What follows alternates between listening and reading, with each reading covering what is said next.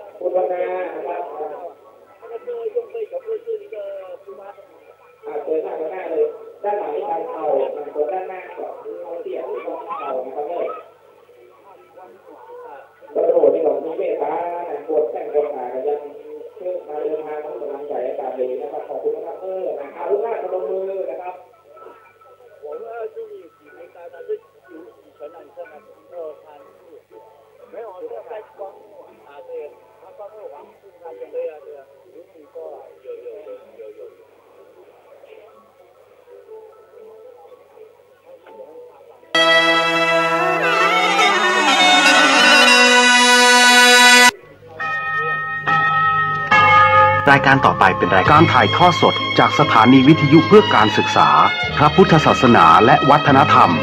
FM 104.5 เมกะเฮิรตซ์วัดฝายหินจังหวัดเชียงใหม่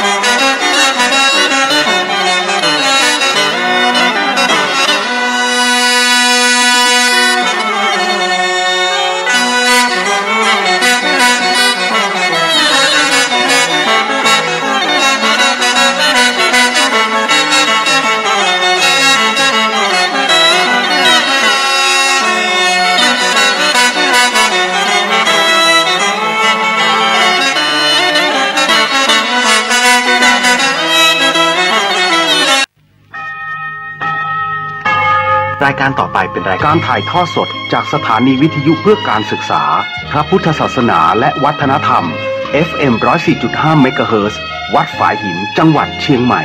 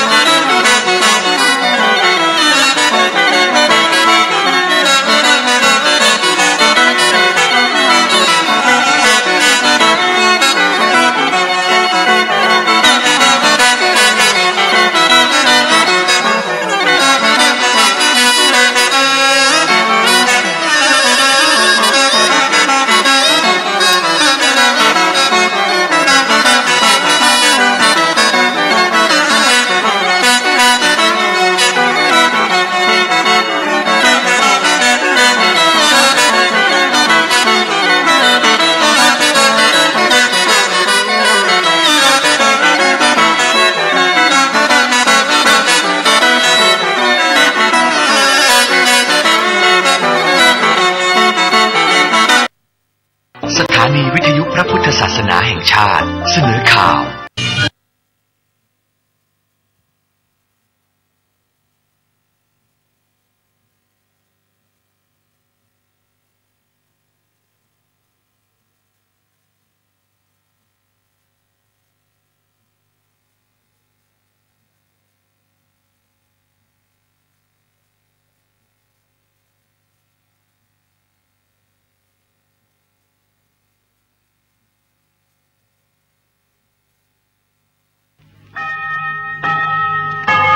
รายการต่อไปเป็นรายการถ่ายทอดสดจากสถานีวิทยุเพื่อการศึกษาพระพุทธศาสนาและวัฒนธรรม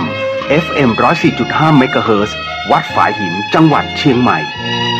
กับอาจารย์ลุยนะครับนะสามารถเอาแบงค์ซาวหรือว่าแบงค์อย่างของท่านเนี่ยเสียบแทรกเข้าไปในแบงค์ซาวต้นเงินร่วมกับอาจารย์ลุยได้เลยนะครับทุกบาททุกสตางค์ต้นเงินนี้เขาตั้งขึ้นมาเพื่อความ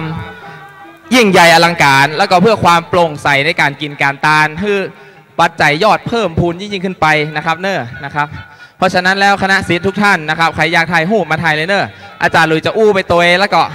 ยืนอยู่ตรงนี้ตัวใครถ่ายรูปตัวกันมาเลยนะครับเนอะนะ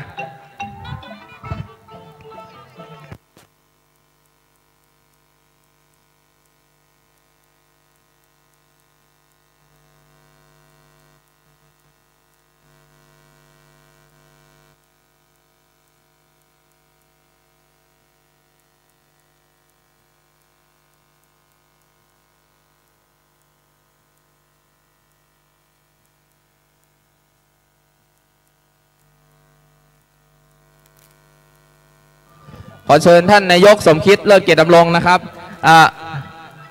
มานั่งเป็นประธานอยู่ตรงนี้นะครับท่านเจ้าสัวจะได้มานั่งด้วยนะครับตอนนี้ท่านเจ้าสัวบอกว่า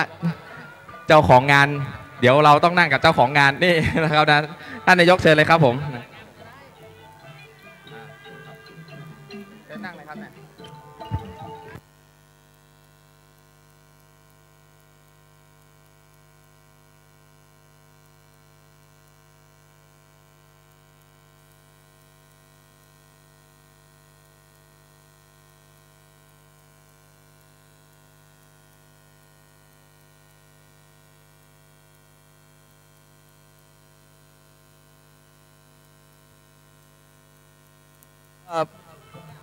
ผู้สื่อข่า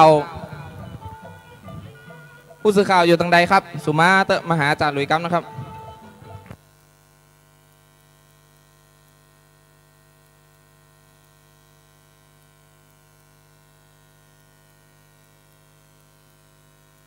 ใครเอากุญแจรถฮอนด้าหายนี่เข้ามาเอาที่อาจารย์หลุยส์นี่เด้อนะเป็นหูปมงกุฎตัวนะครับนะดีใจได้หันต้นเงินแล้วลืมกุญแจนะครับนะกุญแจมิที่อาจารย์หลุยส์นี่เด้อนะครับ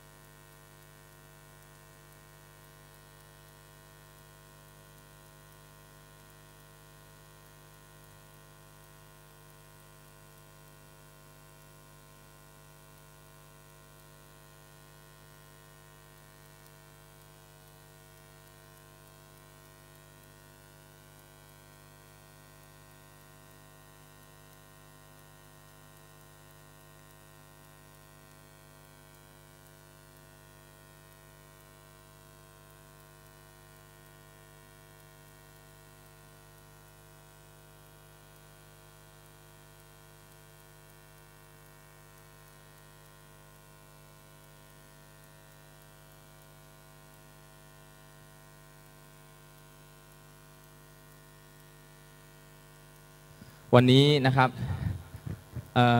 เราได้รับเกียรติจากหลายภาคหลายฝ่ายมาร่วมกินหอมตาลกันนะครับหมอเชิญนั่งเลยนะครับผมเนี่ยหนึ่งเดียวในโลก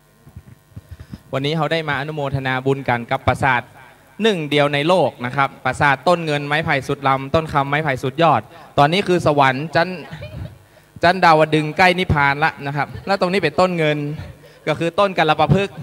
นี่คือเมฆบนสวรรค์นะนกหัสดีลิงกำลังลอยบนสวรรค์นะครับเนี่ยกำลังจะปาครูบาขึ้นไปสู่เมืองพระนิพพานนะครับ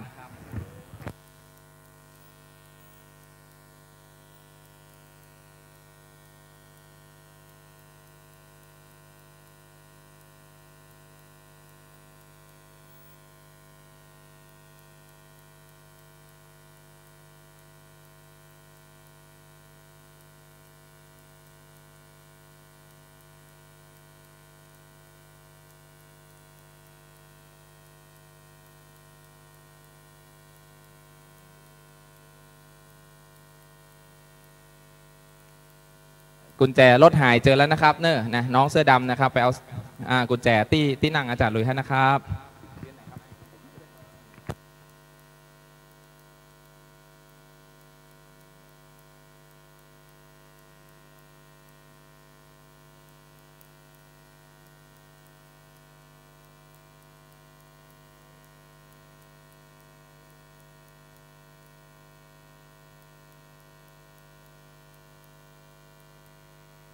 เดี๋ยวจะมีการฟ้อนรำถวายภาษาสมโพธินะสมโพธิต้นเงินไม้ไผ่สุดลำต้นคำไม้ไผ่สุดยอดนะครับตอนนี้จ้างฟ้อนบอกผมว่าพร้อมหรือยังนะครับพร้อมแล้วยกมือขึ้นเนอนะครับอ๋อนะครับนะ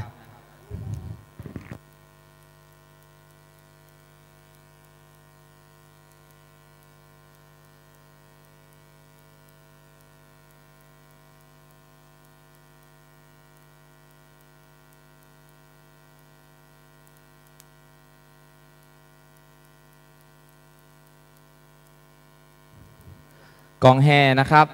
เดี๋ยวอันกองแห่อยู่ประจำที่กองแห่กัมเนอเดี๋ยวอาจารย์หลุยจะเข้าไปหานะครับ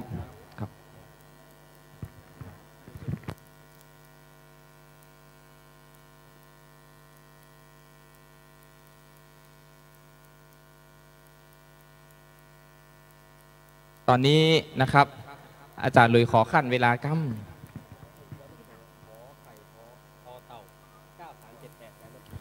รถทะเบียนขอไข่ต่อเต่า9378ขอความกรุณาย้ายรถนิดนึงนะครับนะเพราะว่ามีรถจะย้ายนะครับนะขอย้ายรถนิดนึงนะครับบัดนี้นะเราท่านทั้งหลายเขาจะได้เริ่มพิธีกรรมพิธีการอันศักดิ์สิทธิ์แล้วขอเชิญจ้างฟ้อนนะครับมาฟ้อนลำถวายต้นเงินไม้ไผ่สุดลำต้นคำไม้ไผ่สุดยอดก่อนที่จะได้ทำการจุดเทียนมหาปูจาอันยิ่งใหญ่ที่สุดในนครล้านนาเฮาคือนกปราสาทนกหัสดีลิงตี้เดียวในโลกที่มีต้นเงินรายล้อมรอบนะครับเพราะฉะนั้นแล้วเชิญจ้างฟ้อนเลยนะครับเนอ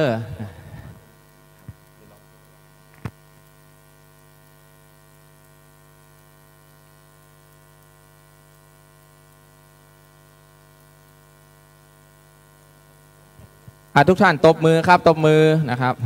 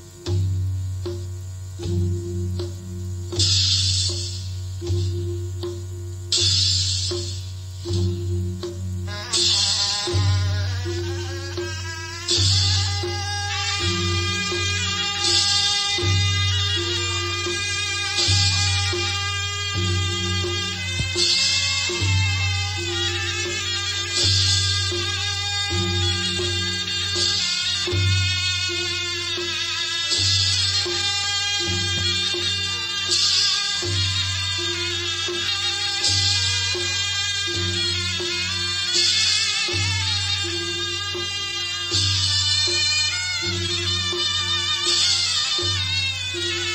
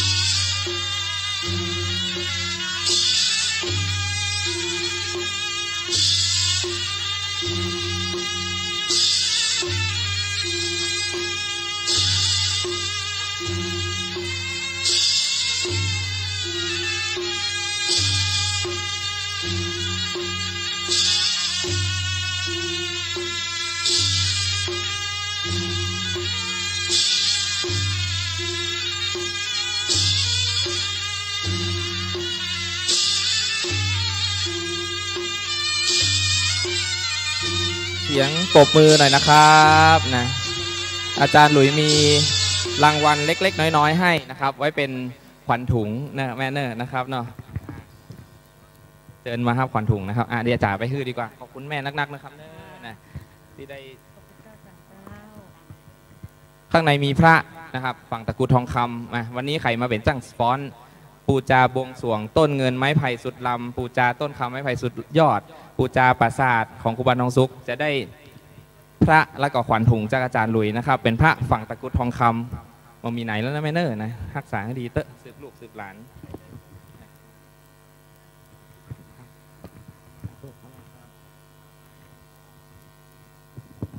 ขอบคุณค่ะ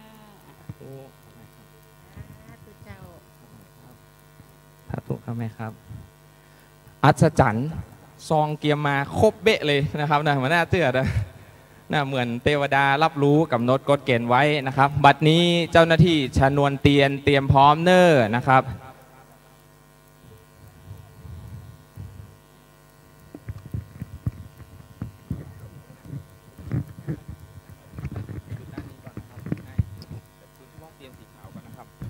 บัดนี้เราจะได้เข้าสู่พิธีกรรมพิธีการกล่องละนาดเตรียมพร้อมนะครับเนอร์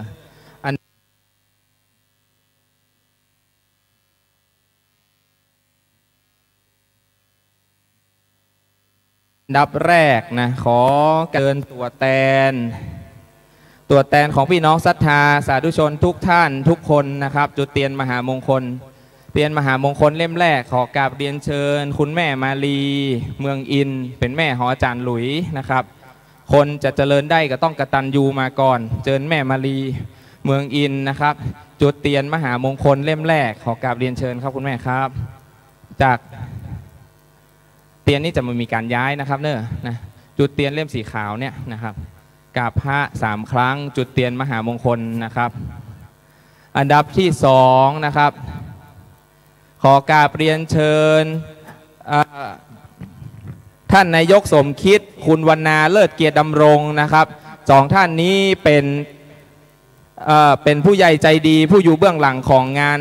สำคัญงานนี้นะครับตลอดถึงป้องานแม่งานขอกราบเรียนเชิญท่านนายกพร้อมด้วยคุณวรรณานะครับคุณวรรณาจุดเทียนมหามงคลเล่มเดียวกันเลยนะครับคุณวรรณาท่านนายกสมคิดคุณวรรณาเลิศเกียรติดำรงขอกราบเรียนเชิญจุดเทียนมหามงคลนะครับคาดว่ากำลังเดินมานะครับนะ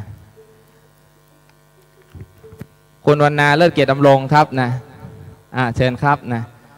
ด้านหน้านี้เลยนะครับหน้าพระพุทธรูปนี้เลยนะครับ2 ท่านนี้เป็นป้องานแม่งานอาจารย์หลุยก็นับถือทั้ง2 ท่านนะและทั้ง2 ท่านนี้ก็บอกอาจารย์หลุยว่าอาจารย์ขาดเหลือสิ่งใดขอท่านอาจารย์บอกนะครับ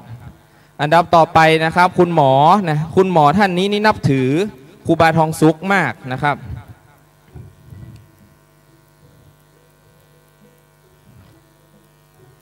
คุณหมอวรเทพคานีเยานะครับขอกราบเรียนเชิญคุณหมอวรเทพคานีเยาจุดเทียนมหามงคลเล่มต่อไปนะครับคุณหมอครับนะกราบพระ3 ครั้งแล้วก็จุดเทียนมหามงคลนะด้านในสุดนะครับนะจุดเทียนปูจาต้นเงินไม้ไผ่สุดลำปูจาต้นคำไม้ไผ่สุดยอดปูจาปารมีครูบาเจ้าทองสุขบัดนี้ปูจาพระรัตนตรัยเหี่ยกรนะครับขอกราบขอบพระคุณท่านนายกแล้วก็คุณวรรณานะครับเนอะนะเป็นผู้เป็นเบื้องหลังนะครับอันดับต่อไปนะครับขอกราบเรียนเชิญพ่อเลี้ยงธนวัฒน์ชัยวุฒินะครับพ่อเลี้ยงธนวัฒน์ชัยวุฒิมาถึงหรือยังครับนะพ่อเลี้ยงธนวัฒน์ชัยวุฒินะครับหรือว่าดีเจธ นวัฒน์คนเมืองนะครับมาถึงหรือยังครับนะขอกราบเรียนเชิญคุณป้อสมบูรณ์คุณแม่กัลยากรใจมานะครับหรือว่าดีเจโดนะครับจุดเทียนมหามงคลเพื่อปูชาพระรัตนตรัยเล่มต่อไปนะครับขอกราบเรียนเชิญครับ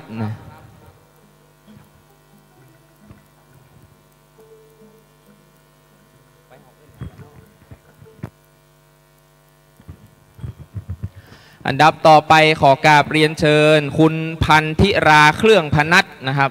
คุณพันธิราเครื่องพนัสนี่ก็ได้หอมต้นเงิน 10,000 บาทนะครับนะท่านนายกสมคิดกับคุณวรรณาได้หอมต้นเงินห่วมตานกันในครั้งนี้ 20,000 บาทนะครับนะ2 ต้นนะคุณพันธิราเครื่องพนัสนะท่านมาหรือเปล่าครับไม่ได้มานะครับเนาะครับผมอันดับต่อไปขอกราบเรียนเชิญคุณหมอศิริยา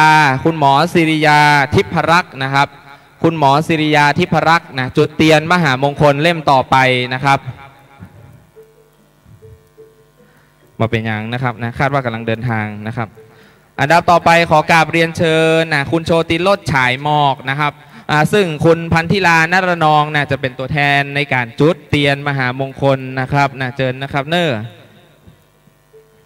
ก็ได้ตานต้นเงินห่วมกับอาจารย์หลุยเหมือนกันนะครับนะขอโมทนาบุญแต่นะครั้งนี้นี่เป็นภาพประวัติศาสตร์เลยซึ่งเป็นภาพประวัติศาสตร์อย่างใดนะมามีที่ไหนที่ทุกท่านจะมาสามัคคีกันขนาดนี้นะครับ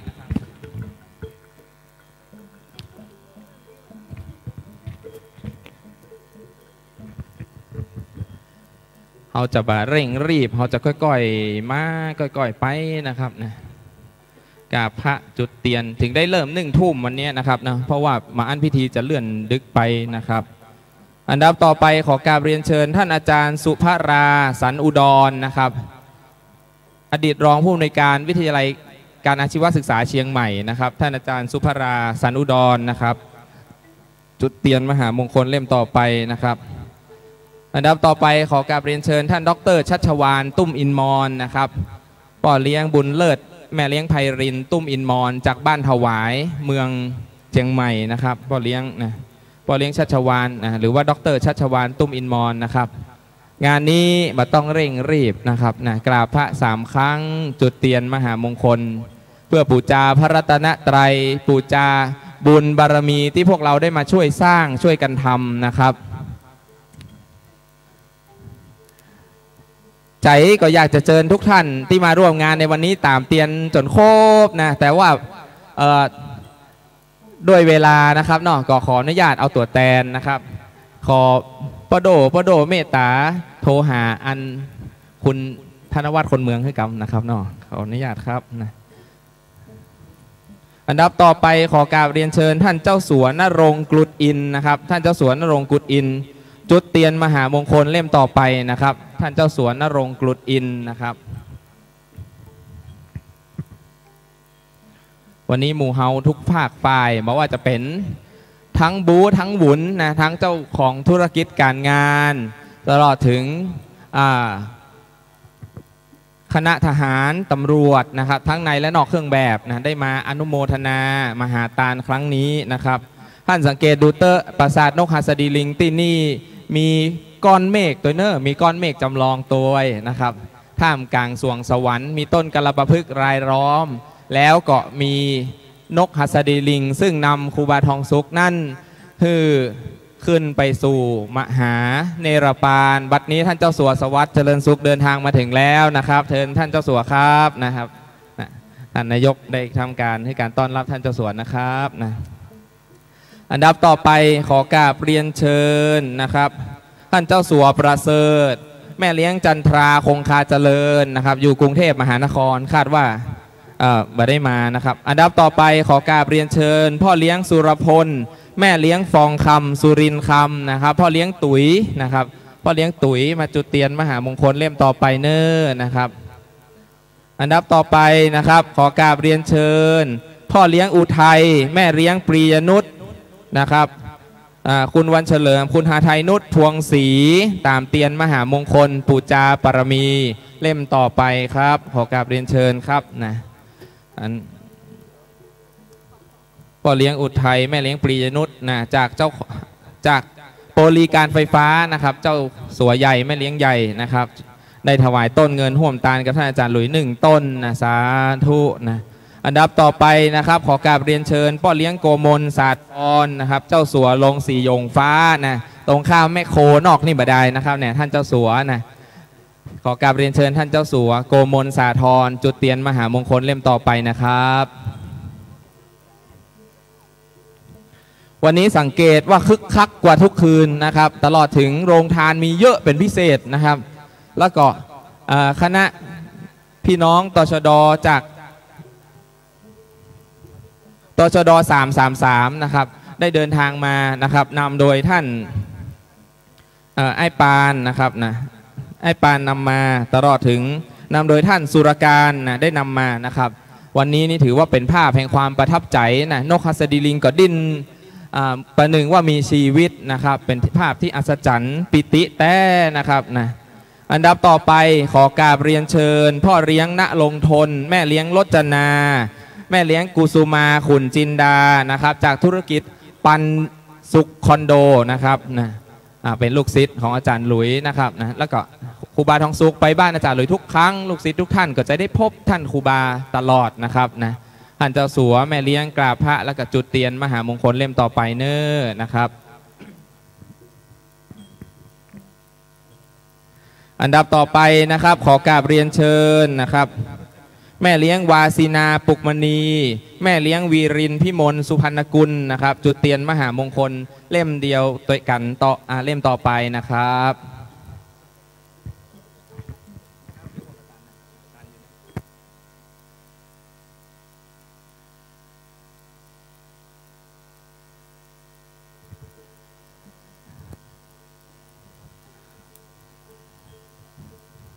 อันดับต่อไปนะครับขอกราบเรียนเชิญนะครับ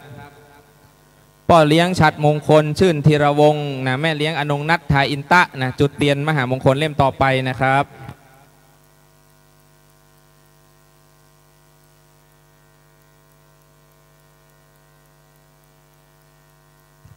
จุดเตียนมหามงคลเล่มต่อไปนะครับนะน้องมิกนี่ถือว่ามาเป็นช่างกล้องให้อาจารย์ลุยตัวงานอาจารย์ลุยนี่ช่างกล้องนี่มีเป็น20 คนพวกกันนะครับนะเชิญท่านเข้ามาด้านในเลยนะครับผมนะครับสำหรับคณะศรัทธาสาธุชนนะครับที่เดินทางมานั่นนะ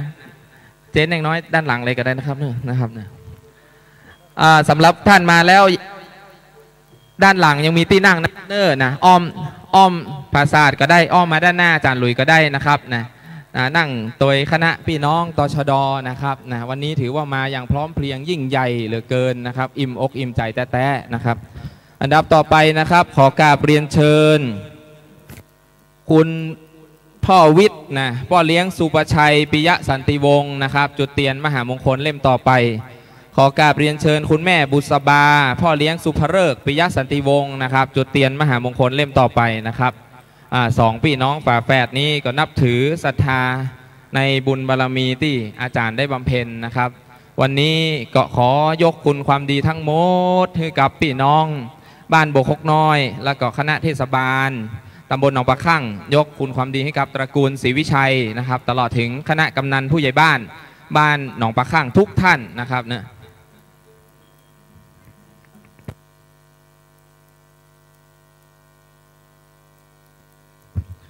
โอ้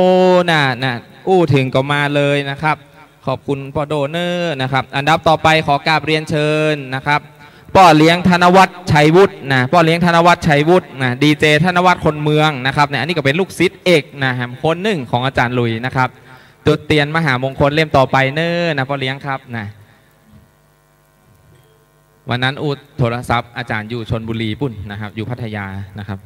นะบอกว่าอาจารย์ขอห่วมต้นเงิน1 ต้นเนอร์นะกับพระ3 ครั้งเนอพ่อเลี้ยงเนอร์แล้วก็จุดเตียนมหามงคลเล่มต่อไปนะครับ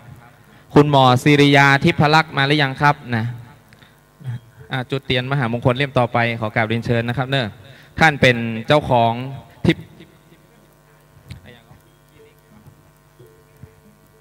ท่านเป็นเจ้าของคลินิกนะครับเป็นคลินิกศัลยกรรมชื่อดังนะครับแถมอย่างหนึ่งเป็นลูกศิษย์อาจารย์หลุย นะทุกครั้งที่ครูบาทองสุขมาโปรดเมตตาที่บ้านก็จะเจอพระครูบาทองสุขนะครับนะเนี่ยท่านทั้งหลายดูหูบนะนกฮัสดีลิงนะโอ้ภายใต้ต้นเงินอันนี้เป็นปราสาทหนึ่งเดียวในโลกก็ว่าได้นะครับที่มีต้นเงินรายล้อมนะเป็นที่อัศจรรย์เป็นที่ปิติยินดียิ่งนักนะครับคุณหมอศิริยาทิพรักษ์นะครับจุดเทียนมหามงคลเล่มต่อไปนะครับอันดับต่อไปนะครับขอกราบเรียนเชิญนะครับแม่เลี้ยงบุณิกาพรหมสนธิกุลแล้วก็แม่เลี้ยงยนทิดามโนสมุทรนะครับเป็นตัวแทนนะครับเนาะเป็นตัวแทนของตระกูลนะครับนะจุดเทียนมหามงคลเล่มต่อไปนะครับนะท่านก็ได้มาตานต้นเงินห่วมกาจารย์หลุย1 ต้นนะครับสาธุอันดับต่อไปนะครับขอกราบเรียนเชิญแม่เลี้ยงแสงเดือนใจแก้วนะครับนะครอบครัวใจแก้วเป็นครอบครัวใจบุญนะครับแม่เลี้ยงแสงเดือนใจแก้วจุดเทียนมหามงคลเล่มต่อไป1 เล่มนะครับและอันดับต่อไปตามด้วยคุณลูกนะครับพ่อเลี้ยงชิสนุพงศ์คุณลูกพัชรีใจแก้วนะครับจุดเทียน2 สามีภรรยานี่จุดเทียนแหมเล่ม1นะซึ่งเป็นลูกนะเดินตามคุณแม่มาเนอร์นะครับนะให้คุณแม่ตามก่อน1 เล่มนะครับ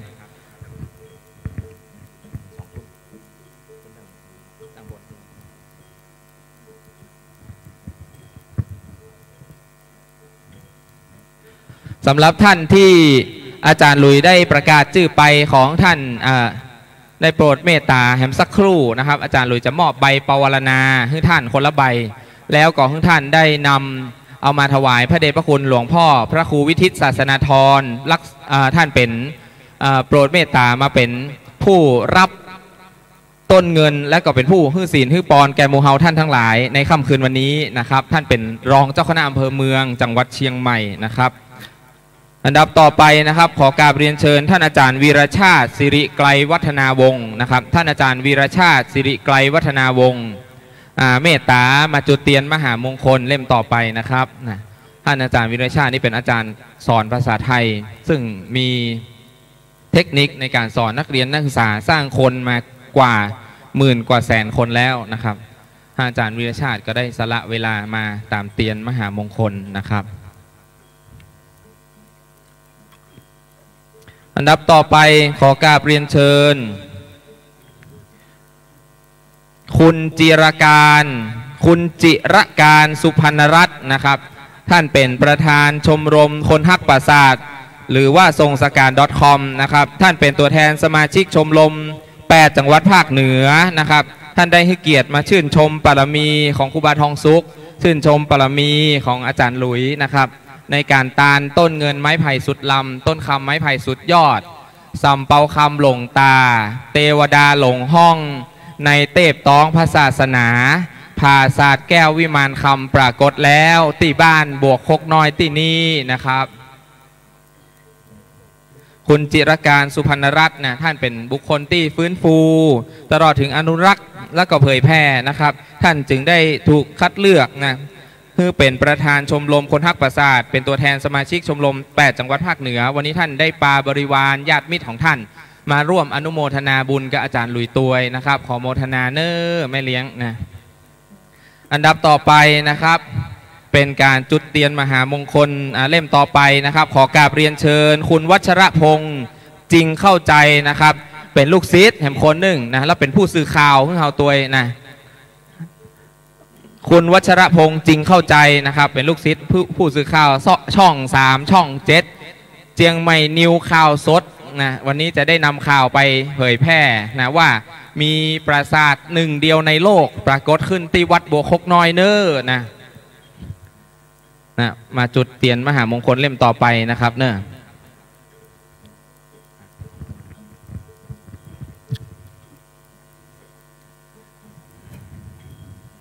อันดับต่อไปขอกราบเรียนเชิญคุณศิวดีพุทธิพันธ์นะครับท่านรองนายกเทศบาลตำบลหนองปลาคั่งนะครับคนนี้ก็เป็นแม่งานคนหนึ่งนะค่อนขึ้นค่อนล่องช่วยงานทุกสิ่งทุกอย่างขาดเหลือสิ่งใดก็บอกกำเดียวเพื่อจัดการฮื้อนะครับ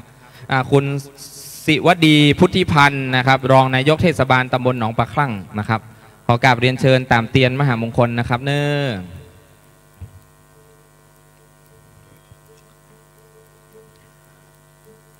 อันดับต่อไปนะครับ ขอกราบเรียนเชิญนะป้อหลวงสากลเมืองลือนะครับป้อหลวงสากลเมืองลือผู้ใหญ่บ้านหมู่ที่6ผู้ใหญ่บ้านหมู่บ้านปากกองหมู่บ้านที่อาจารย์ลุยอยู่นะครับวันนี้ป้อหลวงสากลเมืองลือได้นำโรงทานมาห่วมทานกับวัดโบกคกน้อยตัวนะครับขอเชิญท่านป้อหลวงสากลเมืองลือนะครับนำได้เอาโรงทานให้อยู่ที่โรงทานเชิญครับป้อหลวงครับนะเชิญด้านหน้าเลยนะครับผมนะนี่เป็นป้อหลวงหมู่บ้านของอาจารย์ลุยนะครับนะหมู่บ้านสงบหมู่บ้านร่มเย็นนะครับหมู่บ้านปากกองนะครับอันดับต่อไปนะครับขอกราบเรียนเชิญป้อกำนันประพันธ์ทองอนันตรักษ์กำนันตำบลหนองปลาคลั่งนะครับจุดเตียนมหามงคลเล่มต่อไปขอกราบเรียนเชิญป้อกำนันครับป้อกำนันประพันธ์ทองอนันตรัตน์นะครับกำนันตำบลหนองปลาคั่งจุดเตียนเล่มต่อไปนะครับ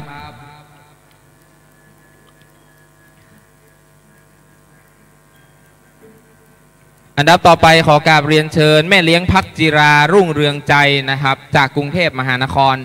เดินทางมาวันนี้ในเพื่องานนี้โดยเฉพาะเลยนะครับแม่เลี้ยงพักจิรารุ่งเรืองใจนะครับจากกรุงเทพมหานครนะครับจุดเตียนมหามงคลเล่มต่อไปเนอขอบคุณพ่อหลวงเนอครับ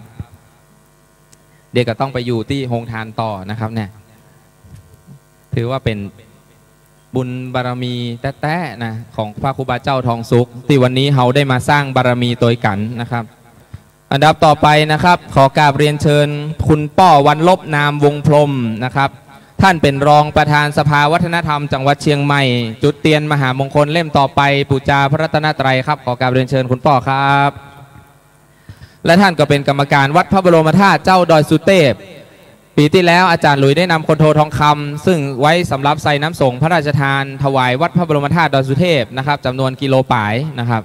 ถวายไว้เป็นสมบัติแผ่นดินนะครับคุณป้อก็ได้ให้การต้อนรับตลอดถึงจัดพิธีสมเกียรติยิ่งใหญ่นะครับถวายพระบรมธาตุเจ้าดอยสุเทพนะครับ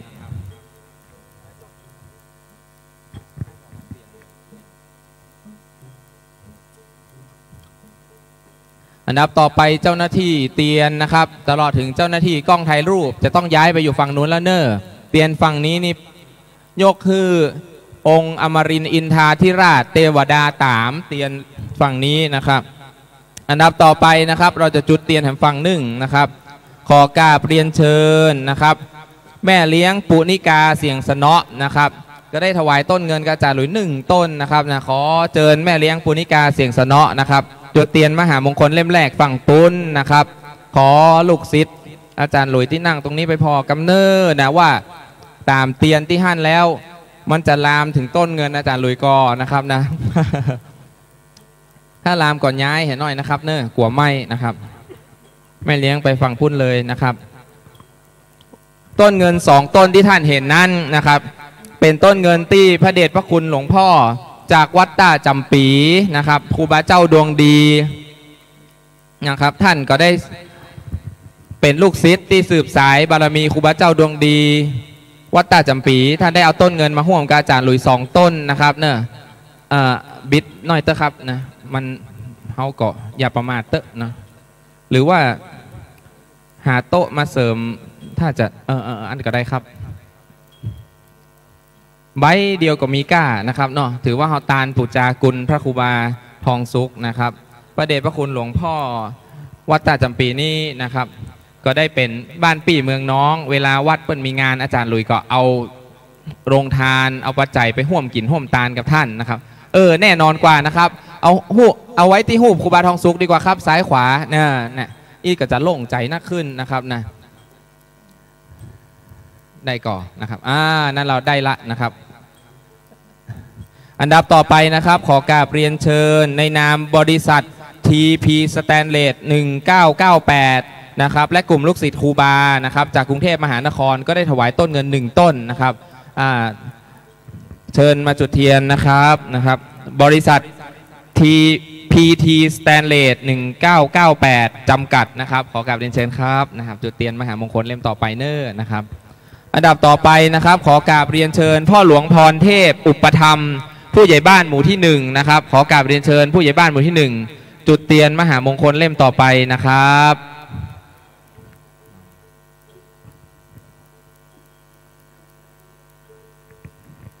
ผู้ใหญ่บ้านหมู่ที่1นะครับพ่อหลวงพรเทพอุปธรรมนะครับ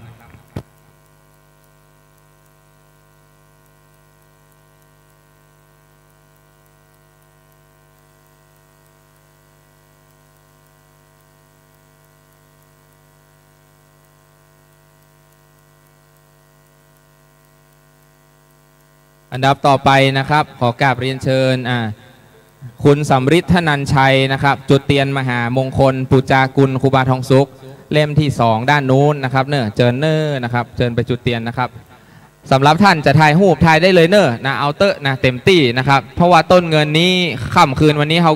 หลังจากเทศและสวดพระอภิธรรมเสร็จเรียบร้อยแล้วเขาก็จะได้ทำการปลดต้นเงินนะครับเพื่อนำปัจจัยมอบให้เจ้าหน้าที่กองคลังเทศบาลเป็นผู้ดูแล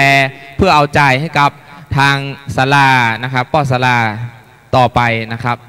ศาลาที่รจนาปราสาทอันงดงามนี้ก็คือศาลาวิทยวัฒน์ปราสาททองได้จากเมืองแป้นะครับนะได้เอาฝีมือมาฝากไว้ที่เมืองเจียงใหม่นะครับท่านทั้งหลายนะครับอันดับต่อไปขอกราบเรียนเชิญพ่อหลวงสล่างกวิละผู้ใหญ่บ้านหมู่ที่3นะครับจุดเตียนมหามงคลเล่มต่อไปขอกราบเรียนเชิญนะครับนะ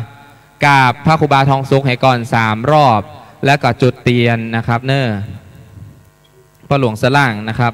อันดับต่อไปขอกราบเรียนเชิญพ่อหลวงอนันต์สิงโตนะครับท่านเป็นผู้ใหญ่บ้านหมู่ที่4นะครับเมื่อกี้ผู้ใหญ่บ้านหมู่ที่3นะครับขอกราบเรียนเชิญผู้ใหญ่บ้านหมู่ที่4พ่อหลวงอนันต์สิงโตนะครับจุดเตียนมหามงคลเล่มต่อไปนะครับอันดับต่อไปขอกราบเรียนเชิญนะครับขอกราบเรียนเชิญแม่หลวงกมลรัตน์พรหมมาวัดนะครับแม่หลวงกมลรัตน์พรหมมาวัดนี้ท่านเป็นผู้ใหญ่บ้านหมู่ที่5ของบ้านหนองปลาข้างเฮานะครับในตำบลนี้กราบเรียนเชิญแม่หลวงเนอตามเตียนมหามงคลเล่มต่อไปนะครับวันนี้ยกคือทุกท่านเป็นเจ้าภาพนะอาจารย์หลุยนี่ขอเป็นเบื้องหลังแห่งความสำเร็จของหมู่เฮาทุกท่านนะครับนะเพราะฉะนั้นแล้วการ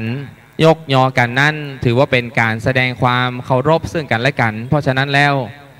เคารพในความดีเคารพในบารมีของทุกท่านนะครับอันดับต่อไปขอกราบเรียนเชิญนะครับ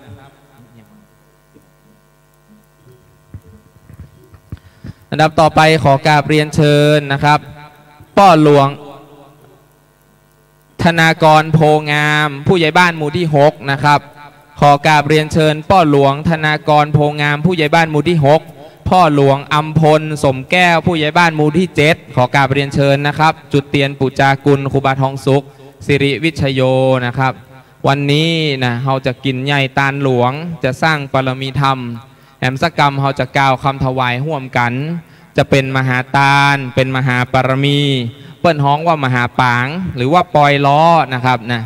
ปราสาทนกหัสดิลิงตัวนี้เป็นปราสาทแก้ววิมานคำต้นเงินไม้ไผ่สุดลำต้นคำไม้ไผ่สุดยอดนะครับหากชื่อของท่านได้ไปลงข่าวก็ขออนุญาตนะครับเนอะนะพ่อตะกี้ตอนสัมภาษณ์อาจารย์ลุยก็นึกบอกชื่อของท่านไปติ๊กๆนะครับถ้าชื่อท่านอยู่ในหนังสือพิมพ์ก็ขออนุญาตนะครับเนอะบอกว่าอาจารย์ลุยขออนุญาตแล้วนะถ้ามีชื่อนะขออนุญาตแล้วเนอะนะครับอันดับต่อไปนะครับขอกราบเรียนเชิญนะครับแม่เลี้ยงนงนุชนามวงนะครับจุดเตียนมหามงคลเล่มต่อไปนะครับท่านเป็นประธานบริหารกลุ่มเดอะมอลล์กรุ๊ปนะเป็นประชาสัมพันธ์นะครับทุกครั้งนะเราจะเห็นข่าวในข่าวหน้า4ไฮโซเนี่ยแม่นงนุชเนี่ยนะครับเนี่ยท่านก็เป็นหนึ่งในผู้ที่สร้างคุณงามความดีนะครับอันดับต่อไปขอกราบเรียนเชิญแม่เลี้ยงสุวินลำจวนนะครับแม่เลี้ยงส่วนโกลักอินทผาลัมแม่เลี้ยงสุวินลำจวนจุดเตียนมหามงคลเล่มต่อไปนะครับขอกราบเรียนเชิญครับ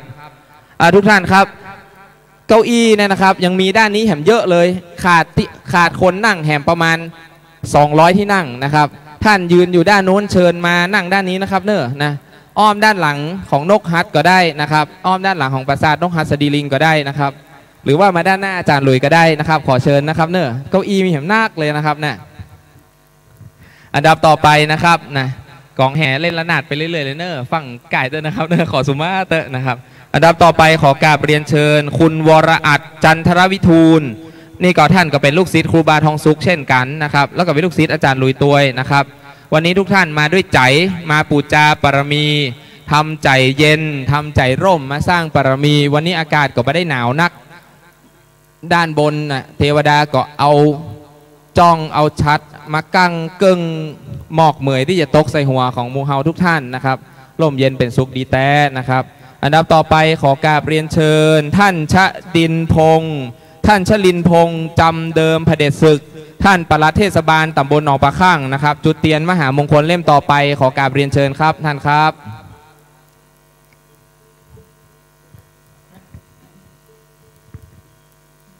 ด้านนู้นเลยนะครับท่านนะ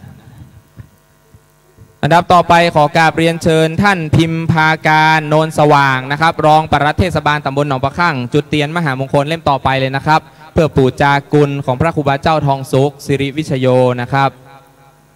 ระวังเตียนตัวเนอร์ลูกศิษย์พอตัวนะครับเนอร์บดีให้เตียน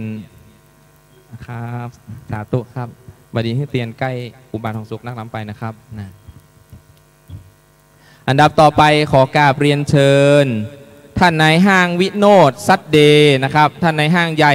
ธุรกิจรถดีมีคุณภาพนี่ต้องท่านนายห้างวิโนดซัดเดย์จุดเตียนมหามงคลเล่มต่อไปครับท่านนายห้างครับนะ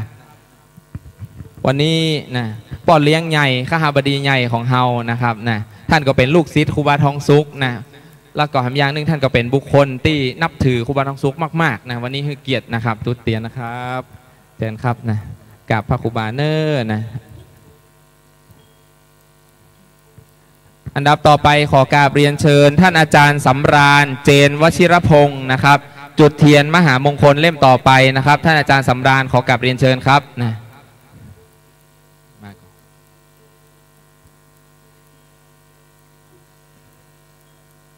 ขอกราบเรียนเชิญท่านอาจารย์สำราญนะครับท่านอาจารย์สำราญนี่หลายคนนึกว่าอายุ60นะครับจริงๆแล้วท่าน17นะครับไม่ใช่70นะครับนะท่านอาจารย์สำราญนะครับท่านมีประวัติเป็นครูเป็นผู้อำนวยการตลอดถึงท่านมีคุณานุปการหลายอย่างและเป็นลูกศิษย์ครูบาทองสุขตัวนะครับวันนี้นะอาจารย์หลุยแย่งไมค์จากท่านอาจารย์สำราญบอกให้อาจารย์สำราญได้อู้เลยนะครับเพราะท่านอาจารย์สำราญอู้มาหลายวันแล้วนะครับอันดับต่อไปขอกราบเรียนเชิญนะครับคุณจิราวัฒน์คุณจิตตานันท์สมดุลยวาสนะครับตัวแทนคณะศรัทธาจากบ้านปากองบ้านอาจารย์หลุยนะครับหมู่5หมู่6วันนี้ปากันมามดนะมาอนุโมทนาในการตานมหาปางหลวงหรือว่าตานมหาตานต้นเงินหลวงนะครับอันดับต่อไปขอกราบเรียนเชิญคุณแม่ปรานอมพยุงวงศ์นะคุณยายทรขันทองนะครับจุดเตียนมหามงคลเล่มต่อไปเล่มเดียวกันนะครับขอกราบเรียนเชิญเนอร์อันดับต่อไปขอกราบเรียนเชิญท่านพันเอกอณสรเชียงแรงนะครับแม่เลี้ยงกนิฐาปานขาวนะครับท่านพันเอกอณสรเชียงแรงอยู่สำนักงานพัฒนาภาคที่3นะครับขอเชิญท่านพร้อมภรรยานะครับจุดเตียนมหามงคลเล่มต่อไปนะครับทุกท่านที่อาจารย์หลุยเจิญจุดเตียนนะครับขอท่านอีกสักครู่นะครับอาจารย์หลุยจะมีใบปวารณามอบเพื่อแด่ท่านขอเมตตาท่านแถมสักรอบนะครับผมจะแจ้งให้ท่านนะครับใบปวารณานี้คือใบปวารณาถวายต้นเงินนะเดี๋ยวจะนิมนต์พระเดชพระคุณหลวงพ่อพระครู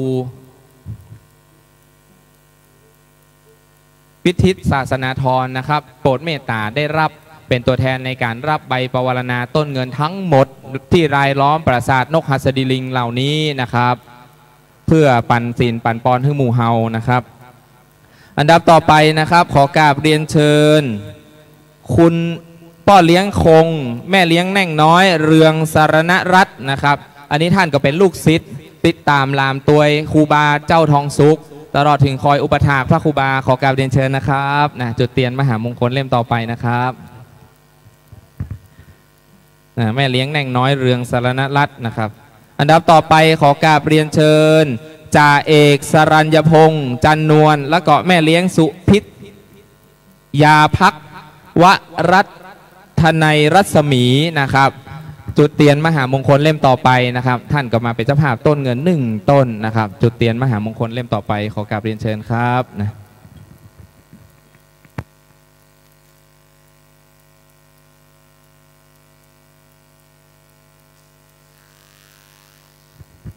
อันดับต่อไปนะครับขอกราบเรียนเชิญคุณกาญจนาวิมลนพคุณนะครับจุดเทียนมหามงคลเล่มต่อไปนะครับเป็นตัวแทนของหมู่เฮาทุกท่านนะครับนะตะกี้ได้ฟ้อนก็ครับนะ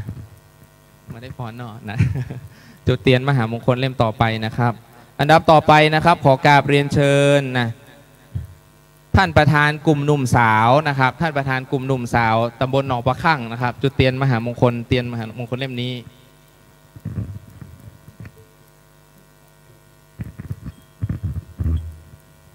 ท่านประธานกลุ่มหนุ่มสาวตำบลหนองปลาคั่งนะครับนะจุดเทียนมหามงคลเล่มต่อไปนะครับ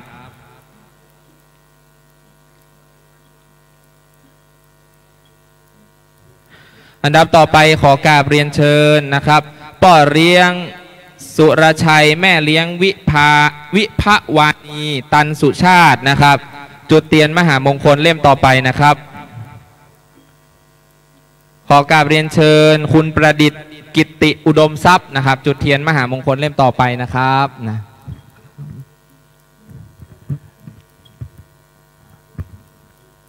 ทุกท่านที่อาจารย์ลุยประกาศชื่อนะครับฟังไปที่ไหนเนอร์เดี๋ยวจะขอเมตตาแห่งรอบหนึ่งในการประทานในการถวายนะครับใบปวารณานะครับนะอันดับต่อไปนะครับขอกราบเรียนเชิญ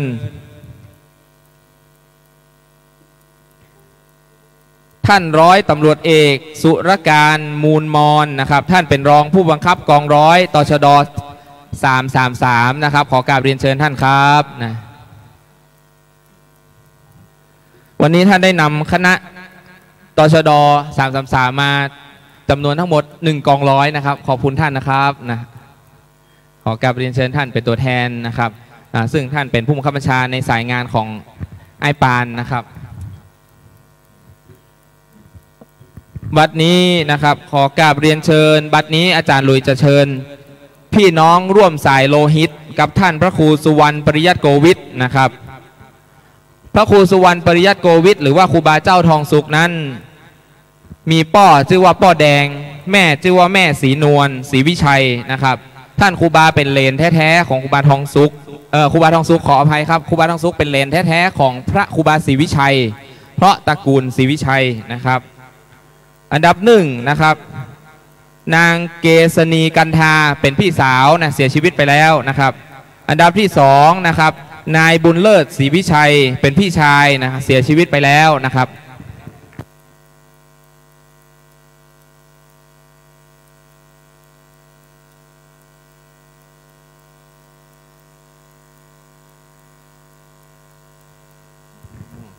ขออนุญาตนะครับ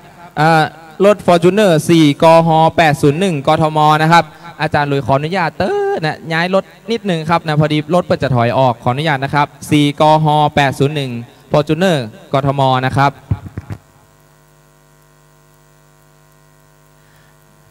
อันดับต่อไปนะครับนางโสภีโกฏทินะเป็นพี่สาวนะของครูบาทองสุขนะครับขอกราบเรียนเชิญมาจุดเทียนนะครับนะครับ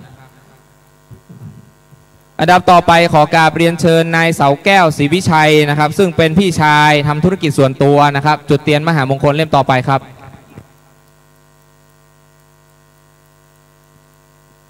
อันดับต่อไปขอกราบเรียนเชิญร้อยตำรวจตรีณราพลศรีวิชัยนะครับเป็นน้องชายพระครูบาทองสุขนะครับปัจจุบันรับราชการขอกราบเรียนเชิญจุดเทียนครับ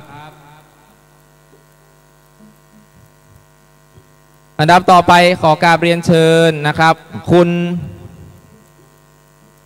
ธนนนท์ศรีวิชัยนะครับเป็นน้องชายนะครับอันดับต่อไปขอกราบเรียนเชิญดาบตำรวจสุวรรณนันทชัยนะครับเป็นน้องชายต่างบิดานะครับรับราชการนะครับจุดเทียนนะครับอันดับต่อไปขอกราบเรียนเชิญท่านปลัดสมเกียรติเวคีวิทยานะครับท่านเป็นปลัดเทศบาลตำบลหนองขออภัยครับท่านเป็นปลัดเทศบาลตำบลท่าข้ามอำเภอฮอดนะครับขอเมตตาจุดเทียนมหามงคลเล่มต่อไปครับครับท่านครับนี่คือตระกูลศรีวิชัยพี่น้องร่วมสายโลหิตกับพระครูบาเจ้าทองสุขนะครับทุกท่านนะครับนะก็ถือว่าเป็นได้เป็นเจ้าภาพร่วมกับอาจารย์ลุยในวันนี้อาจารย์อย่างที่อาจารย์ลุยบอกนะครับวันนี้อาจารย์ลุยขอเป็นเบื้องหลังทุกท่านเนี่ยเป็นเ จ้าภาพร่วมกันหมดนะตลอดถึงพี่น้องศรัทธาบ้านหนองปลาข้างนะครับ วันนี้คนมืดฟ้ามัวดินนะเก้าอี้ปอมีที่นั่งนะครับเนอะนะดีเยี่ยมแต้ๆนะยอดเยี่ยมแต้ๆนะครับ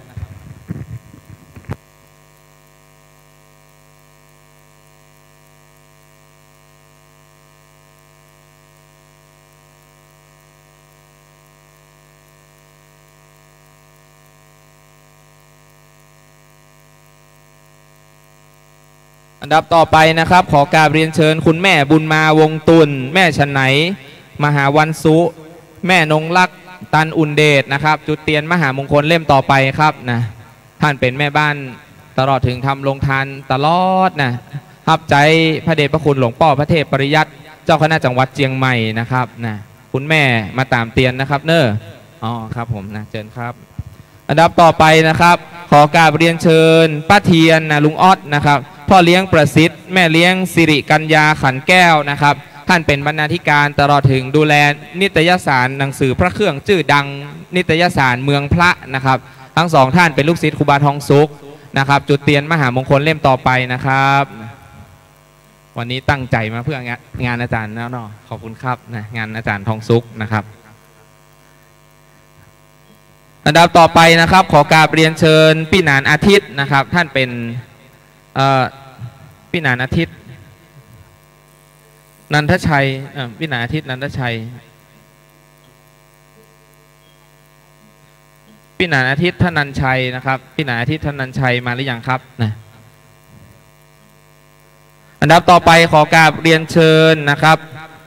คุณทรงพลอุทัยนะครับท่านประธานสภาเทศบาล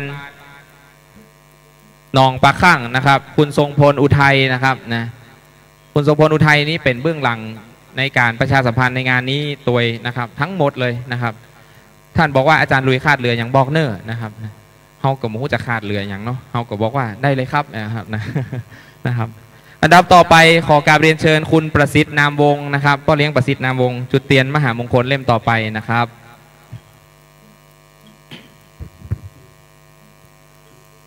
อันดับต่อไปขอไหว้สาท่านวิทยวัฒน์ประสาททองนะครับผู้พระสงฆ์ผู้เนรมิตปราสาทมหาปราสาทงดงามหลังนี้ขอกราบไหว้สา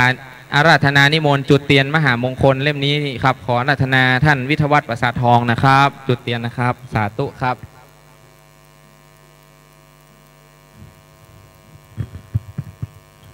บัดนี้พระเดชพระคุณพระเทพรัตนนายกเจ้าอาวาสวัดพระธาตุหริพูนชัยพระอารามหลวงเจ้าคณะจังหวัดลำพูนเดินทางมาถึงแล้วนะครับขอลูกศิษย์ต้อนรับพระเดชพระคุณหลวงพ่อนั่งในประลัมพิธีก่อนนะครับอันดับต่อไปกล่าวกับผมขอไหว้สาพระเดชพระคุณหลวงพ่อท่านเจ้าอาวาสวัดบวกคกน้อยจุดเตียนมหามงคลเล่มต่อไปขอไหว้สาอาราธนานิมนต์หลวงพ่อเจ้าอาวาสวัดบวกคกน้อยครับท่านเป็นพระนักพัฒนารูปใหม่ที่จะมาแทนแล้วก็มาดูแลวัดวาศาสนาของเฮาที่นี่ไหว้สาพระเดชพระคุณหลวงพ่อนะครับอันดับต่อไปก้าวกับผมขออาราธนาไหว้สาพระครูอดุลศิรกิจเปรียบเหมือนพ่อแม่ครูบาอาจารย์แห่งรูปหนึ่งจุดเตียนเมตตามาแผ่เมตตาจุดเตียนมหามงคลปูจากุลแห่ง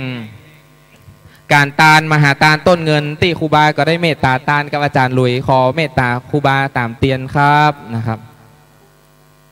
พระครูอดุลศิรกิจท่านเป็นเจ้าอาวาสวัดธาตุคำนะครับทุกครั้งอาจารย์หลุยสร้างบุญสร้างบารมีน้ำต้นทองคำหริพูนชัยท่านก็มาตานตัวยวันนี้ท่านก็มาตานห่วมตัวยขอโมทนาบุญกับพระเดชพระคุณหลวงพ่อเน้อนะวันหน้านะพระเดชพระคุณหลวงพ่อมีภารกิจอันใดที่บัดเหนือบ่ากว่าแรงอาจารย์หลุยนะจะขออนุญาตได้สนองงานพระเดชพระคุณหลวงพ่อนะครับอันดับต่อไปขอไหว้สาครูบานะซึ่งแตนติ่นแตนมือครูบาดวงดีนะครับพระครูบาท่านเจ้านะเจ้าอาวาสวัดตาจำปีมาโปรดเมตตาตามเตียนมหามงคลเล่มต่อไปขอไหว้สานิมนต์นะครับนะท่านทั้งหลายครูบาท่านนี้นะแตนติ่นแตนมือพระครูบาเจ้าดวงดีสุพัทโธซึ่งเป็นพระเถรานุเถระที่มีอายุการปัจจุบันนี้อายุ ท่านมรณภาพไปแล้วอายุ100 กว่าปีนะครับเนี่ยบัดนี้ท่านครูบาได้เป็นลูกศิษย์เอกนะครับวันนี้นำโรงทานขนมครกมาตานห่วมกับท่านอาจารย์หลุยนะมาตานห่วมกับท่านนายกนะครับในวันนี้นะครับถือว่าเป็นสุดยอดมหาสุดยอดที่สุดนะครับนะพระครูบามาห่วมกินห่วมตานนะครับอันดับต่อไปนะครับกล่าวกับผมขอไหว้สาพระครูวิทิตศาสนาธรเมตตาตามเตียนมหามงคลแห่มเล่มหนึ่งซึ่งเป็นเล่มสุดท้ายสุดนี้เพื่อปูจากุลบารมีทานแห่งการตานต้นเงินด้านฝั่งพระครูบาทองสุขไหว้สานิมนต์พระเดชพระคุณหลวงพ่อครับตามเตียนเรียบร้อยแล้วก็จะขอนิมนต์หลวงพ่อพระครูวิทิตศาสนาธรเมตตานั่งแต่นบัลลังก์กันเตศนั่งแต่นบัลลังก์องค์เทศแต่บ่ได้นิมนต์หลวงพ่อเทศนะครับจะขอหลวงพ่อโปรดเมตตาฮับตาลยังต้นเงินมหาสมบัติเหล่านี้เพื่อเป็นก้าใช้จ่ายในการจ่าย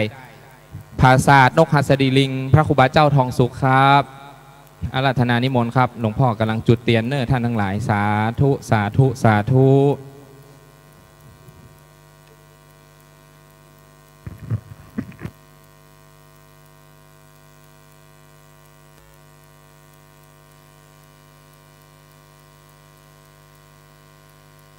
โอกาสนี้เองก้าวกับผมขอนิมนต์พระเดชพระคุณหลวงพ่อนะครับพระครูวิทิตศาสนาธรได้โปรดเมตตาท่านเป็นรองเจ้าคณะอำเภอเมืองเจียงใหม่นะครับท่านก็เป็นพ่อแม่ครูบาอาจารย์ของท่านอาจารย์หลุยตวยนะครับขอเมตตาท่านนั่งบนแท่นเตศนะครับได้โปรดเมตตาฮับยังใบปวารณานะครับขอ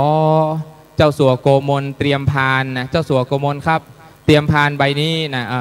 เดี๋ยวจะให้ญาติโยมได้ถวายใบปวารณาบนพานนี้เดี๋ยวนิมนต์หลวงพ่อขึ้นนั่งก่อนนะครับบัดนี้นะครับเจ้าหน้าที่เตียนขอมาฝั่งนี้เนอะมาฝั่งนี้นะครับท่านเจ้าสัวสวัสดิ์เจริญสุขท่านประธานใหญ่จะทำการจุดเตียนมหามงคลเล่มใหญ่สุดหลวงสุดเล่มในสุดนะครับขอกราบเรียนเชิญท่านเจ้าสัวสวัสดิ์เจริญสุขนะครับนะท่านได้มาตานต้นเงินมหาสมบัติห่วมตานห่วมกับอาจารย์หลุยนะครับท่านเจ้าสัวเป็นประธานใหญ่นะในวันนี้นะเป็นตัวแทนของหมู่เฮาทุกท่านนะครับจุดเตียนมหาสมบัติเล่มในสุดนะครับสาธุครับท่านเจ้าสัวนะท่านเจ้าสัวใหญ่จุดเตียนในสุดเลยนะครับนะ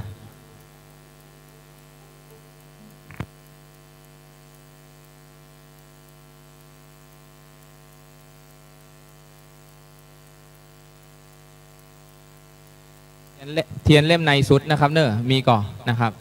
เทียนเล่มในสูงสุดนะครับท่านเจ้าสัวจุดเตียนมหามงคลท่านทั้งหลายพนมมือเนอะนะเหมือนเราได้ตามด้วยกันเนี่ยสาธุสาธุสาธุบัดนี้จะได้เข้าสู่มหามงคลพิธีนะครับเราจะได้ตานใบปวารณาต้องขออนุญาตเพราะว่าอาจารย์หลุยมานั่งกึศไตรตรองดูแล้วจะให้แต่ละท่านได้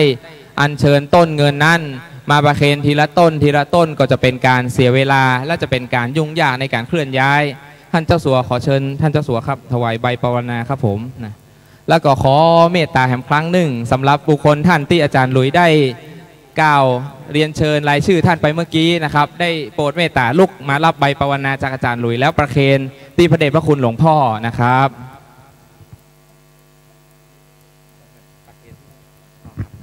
ขอเชิญทุกท่านที่อาจารย์หลุยประกาศชื่อไปตะกี้นะครับขอเมตตาลุกมารับใบปวารณาจากอาจารย์หลุยนะครับเป็นตัวแทนของคณะศรัทธาสาธุชนได้นำใบปวารณาซึ่งข้างในนั้นเป็นใบปวารณาบอกว่าข้าพเจ้าขอน้อมถวายต้นเงินนะครับแด่พระคุณเจ้าขอพระคุณเจ้าได้โปรดเมตตานำไปเป็นค่าในการจ่ายเป็นค่าใช้จ่ายในการตานนกหัสดีลิงครับ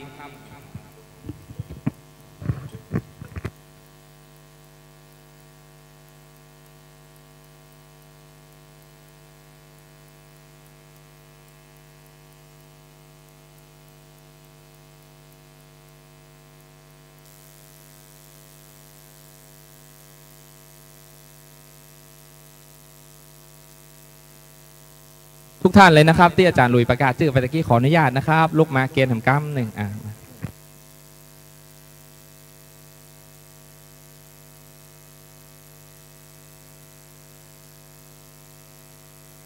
เป็นภาพที่ประทับใจขนาดนะครับหมู่เฮาได้มาตาลห่วมกันนะครับนะตาลต้นเงินห่วมกันนี่เป็นใบปวารณานะ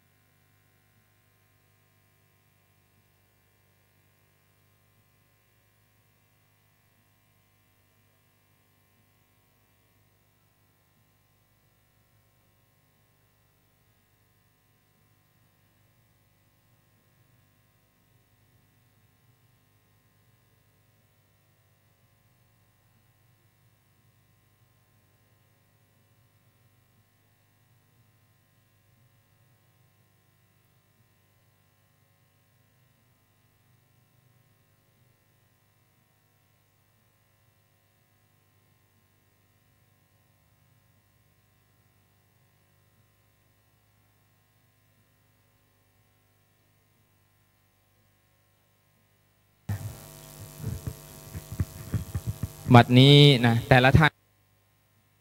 กำลังได้ประเคนใบปวารณาถวายแด่พระเดชพระคุณหลวงพ่อได้โปรดเมตตามารับนะครับ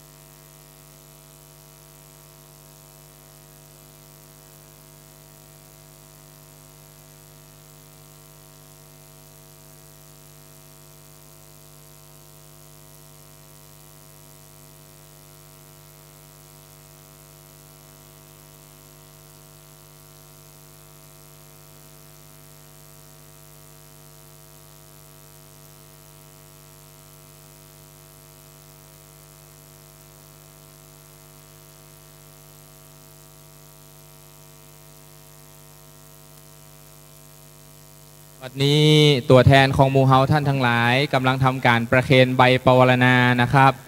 กองแห่ก็กำลังได้ทำการแห่อยู่นะครับ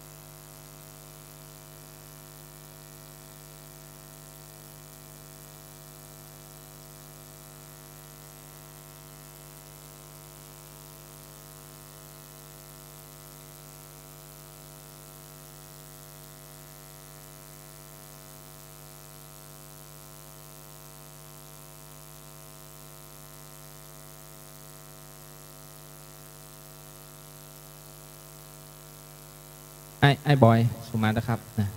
ผู้สื่อข่าวมาเพื่อแหมกัมนะครับนะ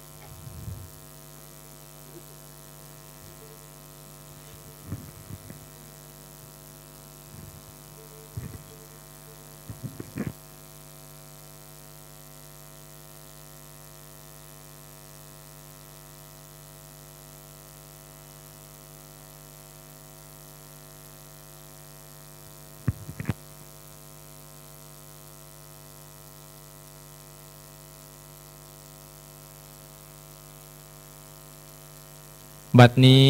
ตัวแทนของหมู่เฮาท่านทั้งหลายกำลังได้ทำการถวายใบปวารณานะครับข้างในใบปวารณานั้นได้เขียนว่าข้าพเจ้าทั้งหลายขอน้อมถวายต้นเงินไม้ไผ่สุดลำต้นคำไม้ไผ่สุดยอดทั้งหมดนี้เพื่อปวารณาถวายทานเป็นก้าปราสาทนกหัสดีลิงปู่จากุลพระครูบาเจ้าทองสุขบัดนี้นะตัวแทนของหมู่เฮาท่านทั้งหลายกำลังได้ทำการประเคนเนอร์ท่านทั้งหลายครับวันนี้เราเอาจิตใจเป็นจิตห่มจิตเย็นนั่งตัวกันเนอร์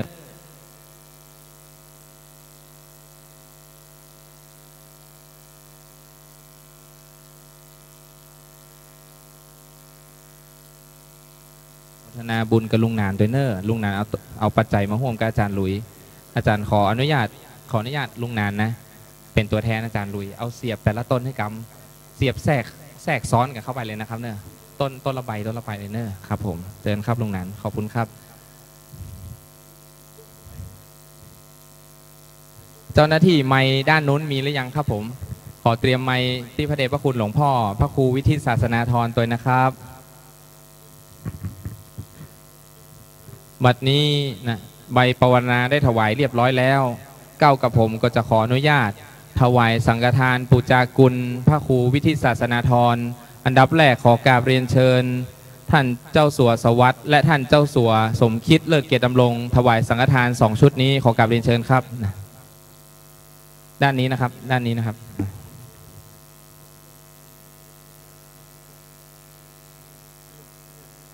ใบปวารณานั้นนะครับเป็นอักษรข้อความแต่สังฆทานนี้นะมีปัจจัยขอน้อมถวายพระเดชพระคุณหลวงพ่อปู่จากุลหลวงพ่อนะครับหลวงพ่อครับอันนี้ถวายหลวงพ่อเป็นการส่วนตัวนะครับหลวงพ่อครับ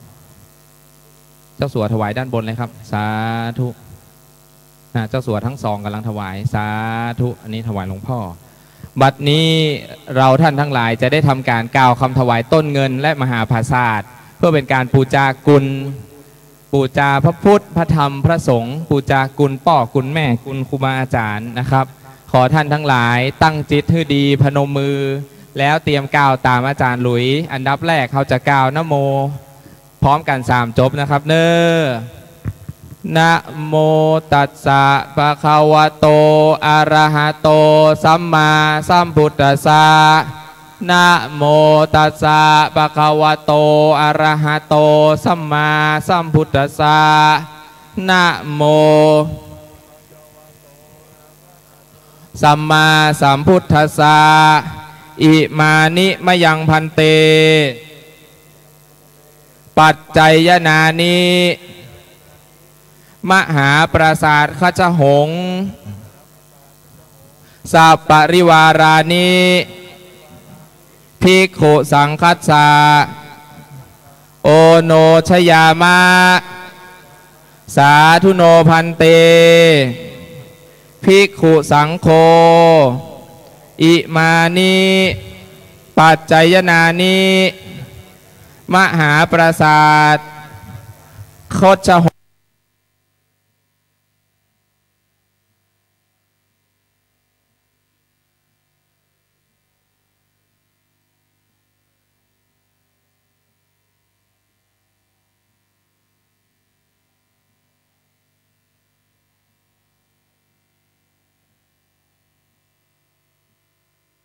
งส์สุวรรณปริยัติโกวิทสัปปริวารานิปฏิคันหาโตอัมหากับข้าพระเจ้าทั้งหลายขอน้อมถวายต้นเงินไม้ไผ่สุดลำต้นคำไม้ไผ่สุดยอดเป็นข้าปราสาทนกหัสดีลิงของพระครูสุวรรณปริยัติโกวิทครูบาเจ้าทองสุขสิริวิชโยอดีตเจ้าอาวาสวัดบวกคกน้อยอำเภอเมืองจังหวัดเชียงใหม่เพื่อประโยชน์และความสุขของข้าพเจ้าทั้งหลายขอพระสงฆ์จงรับ เพื่อให้เป็นตามวัตถุประสงค์ที่ปวงข้าพเจ้าทั้งหลายได้ตั้งจิตไว้เป็นอาจาริยบูชาบูชาคุณครูบาอาจารย์และจงเป็นมงคลแก่ปวงข้าพเจ้าทั้งหลายสิ้นกาลนานเทินสุทินังวะตเมธานังปริสุทธิธานังอาสะวัคคยาวะหังสุขขังโหนโตพระลังโหนโตนิพพานังโหนโตข้าพระเจ้าขอตั้งจิตอุทิศผลบุญกุศลนี้แผ่ไปให้ไพศาลถึงบิดามารดาครูอาจารย์ทั้งลูกหลานญาติมิตรสนิทกันคนเคยร่วมเคยรักสมัครใคร่ขอให้มีส่วนได้ในกุศลผลของฉันทั้งคู่กรรมคู่เวรและเทวันขอทุกท่านได้กุศลผลนี้เถิดสาธุสาธุสาธุฮับปอนนะครับเนิ่นยะถาวาริวหาปุลาปาริปุเรนติสาคะลังเอวะเมวะอิโตทินังเปตานังอุปกปปติอิจิตังปฏิตังตุมหังคิปะเมวะสมิจตุสัพเพปุเรนตุสังฆปาจันโทปนรโสยะถามณิโชติระโสยะถาบัดนี้ไม่มีว่าที่ร้อยตรีด็อกเตอร์สลาวุฒิเมืองอินหรืออาจารย์หลุยพร้อมโดยคณะศิษย์ทั่วประเทศญาติธรรมกัลยาณมิตรทุกท่านตลอดจนถึงเจ้าสัวสวัสดิ์เจริญสุขท่านนายกสมคิดเลิศเกียรติดำรงตระกูลศรีวิชัยชมรมฮักปราสาททรงสักการ.com กำนันผู้ใหญ่บ้านทุกหมู่บ้านในตำบลตาสลาหนองปากข้างและศรัทธาชาวบ้านบกคกน้อยจุวังจุคนคณะสงฆ์อำเภอเมืองตลอดจนถึงญาติโยมท่านสาธุชนทุกท่านได้น้อมนำมายังต้นเงินมัทะปนาตั้งไว้ในกลางกองสองหน้าแห่งพระแก้วเจ้าสามประการตั้งใจจะขออุทิศถวายแด่ดวงวิญญาณของท่านพระครูสุวรรณปริยัติโกวิทหรือครูบาทองสุขสิริวิชัยโยได้ถึงแก่มรณภาพไปแล้วขออัญเชิญดวงวิญญาณของหลวงพ่อท่านพระครูสุวรรณปริยัติโกวิทได้โปรดจงมารับรู้ได้มารับทราบและได้มาอนุโมทนาเสวยซึ่งความสุขความผาสุกความสงบในสัมปรายภพยิ่งขึ้นไปด้วยเทินและขออานิสงส์ผลบุญอันเกิดจากความกตัญญูกตเวทิตาที่ได้ปากันปั่มเป่งตาหน้าปาละมีในครั้งนี้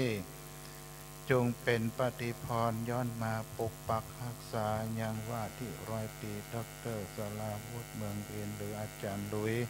พร้อมด้วยคณะศิษย์ทั่วประเทศกัลยาณมิตรญาติธรรมทุกท่านติดตั้งแต่ปัจจุบันไปเป็นจนเจ้าอาการเปิดปะละเสียยังเคาะปีเคาะเดือนเคาะวันเคาะยามและจุงประกอบไปด้วยโชคลาภปราศจากเสียยังอุปัฏฐวะกังวลโอนตรายตั้งไปในและไปนอกตั้งเกาะกันทะสันดานนั่นจุงจักมีโสยาติธรรมโม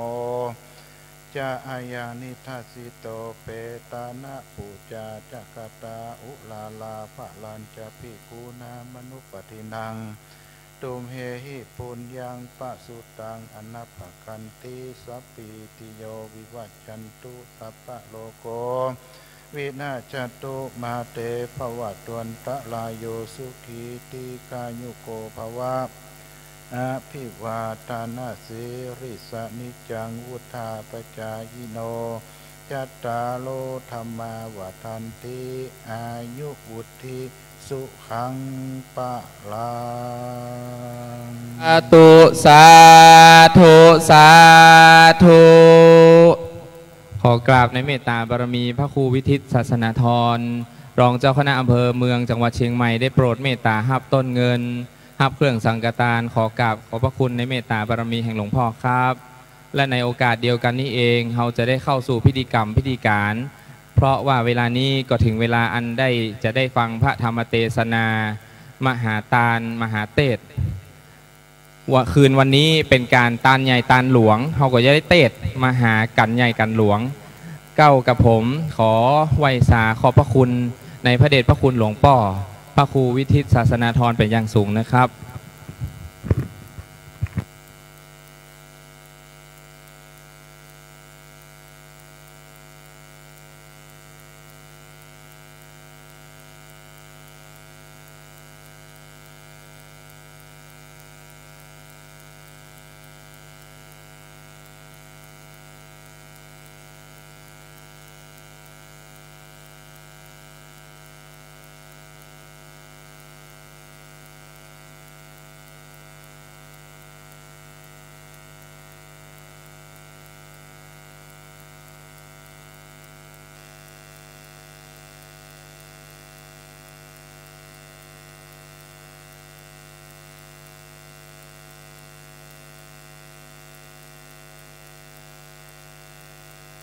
และในโอกาสบัดนี้จะได้กราบไปสานิมนต์พระเดชพระคุณหลวงพ่อพระเทพรัตนนายกซึ่งเป็นพ่อแม่ครูบาอาจารย์ของท่านอาจารย์หลุยได้โปรดเมตตาขึ้นแต่นแก้วธรรมาสเพื่อเทศนาธรรมต่อไปขอไหว้สานิมนต์พระเดชพระคุณหลวงพ่อครับแล้วก็ขออาราธนานิมนต์พระจตุรวรรคนะ4 รูปที่มาจากสำนักวัดหลวงละปูนนะครับเพื่อจะได้เตรียมการในการสวดพระอภิธรรมนะครับ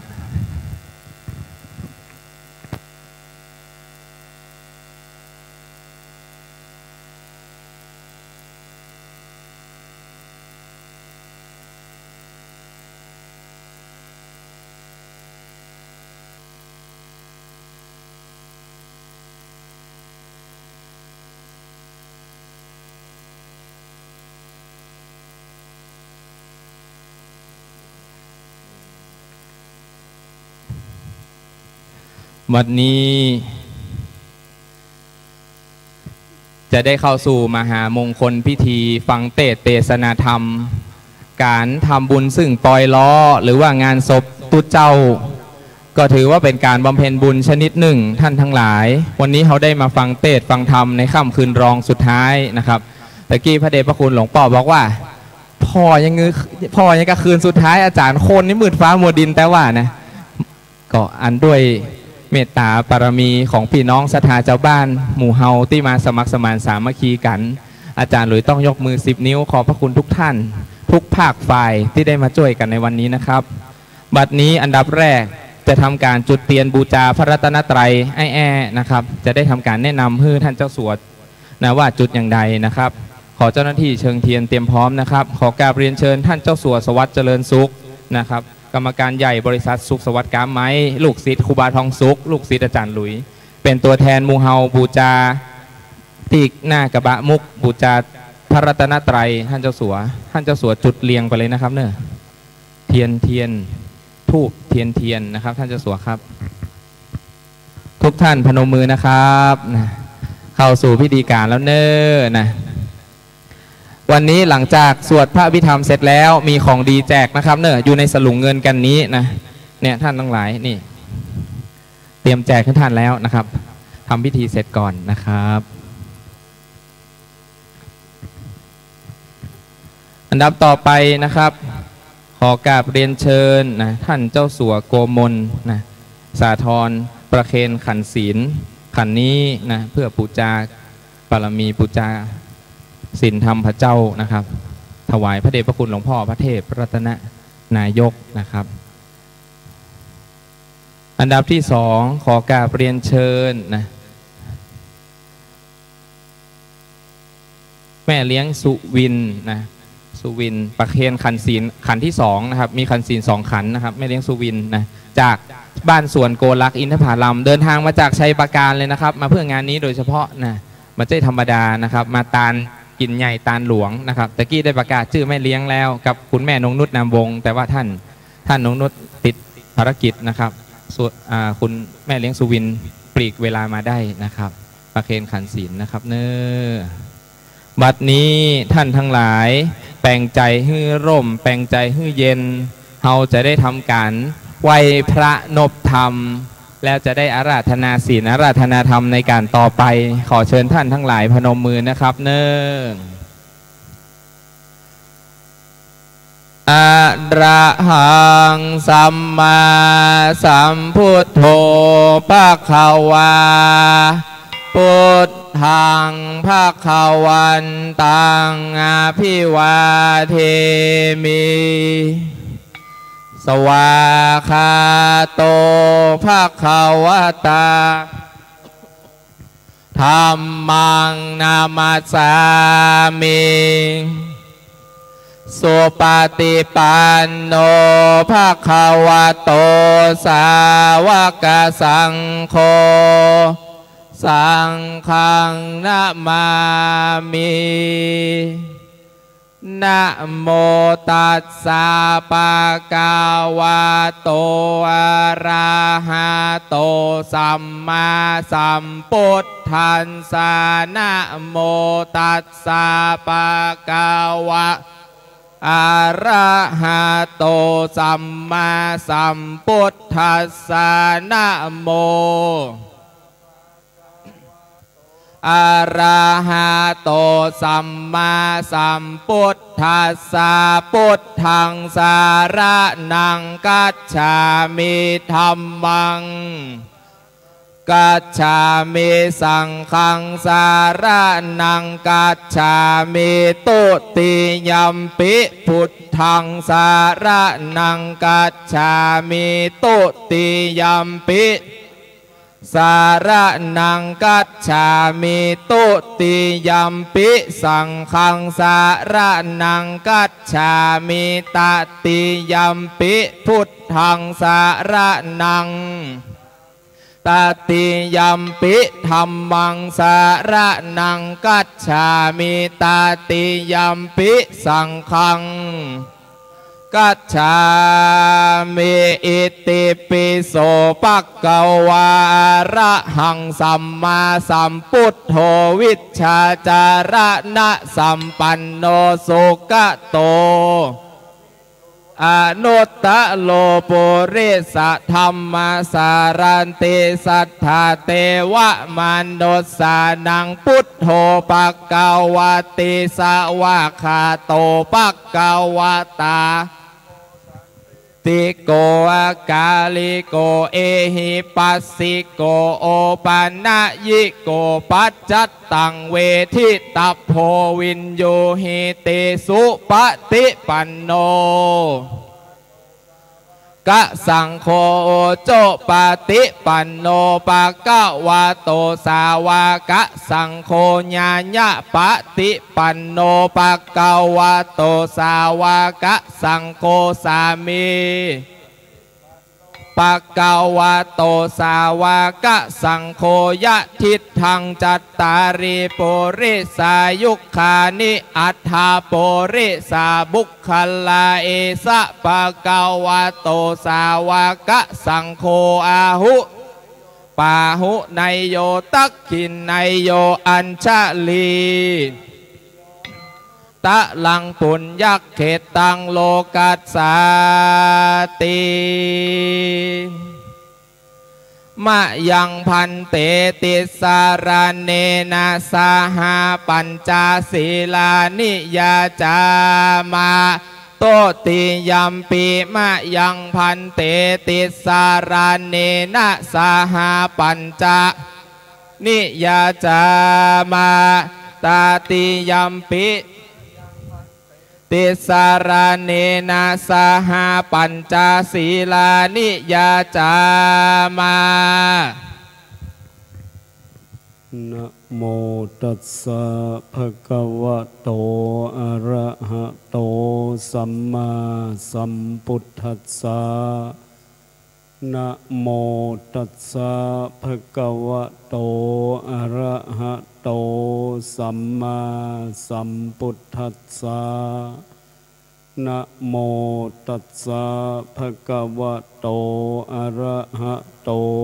สัมมาสัมพุทธัสสะนะโมตัสสะภะคะวะโตอะระหะโตสัมมาสัมพุทธัสสะนะโมตัสสะภะคะวะโตอะระหะโตสัมมาสัมพุทธัสสะนะโมตัสสะภะคะวะโตอะระหะโตสัมมาสัมพุทธัสสะพุทธังสรณังกัจฉามิอังกัจฉามิธัมมังสรณังกัจฉามิธัมมังสรณังกัจฉามิสังฆังสรณังกัจฉามิสังฆังสรณังกัจฉามิตุติยัมปิพุทธังสรณังกัจฉามิตุติยัมปิพุทธังสรณังกัจฉามิตุติยัมปิธัมมังสรณังกัจฉามิตุติยัมปิธัมมังสรณังกัจฉามิตุติยัมปิสังฆังสรณังกัจฉามิตุติยัมปิสังฆังสรณังกัจฉามิตติยัมปิพุทธังสรณังกัจฉามิตติยัมปิพุทธังสรณังกัจฉามิตติยัมปิธัมมังสรณังกัจฉามิตติยัมปิธัมมังสรณังกัจฉามิตติยัมปิสังฆังสรณังกัจฉามิสรณังกัจฉามิปานาติปาตาเวระมณีสิกขาปัตตังสมาธิยามิปานาติปาตาเวระมณีสิกขาปัตตังสมาธิยามิตินนาตานาเวระมณีสิกขาปัตตังสมาธิยามิอาตินนาตานาเวระมณีสิกขาปัตตังสมาธิยามิกาเมสุมิจฉาจาราเวระมณีสิกขาปัตตังสมาธิยามิอาทินนาทานาเวระมณีสิกขาปัตตังสมาธิยามิกาเมสุมิจฉาจาราเวระมณีสิกขาปัตตังสมาธิยามิกาเมสุมิจฉาจาราเวระมณีสิกขาปัตตังสมาธิยามิมุสาวาตาเวระมณีสิกขาปัตตังสมา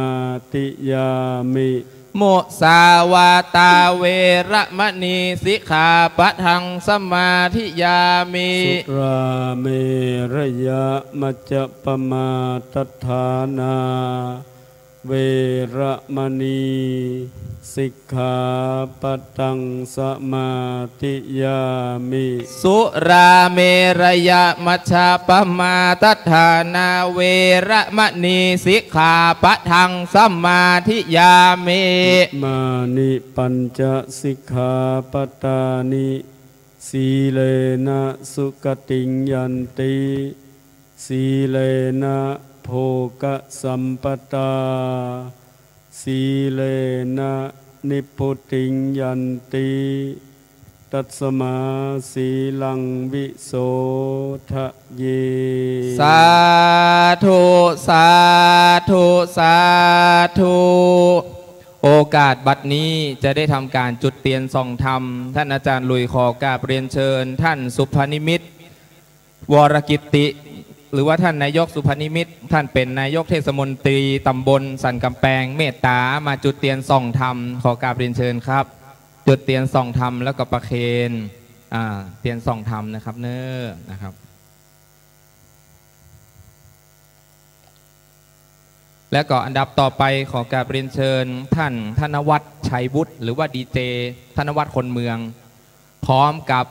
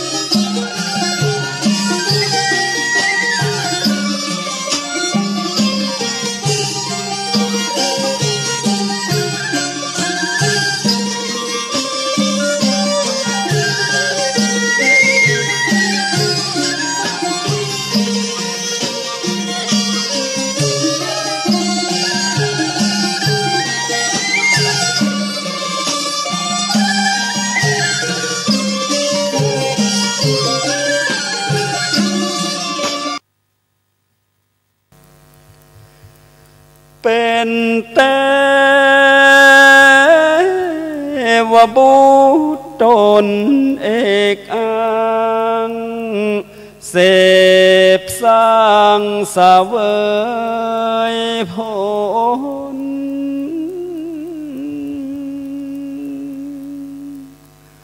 หมดห่วงกังวลครูบาตันเจ้าสานุสิทธิศรัทธานุ่มเท่าจักเตื่อมตานจอมทุกโศกไม่ไล่มาลายทายทอนเสวยสุขทาวรเมืองอมรเมฆฟ้าสาธุจนาตูข้าขอขมา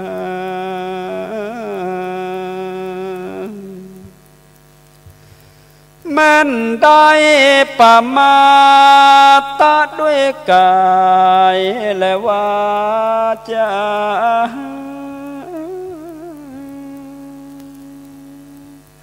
มโนมนาผิดผวนแบบเบาขอดวงวิญญาณทองสุขครูบาตันเจ้าโอดโตโอดโปรดคุณนา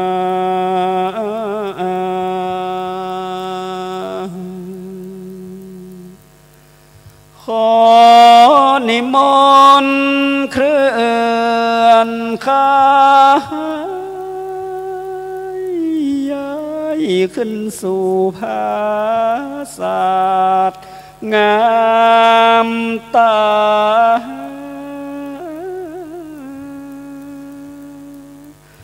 ตีลูกศิษย์และศรัทธาปากันแต่งสร้างตานฮือเป็นยานเล่มกว้างสู่เนรปาน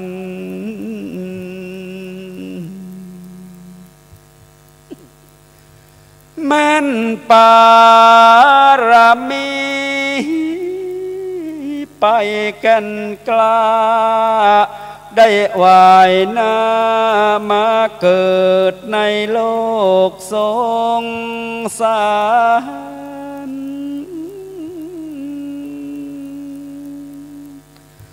ขอนิมนต์ดวงวิญญา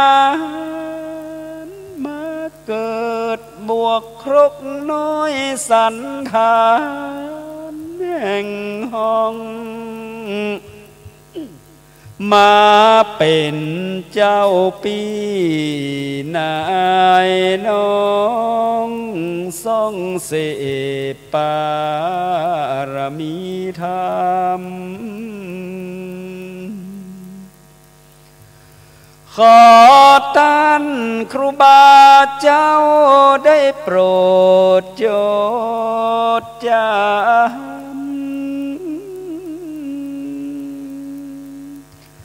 หมู่ศรัทธา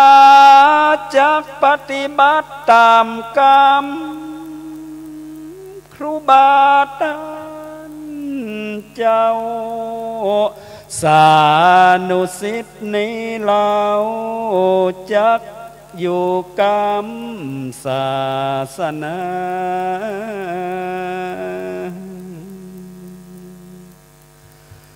บ่ทาอะไรกุฏิวิหารและศาลาจุมโมศรัทธาจักช่วยกันเ เติมตุ่มบวกครกน้อยควงคุมฮือเป็นอารามหมู่ศรัทธาบ่ได้พักมาดแก้วเจ้าหนอตั้งสามจากช่วยกันปฏิบัติอารามบ่ฮือมองมนเศร้าจากช่วยกันดูแลองค์เน้นเถนเจ้าเหมือนครูบายังอยู่เนินนายขอตันครูบาเจ้าอย่าห่วงหาและอะไรจุงปรงวางจิตใจดังอันศรัทธาบวกครกน้อยนั้นจักสมานสามัคคี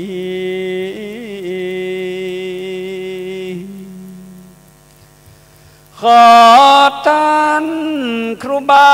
เจ้าจงมาโมทนาผลบุญใสสิ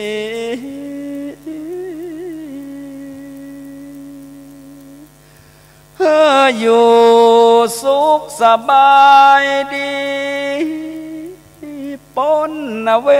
จีเอาไหมตันครูบาได้นั่งแทบใกล้อริยเมตไตรองค์คำ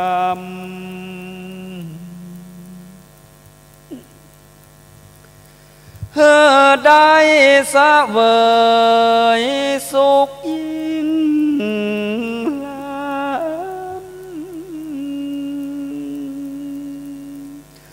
ตามปา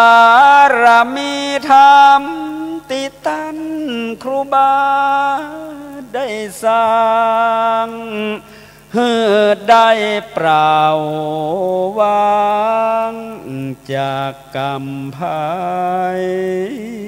เวร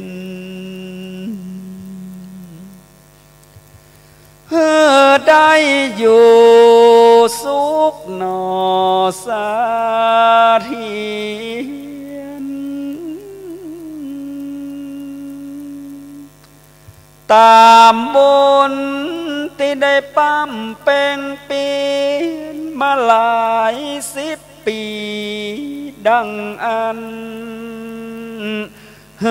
ได้เสวยสุขนั้นเกิดพระนิพพานเถิด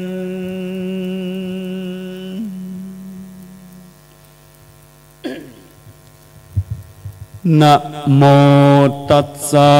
ภะคะวะโตอะระหะโตสัมมาสัมพุทธัสสะนะโมตัสสะภะคะวะโตอะระหะโตสัมมาสัมพุทธัสสะนะโมตัสสะภะคะวะโตอะระหะโต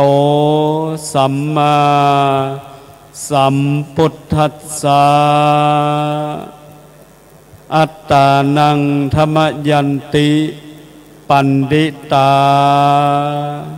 ติ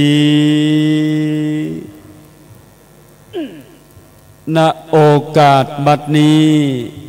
อาตมภาพจักได้แสดงพระธรรมเทศนาพรรณนาสัทธุธรรมคำสอนขององค์สมเด็จพระสัมมาสัมพุทธเจ้าเพื่อเป็นเครื่องประดับปัญญาปารมีของสาธุชนพุทธบริษัทตั้งคฤหัสถ์และบรรพชิต เพื่อเป็นเครื่องเพิ่มพูนกุศลบุญญาราศีในส่วนทักษิณานุปทานกิจอุทิศถวายแด่พระเถระที่ได้ถึงแก่กาลมรณภาพล่วงลับดับสังขารไปศรัทธาญาติโยมสาธุชนทั้งหลายโดยเฉพาะกาลค่ำคืนนี้เป็นคืนรองสุดท้ายคณะศรัทธาวัดบวกครกน้อยได้รับเมตตาธรรมจากคณะท่านเจ้าภาพซึ่งในวันนี้หมายมีว่าที่ร้อยตรีดร.สราวุธเมืองอินหรือท่านอาจารย์หลุยพร้อมทั้งคณะศิษยานุศิษย์ทั่วประเทศได้มาร่วมกันเป็นเจ้าภาพก่อสร้างกองบุญกองการกุศลเนื่องในงานพิธีพระราชทานเพลิงศพถวาย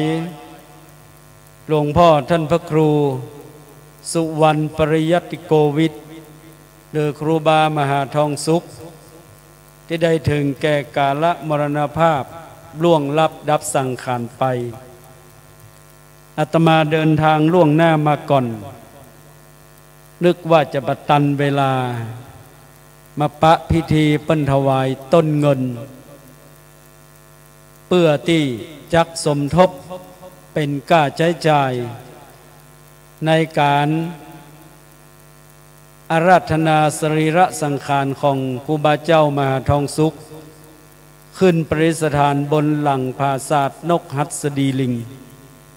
ต้นเงินหมู่นี้เป็นค่าใช้จ่ายศรัทธาสาธุชนพุทธบริษัททั้งหลายคนเฮานี้ปารมีมันมาเหมือนกันบางทีบางตนบางองค์หรือว่าบางคนเปิ้นได้ล้มหายตายจากไปบ่มีไผมาหอมสักคนพี่ก็จ้างน้องก็จ้างปล่อยฮือตังวัดเซาะอย่างเดียวแต่บางที่ลู่กันหอมเพราะว่าตะปูนนี่มันหูดีสถานญาติโยมเดือนเดียวนี้ตายไป5 ศพแล้ววันนี้ยังตายแหมศพอยู่นะศพยังอยู่โรงพยาบาลมหาราชจะเอาไปปิกปุ่นวัดสวนลำไยหรือวัดป่ารัชมังคลารามที่หรือวัดสวนลำไยที่หลังวัดสีสองเมืองอุบามหาบุญช่วย5 ประโยคอายุ83เปิ้นตายเท่าเนาะตายด้วยโรคชราไม่ใช่บอกเลขหวยนะแล้วเอาไปแทงหวยมาถูกมาเดือดร้อนหรอก53นี่ออกไปเรียบร้อย ออกไปตรงบนโดยเนี่ยตั้งลุ่มนี่หมูฉะนั้นศรัทธาญาติโยมทั้งหลายวันนี้ได้มีพิธีตานต้นเงินเฮาก็มาคิดว่าถ้าเฮาตายจะมีไผมาตานต้นเงินวะแล้วเฮาก็บ่ได้หันด้วยนะฉะนั้นการที่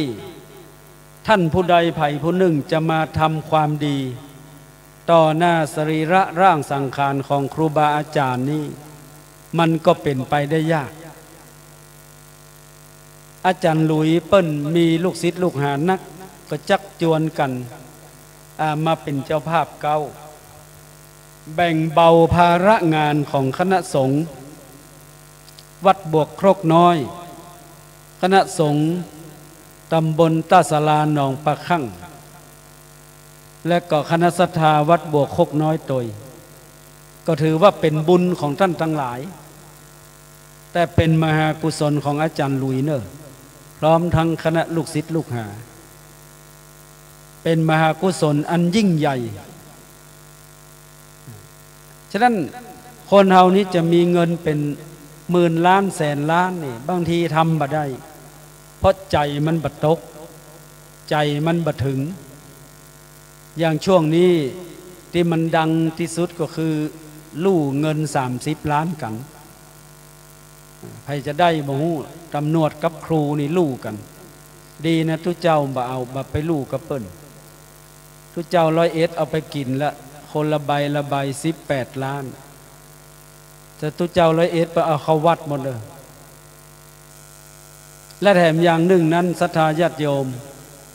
คนรวยแล้วก็ไปล่าสัตว์เจ้าสัวทั้งหลายจะเป็นเยอะเนอะยิ่งรวยก็ต้องมีความกรุณาปราณีประเดี๋ยวนี้กรรมมันไม่ใช่ยุคไฮเทคนะมันเป็นยุคดิจิตอลนะมันเวยเหรอไฮเทคไม่ต้องไปรอตายแล้วถึงจะติดคอกติดคุกติดตารางหรือจะตกมรณะมันตกกันตึงดิบเนี่ยศรัทธาญาติโยมทั้งหลายเนี่ยเฮาพอหนังสือพิมพ์เนี่ยใจบดีคนนี้จะเอาเงินไปจุไปจำไปใส่ซองข่าวใต้โต๊ะบนโต๊ะคงจะเป็นไปบ่ได้ฟ้าหญิงประกอบโพธคือกำลังใจคนที่จับกุมคุมขังท่านนายกก็บอกว่าภัยจ้อยเหลือถึงบ่ได้เนี่ยเงินก็จ้อยบ่ได้ศรัทธาญาติโยมมันจะเหลือก็บุญน่ะอย่างเฮาเนี่ยว่าถ้าเปิ้นบุญนักมันก็จะปนไปถ้าเป็นเฮานี่จะยอมฮับหมดอะคนเฮาถ้ายอมฮับมันได้ลดหรอกศรัทธาญาติโยมถ้าเฮาบ่ยอมฮับนี่มันได้ลดมันซ้ำนักหน่วงไปติ๊กๆคือมันสร้างปัญหาให้แก่คนอื่นมันเหมือนกับชีวิตของคนเฮาเนี่ยถ้าเฮายอมรับเรื่องมรณะภัยเนี่ยเฮาจะยอมกู้อย่างถึงวันคนที่มันบ่กลัวเพราะมันนึกว่ามันบ่ตายอย่างครูบาก็เหมือนกันคาถาเพิ่นมีนักพวกก็นึกว่าเพิ่นบ่ตายเหมือนกันลูกมีครั้งหนึ่งหลายปีมาละเขาคณะอำเภอแม่ริมศรัทธาญาติโยมคณะอำเภอแม่ริมเนี่ยที่ว่าการอำเภอนิมนต์อาตมาไปห้องขวัญข้าราชการอำเภอที่เปิ้นเกษียณแล้วก็เปิ้นมีพิธีอย่างหัวรู้เหมือนจะปลุกเสกนิมนต์ครูบาเจ้ามหาทองสุขนี่ไปสวดมนต์โอ้เฮาไปก่อนเฮาไปที่ไหนเฮาชอบไปก่อนเปิ้นหรอไปพอพิธีเปิ้นเฮาไปรอครูบาสวดเป็นชั่วโมงอ่ะในปั๊บในหนังสือเสี่ยงหมดครูบาจำได้หมดโอ้ในเมืองเชียงใหม่ไผสู้ตั้นตึมได้ยังเฮานี่ย่ำได้เกิงเทิมป่ะน่ะจะได้สัก20%ป่ะน่ะขณะเฮาแก่หรือเปิ้นเฮายอมรับเปิ้นมีสติดีแต่คนเฮาท่องจำอย่างนี้มันเครียดนะศรัทธาญาติโยมคนเครียดนี่อายุมันเคยยืนได้ประเดี๋ยวเฮาก็ทำหลงลืมไปน่ะถ้าไปเสาะจำหั่นจำนี่โอ้หนัวก็ไปท่องหั่นท่องนี่มันจะตายเว้ยอย่างวันนั้นครูบาวัดบ้านกองรองเจ้าหน้าจังหวัดเฮาตายอายุ78เปิ้นนิมนต์เจ้าคณะภาคไปนิมนต์หลวงพ่อวัดศรีโสดาไปเฮาก็เอาไม้ไปให้หลวงพ่อวัดศรีโสดาเจ้าหน้าจังหวัดเก่านะหลวงพ่อพระเทพโกศลเอาไม้ไปยื่นนิมนต์หลวงพ่อนำสวดครับข้าลืมไปหมดแล้วไอ้หลวงเปิ้นออกตัวเปิ้นดีก็เลยเอาไม้ไปหาหลวงพ่อพระเทพปริยัติหลวงพ่อพระเทพปริยัติเปิ้นยังบ่แก่แต่เธอก็เลยยอมรับนำสวดธรรมนิยามเนี่ยศรัทธาญาติโยมทั้งหลายภัยต้องการมีอายุยืนจะไปเครียดเข้าขึ้นเสาไฟโดดลงมาไปขึ้นสะพานแล้วก็โดดลงน้ำอันนี้คือคนเครียดท่านสาธุชนทั้งหลายอาตมาอยากจะกำชับตั้นแหมน้อยหนึ่งว่าพระพุทธเจ้าของเรานั้นพระองค์แสดงเรื่องความทุกข์ก่อนข้อใดๆทั้งสิ้นเปิ้นตรัสรู้เรื่องทุกข์ก่อนสิ่งอื่นความสุขนี่มาทีหลังโลกนี้เป็นโลกแห่งความทุกข์ที่ไหนทุกข์มันกันหมดบเดียวคนไทยบักให้ทุกข์ล่ะนายกเปิ้นแจกบัตรไอ้ทุกข์น่ะบ่เอาแล้วบัดนี้บ่เอาเพิ่นจะเอาตยมาฮื้อในหมู่บ้านปุ่นนะ7,000 ตำบลเพิ่นจะเอาเงิน100,000,000,000มาฮื้อ รจะเอาพ่องยกมือขึ้นในนี่รวยหมดว่าต้องยกบ่เอาคนเฮาถ้ามีบุญมันจึงมาจูตีนขึ้นใดเลยลูกศรัทธาญาติโยมทั้งหลายลองคิดพอนะคนสมัยแต่ก่อนจะแค่ได้เงินน้องเป็นทุกข์เป็นยากมาเดียวเอาบัตรทองมาจูตีนขึ้นใดเอาบัตรคนจนมาจูตีนขึ้นใดถ้าเป็นเฮาตึ้งมาเอาแล้วเขากลัวเป็นคนทุกข์เมื่อใดมันจะพ้นศรัทธาญาติโยมทั้งหลายคนทุกข์เนี่ยมันมีหลายระบบนะขนาดโฮงตาลนี่คนที่เคยทุกข์มันก็ยังแสดงออกโฮงตาลนี่เป็นเลี้ยงเฉพาะคนที่มาในงานเปิ้นบอกเอาไปเลี้ยงคนที่บ่มารู้คนที่เอาปิกบ้านนี่แสดงว่าเคยทุกข์หรือว่าฮักคนอื่นนักลำไปอาตมาจะเอิ้นพี่เอิ้นน้องว่าสู่เขาจะไปเอาไปบ้านไหนเนาะเปิ้นขอกันมาเลี้ยงคนในงานเปิ้นบ่มีโต๊ะให้เจ้าบ้านกินแล้วสู่เขาเอาไปหมดแล้วใครจะไม่ได้กินน่ะบาปมหันต์เนอะฉะนั้นคนอื่นเปิ้นเอามาเลี้ยงตัวเก่าเอาปิกบ้านมันบ่ถูกต้องจ่อยกันเอื้อเฟื้อกินแค่อิ่มก็พอทุเจ้าบ่ยังเอาของกินปิกรู้มีวัดไหนพ่องแต่เฮามาเชียงใหม่นี่จังโดนเขาเอามาเขียวหวานยัดถุงยามไปถึง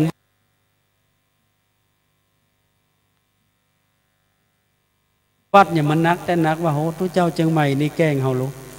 แต่แกล้งดีเนอะเขาคงว่ามาเขียวหวานมาเก็บไว้หลายวันได้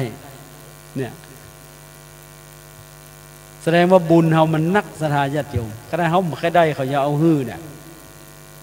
ฉะนั้นโลกนี้เป็นโลกแห่งความทุกข์หมดเลยที่ทุกข์ที่สุดในช่วงนี้ก็คือประเทศไต้หวันแผ่นดินไหวศรัทธาทั้งหลายฮู้กว่าวันนั้นวันที่30 มกราคมเป็นวันอย่างเป็นวันก่อนหวยออกเป็นวันเป็งพุทธเป็นวันเป็งพุทธอาตมานี่ใส่เข้าพระอุปคุตตั้งแต่ตัวน้อยๆอีแม่เปิ้นบอกว่ามึงจะไปเดือดเนอะเดี๋ยวพระอุปคุตจะสะดุ้งนะอีหลอกก่อนเฮามันอยู่บ้านนอกไฟฟ้าก็บ่มีกระเตียนเล่มน้อยๆเปิ้นมาเปิ้นดักเปิ้นบ่จะเดือดกันแต่ประเดี๋ยวนี้เฮาเอาไปที่กลางลานท่าทะลิพุนชัยคนมาทำบุญก็ฟังเทศน์กันและอาตมาก็บอกคือโฆษกว่าวันพูกคือวันที่31เนอะจันทคาตตือเดือนอาจารย์ลุยฮู้ว่าจันทคาตตือเดือนก็คือสิริยุปราคาบ้านเฮาฮ้องว่ากบกินเดือนฉะนั้นวันนี้หมู่เฮาใส่บาตรพระอุปคุตเนี่ยขอฮื้อตั้นทั้งหลายอุทิศส่วนบุญส่วนกุศลไปฮื้อมนุษย์ต่างดาวก็แล้วกันศรัทธาญาติโยมทั้งหลายบางทีบ่เข้าใจว่ามนุษย์ต่างดาวมันอยู่ที่ไหนนักวิทยาศาสตร์เปิ้นบอกวันซืนนี่เปิ้นบอกว่านอกจากโลกเฮาเนี่ยยังมีโลกอื่นและดวงดาวอื่นๆแถมแสนล้านดวงมันอยู่กันบลุ่มปุ้มปั๊มเหมือนกับที่ทุดงคสถานล้านนาเปิ้นปล่อยโกมโกมมันยังบรรจนกันชันใดดวงดาวฤกษ์ในจักรวาลทั้งหลายมันก็บรรจนกันเพราะมันมีสนามแม่เหล็กมันมีสนามแม่เหล็กมันเหมือนกับคนเนี่ยอยู่ด้วยกันมันเตียวไปเตียวมามันจนกับลูกมันมีตึงหูมันมีตึงตาแม่เหล็กมันดึงดูดกับลูกได้ยินซบๆแซบๆมันสะดุ้งมันกลัวไปจนกันมันได้ในกรรมที่เฮาตั้งทั้งหลายหยาดน้ำยังกินจิรู้สัพเพนักขัตตาสุขิตาหนตุทุกขาปมุตจันตุมันแปลว่าใดสัพเพนักขัตตาแปลว่าอันว่าสัตว์ทั้งหลายที่อาศัยอยู่ในดวงดาวทั้งหมดทั้งมวล สุขิตาโหนตุจงถึงแล้วซึ่งสุขจงเป็นผู้ถึงแล้วซึ่งสุขทุกขาปมุจจันตุจงพ้นจากทุกข์นี่เฮาทำความดีหรือทำบุญสุนทานอุทิศส่วนบุญไปหามนุษย์ต่างดาว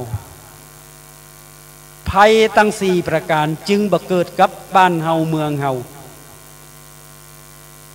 1. ปฐวีภัยแผ่นดินไหวบ่มีปุ่นมันไหวพม่าปุ่น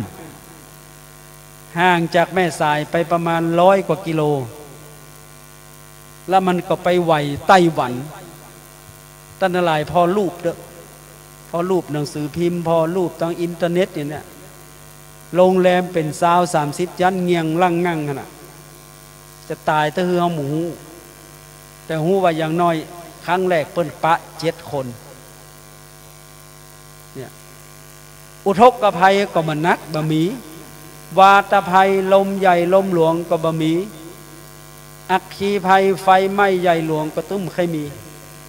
เพราะว่าเปิ้นมาป้องกันเปิ้นบ่ได้ทำร้ายเฮาเพราะเฮาอุทิศบุญไปฮื้อเปิ้นตั้งหลายว่าผีมีบ่เดียวเนี่ยบ่เคยมีก็คนหลอกคนน่ากลัวเหลือผีฉะนั้นก็ขอฝากด้วยนะสถานญาติโยมทั้งหลายที่นักปราชญ์ราชบัณฑิตหรือบรรพบุรุษของหมู่เฮาเปิ้นได้ตั้งกฎตั้งเกณฑ์ทำเป็นประเพณีเป็นลัทธินิยมไว้เนี่ยถือว่าถูกต้องอย่างบ้านเฮาเมืองเฮาประเทศไทยเฮาเนี่ยเปิ้นได้เสียเลือดเสียเนื้อกันมาตลอดหมู่เฮาก็ต้องช่วยกันรักษาอย่างตะกอนเปิ้นจะพัดเปลี่ยนระบบกษัตริย์เนี่ยเปิ้นเสียเลือดเสียเนื้อเสียอย่างหลายๆอย่างแต่บัดเดี๋ยวนี้บ่เสียอย่างสักอย่างเสียแต่ความรู้สึกอย่างเดียวว่ามันจ้าไปรอได้ถ้าใครเป็นลูกศิษย์หลวงปู่ทองนะรอได้ทนได้ดีอ่ะเขาว่าจำมาแค่ได้เพราะมันนักลงไปรอได้ทนได้นิ่งได้อย่างเนี้ยแล้วมันจะได้ดีคนเดียวอ่ะฉะนั้นก็ขอฝากพี่น้องศรัทธาญาติโยมทั้งหลายแต่ว่าโลกนี้เป็นโลกแห่งความทุกข์แต่มานั่งฟังเทศน์นี่ก็ทุกข์อยู่แล้วบางคนยังไม่ได้กินข้าวเต้อบางคนยังไม่ได้อาบน้ำเต้อเฮาก็ไม่ได้อาบเหมือนกันนะคิดว่าวันนี้ท่านหนาวแกก็คงจะแปะไปก่อน แต่ก็คงจะแบบแปะนะฮะเพราะนอนแล้วอายตัวเก่าสถานญาติโยมคนบ้านเฮานี่มันจะเหมือนคนอินเดียหรอเฮาถามทุกเจ้าแขกอินเดียเนี่ยถามจริงๆเถอะทางโน้นเขาแปะน้ำกี่วันมันอยู่บนดอยป่ะมันอยู่ในป่านป่ะมันบอกว่า15 วันนะตุลุงอีหรอมันอูเมืองได้แล้วเดี๋ยวนี้เธอแปะกี่วันแล้ว3 วันแล้วเนี่ยช่วงหนาวแต่คนไทยเฮานี่ตึงแปะตึงแบบแปะอย่างฮื้อก็จ้างเถอะมันจะฮ้อนมันจะหนาวอย่างไรก็จ้างตึงแบบแปะเพราะว่ามันอายตัวเก่ามันนอนรับตึงบ่เคยลงตื่นมามันก็ตึงบ่ม่วนนั้นทั้งหลายเฮาท่านทั้งหลายทุกคนเนี่ยกลัวในเรื่องความทุกข์และก็มาเฮามาเกิดในโลกนี้เฮามาคนเดียวมันจะมีไผจุมีไผหลอกมาสักคนมากับความมืดทุกคนฉะนั้นพ่อแม่เปิ้นแปลงมันอย่างนี้ก็ต้องพอใจอย่างนั้นถ้าไผมันพอใจก็ไปเกาหลีปุ่นไปเปลี่ยนหูดังเหียไปเปลี่ยนส่วนสูงเหียไปเปลี่ยนเข้าหน้าเหียได้หมดจะเอาอย่างใดแต่ไปเปลี่ยนเรื่องบ่ฮื้อตายนี่บ่ได้อย่างอื่นนี่พอได้หมดแต่ตายนี่พญามัจจุราชมันต้องบ่ฮื้อไปสักคนมันเป็นเจ้าของเฮาตั้งหลายจะต้องพอใจในความเป็นพ่อเป็นแม่ของเฮาอ่ะพ่อเฮาแม่เฮาต้องพอใจนะเกิดมาแล้วจะมีเงินมีคำเมื่อใดก็ต้องพอใจเมื่ออันพระพุทธเจ้าเพิ่นบอกว่าคนมันย่อมหาทรัพย์ได้เปิ้นมีเงินเพราะว่าเปิ้นมันที่เฮาบ่มีเงินเพราะว่าเฮาขี้ค้านหรอขนาดฟังเทศน์ยังขี้ค้านน่ะเราคิดว่าแค่รับละถ้าเป็นอยู่บ้านเฮารับละก็อาจารย์ลุยก็เป็นชั่วโมงพุ่นน่ะ ไปมันปอเตดทำไมเฮาก็แค่รับนะแกเหมือนกันก็เดี๋ยวตัวเจ้าสวดทำเนาะศรัทธาจมปอตะใดตัวเจ้าที่มาโตยนี่จมนี่น่ารำคาญตัวลุงวันนี้มาเตดเมินแต่เมินว่าขนาดเอามาโตยแต่ยังมาจมอยู่นะ โลกนี้เป็นโลกแห่งความทุกข์เฮาตั้งหลายมาคนเดียวฉะนั้นต้องเต็มใจมาเกิดเป็นคนไทยอเมริกาต้องเต็มใจและยิ่งมาเกิด8จังหวัดภาคเหนือนี่มีความสุขที่สุดสถานญาติโยมไปที่ไหนตึงแบบปลอดภัยเต้าไป8จังหวัดภาคเหนือเนี่ยยิ่งเชียงใหม่ละปูนโมงเนี่ย3 ล้านกว่าคนเนี่ยอยู่ด้วยกันเนี่ยเชียงใหม่ละปูนเป็นโครงข่ายเดียวกันทุกเจ้าก็ตึงหากันหมายความว่ามันมามีหัวมามีหาวแล้วก็คนนอกบัญชีแห่ง1 ล้านอะก็ถึงเชียงใหม่ละปูนเนี่ยน่าจะ4 ล้านคนเพราะว่าคนเชียงใหม่มี2 ล้าน 6เนี่ยสักคนเนี่ยหมูว่าคนในเชียงใหม่มีตะใดละปูนมี4 แสนแท้คนเกิดน้อยสถานญาติโยมก็พ่อเขาตายกันพึกกันที่เกิดเนี่ยพ่อผมเกิดมีก็ตายกันน้ำพูกจะไปฮดน้ำศพผมละบ่าย3 โมงอาจารย์พระมหาบุญช่วยวัดสวนลำไยเวลาเฮาอยู่นี่เฮาก็อยู่คนเดียวนะเนี่ยอาจารย์ท่านทั้งหลายลองคิดพอเถอะอยู่คนเดียวเนอะจะอยู่กับพ่อกับแม่เดี๋ยวแยกย้ายกันนอนคนละห้องแล้วคิดคนละอย่างยังกินข้าวขันโตกเดียวกันเนี่ยมันกึดรสชาติอาหารบ่เหมือนกันคนหนึ่งชอบเผ็ดคนหนึ่งชอบเค็มอย่างครอบครัวหนึ่งพ่อมันจะดูมวยช่อง7ช่อง8แม่มันจะดูช่อง3ลูกมันบ่เอาโทรทัศน์บ่เอาจะเล่นอินเทอร์เน็ตเล่นเฟซเล่นไลน์อย่างเดียวมันมาเหมือนกันสถานญาติโยมและเวลาที่ต้องจากโลกนี้ไปก็ไปคนเดียวยันท่านพระครูผมเอาลูกศิษย์ไปรู้ถ้าเอาไปก็เสี่ยงหมดอากาศมุติมานี่ใจหมดแต่เฮานี่มันใจเด้อเพราะเฮาแก่เหลือเพิ่น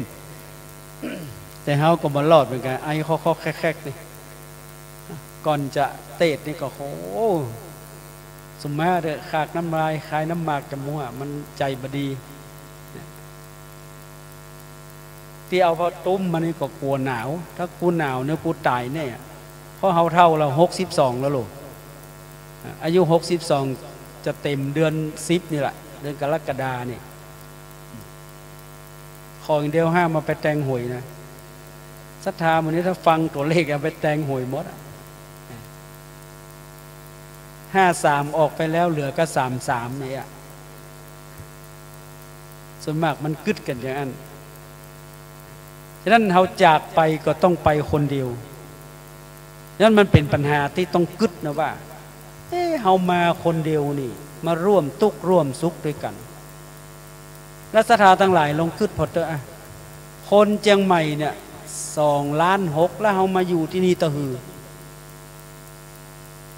มันอยู่บ่ถึงปันโลแล้วหมู่นั้นนี่อย่างกันหมู่ขายครัวก็ขายไปหมู่ซื้อกินก็ซื้อไปอย่างตีหน้าวัดพระราชลิพุนชัยวันนี้ถนนคนเดินละทุกวันศุกร์โชเฟอร์ต้องเอารถออกมาไว้ก่อนดีบดีออกมาได้เขาเอารถไปจอดเกิ้งแล้วหายแซบหมดจะไปตัวเขาที่ไหนเขาบิดกุญแจเนี่ยแล้วก็วัดก็แคบตัวฉะนั้นการเดินทางมาสู่โลกนี้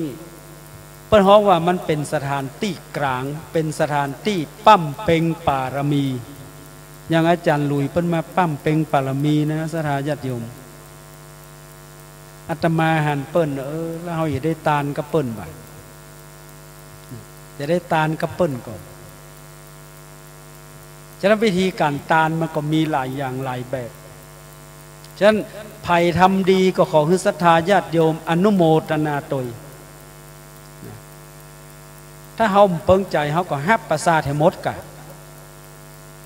ถ้าขี้ค้านหันอีนะต้องเอาประสาทคนเดียวเลยภาษาฆ่าใครอย่าแตะต้องว่าอย่างอีก อันนี้ของตายเปิ้นบ่ฮับคนเดียวเปิ้นเลยจ้อยกับตึงหมู่ขณะตุ๊เจ้ายังบักกล้านะสถานญาติโยมบ่เชื่อไผบ่เชื่อว่าความเป็นความตายบ่เชื่อลองไปแปลงเต่าเอาคนเดียวเถอะขณะตุ๊เจ้ายังบักกล้านะต้องเอาตุ๊เจ้าอายุ80มาบุบก่อนต้องสวดต้องถอนเอาคนเฒ่าบุบก่อนโหยื้อเอาคนเฒ่าบุบกระถาเปิ้นนักที่จริงมันไม่ใช่เพราะตัวลุงมันเฒ่ามันใกล้ตายละบุบก็ตายบ่บุบก็ตายเอาให้มันบุบเลยอย่า ถ้าตัวลุงยังบ่ตายเต้นเนี่ยพอก็ตัวลุงเปิ้นข้ามไปนบไปกราบไปไหว้เพราะคนเฮาจะเนี่ยอย่างบดีนี่กลัวตายลูกกลัวตายอย่างเดียวเท่านั้นเนี่ยแล้วก็ขอฝากศรัทธาสาธุชนทั้งหลายด้วยว่าวันและเวลาแห่งชีวิตมันเหลือน้อยเต็มทีอาตมาก็จะเป็นห่วงศรัทธาญาติโยมธรรมนิพพานสูตรประตึงบอกไว้หรอชีวิตของคนเฮาเหมือนกับดวงอาทิตย์ดวงตะวันขึ้นปุ๊บปะหนวันออกพัดเกี่ยวรอบตกไปทางทิศตะวันตกฉันใดชีวิตของเฮาเกิดขึ้นตั้งอยู่แล้วก็ดับหรือสูญสลายตายไปภัยอายุ50ก็คือเวลาได้บ่าย3 โมงบ่าย3นักแต่นักว่าในเนี่ยนะมูนั่งแถวตั้งหน้านี่เกิน3 โมงเท่านั้นก้าเว้นไว้แต่อาจารย์หลุยเป็น36-37แต่ลูกกำลัง9 โมงนี่แต่เนี่ย9 โมงป่ายเนี่ยอย่างเฮานี่62แล้วตะใดอ่ะเราเกิดพอหรอเฮาจะว่าคือคนอื่นแล้วตัวเก่าบ่ว่าไม่ได้นะ ถ้าไผ่50บ่าย3 โมงเจ้าสัวโกมลตะใด50ป่ายแล้วก็ถ้าไผ่อายุ60บ่าย4อย่างเฮา62นี่บ่าย40 นาทีเนี่ยบ่าย40 นาทีถ้าไผ่อายุ70 5 โมงแมลงถ้าไผ่อายุ80ก็คือ6 โมงแมลงทำไม80จึงบัดตายเพราะว่าแสงบุญมันมีพระพุทธเจ้าเป็นอายุ80อาตมานี่ภาวนาว่าถ้าได้เต็ม79มาได้ก็ไปเถอะเหลือแห่ง18 ปีแล้วเนี่ยประเดี๋ยวนี้ปอกุมภามาไปอยู่กึ่งเดือนแล้วเนี่ยแห่งกรรมก็จะแฮปปี้นิวเยียร์ทูยูหมด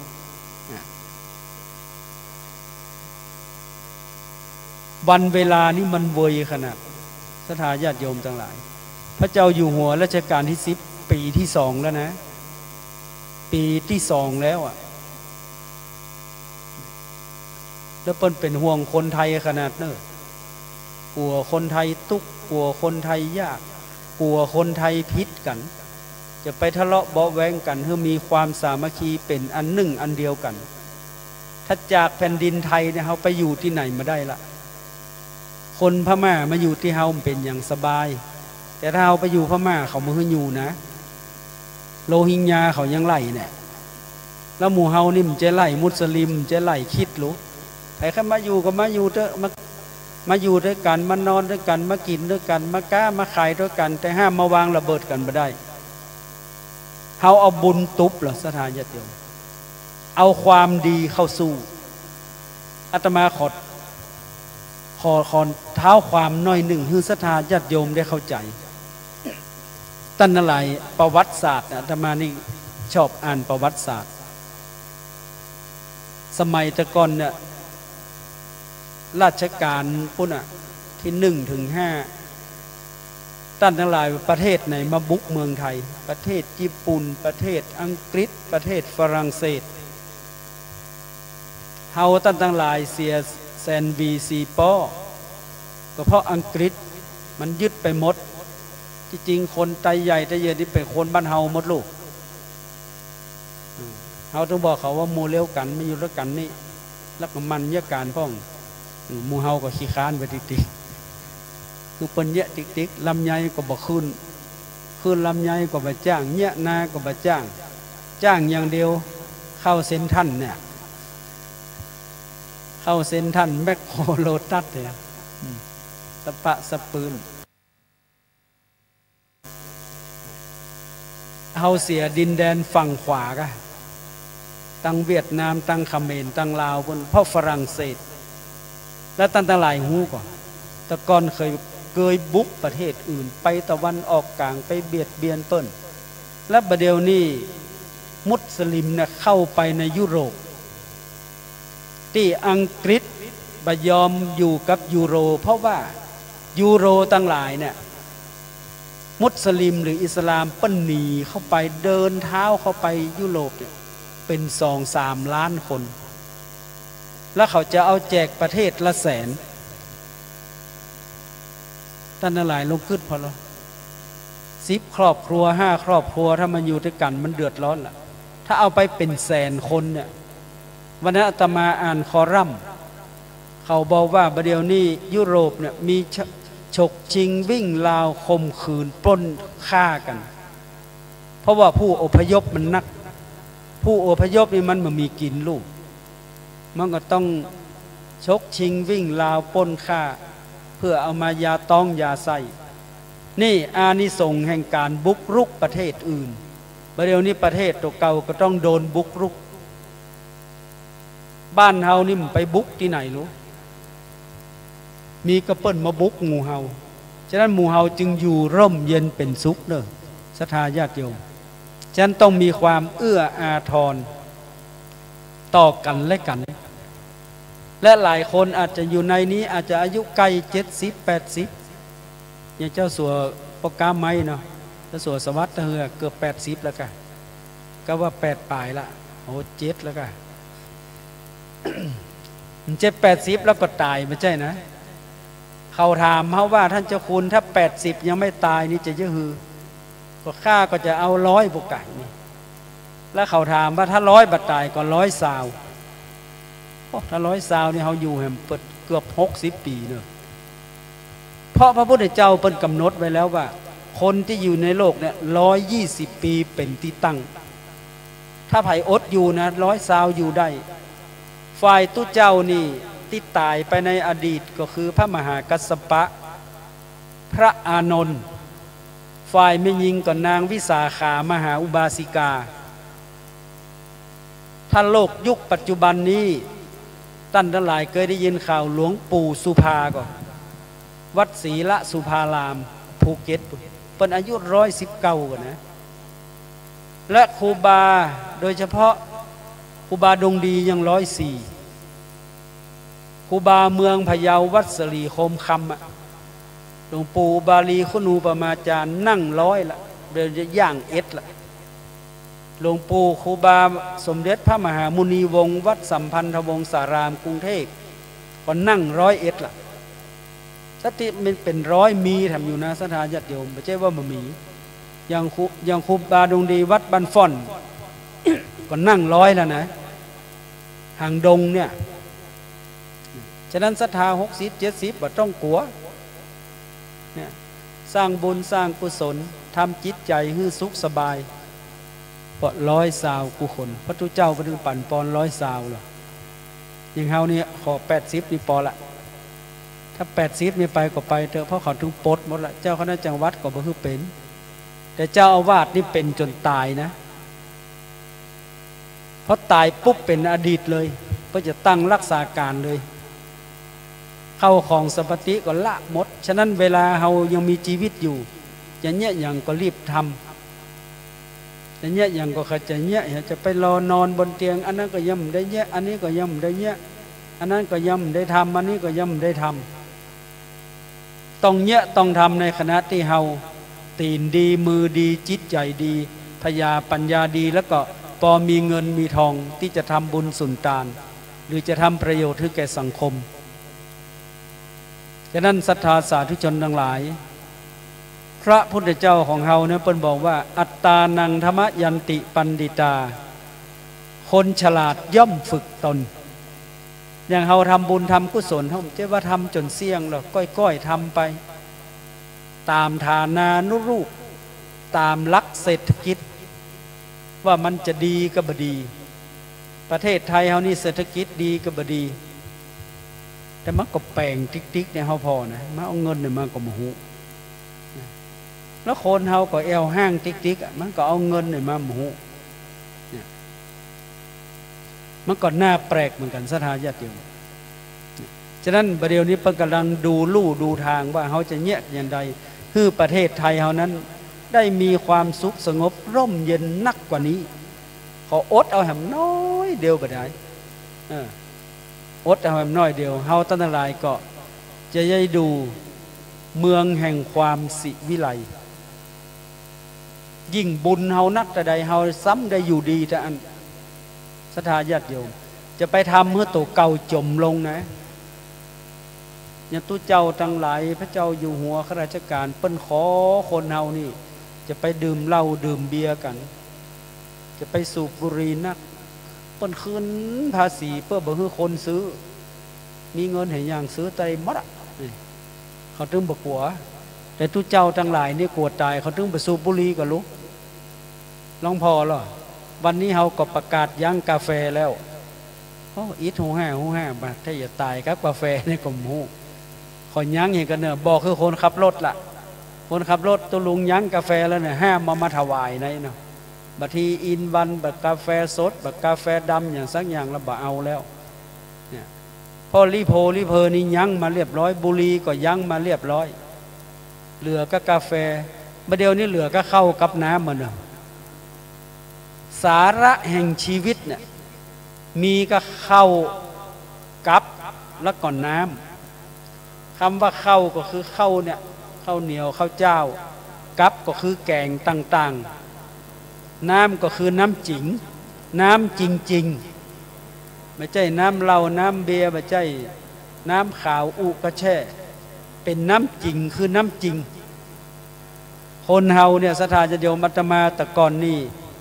เป็นคนที่เก่งอักขระพยัญชนะภาษาแต่บ่เข้าใจคำว่าน้ำจริงคำว่าจริงนี่บ่เข้าใจเป็นยังไงว่าน้ำจริงเฮามาพดมาป่องกับไปฟังหลวงปู่วัดพระบาทมิ่งเมืองแป้เฮาเขาไปกราบเปิ้นว่าใดคนบะเดียวนี่กินน้ำปลอมน้ำจริงมันบ่กินโอ้เข้าคิงทันทีเป็นว่าน้ำจริงเนี่ยคือน้ำเย็นเนี่ยว่ะน้ำโพลาริสน้ำขวดเท่าเนี่ยไม่ใช่ในอันนั้นนะเป๊ปซี่โคลาไม่ใช่น้ำเย็นนะน้ำจริงน้ำจริงๆเนี่ยเป็นว่าคนเจียงใหม่ละปูนี่โดนคนกรุงเทพครอบงำหรออย่างคำว่าจานเข้าเนี่ยศรัทธาญาติโยมเฮาท่านหลายลืมกำเมือง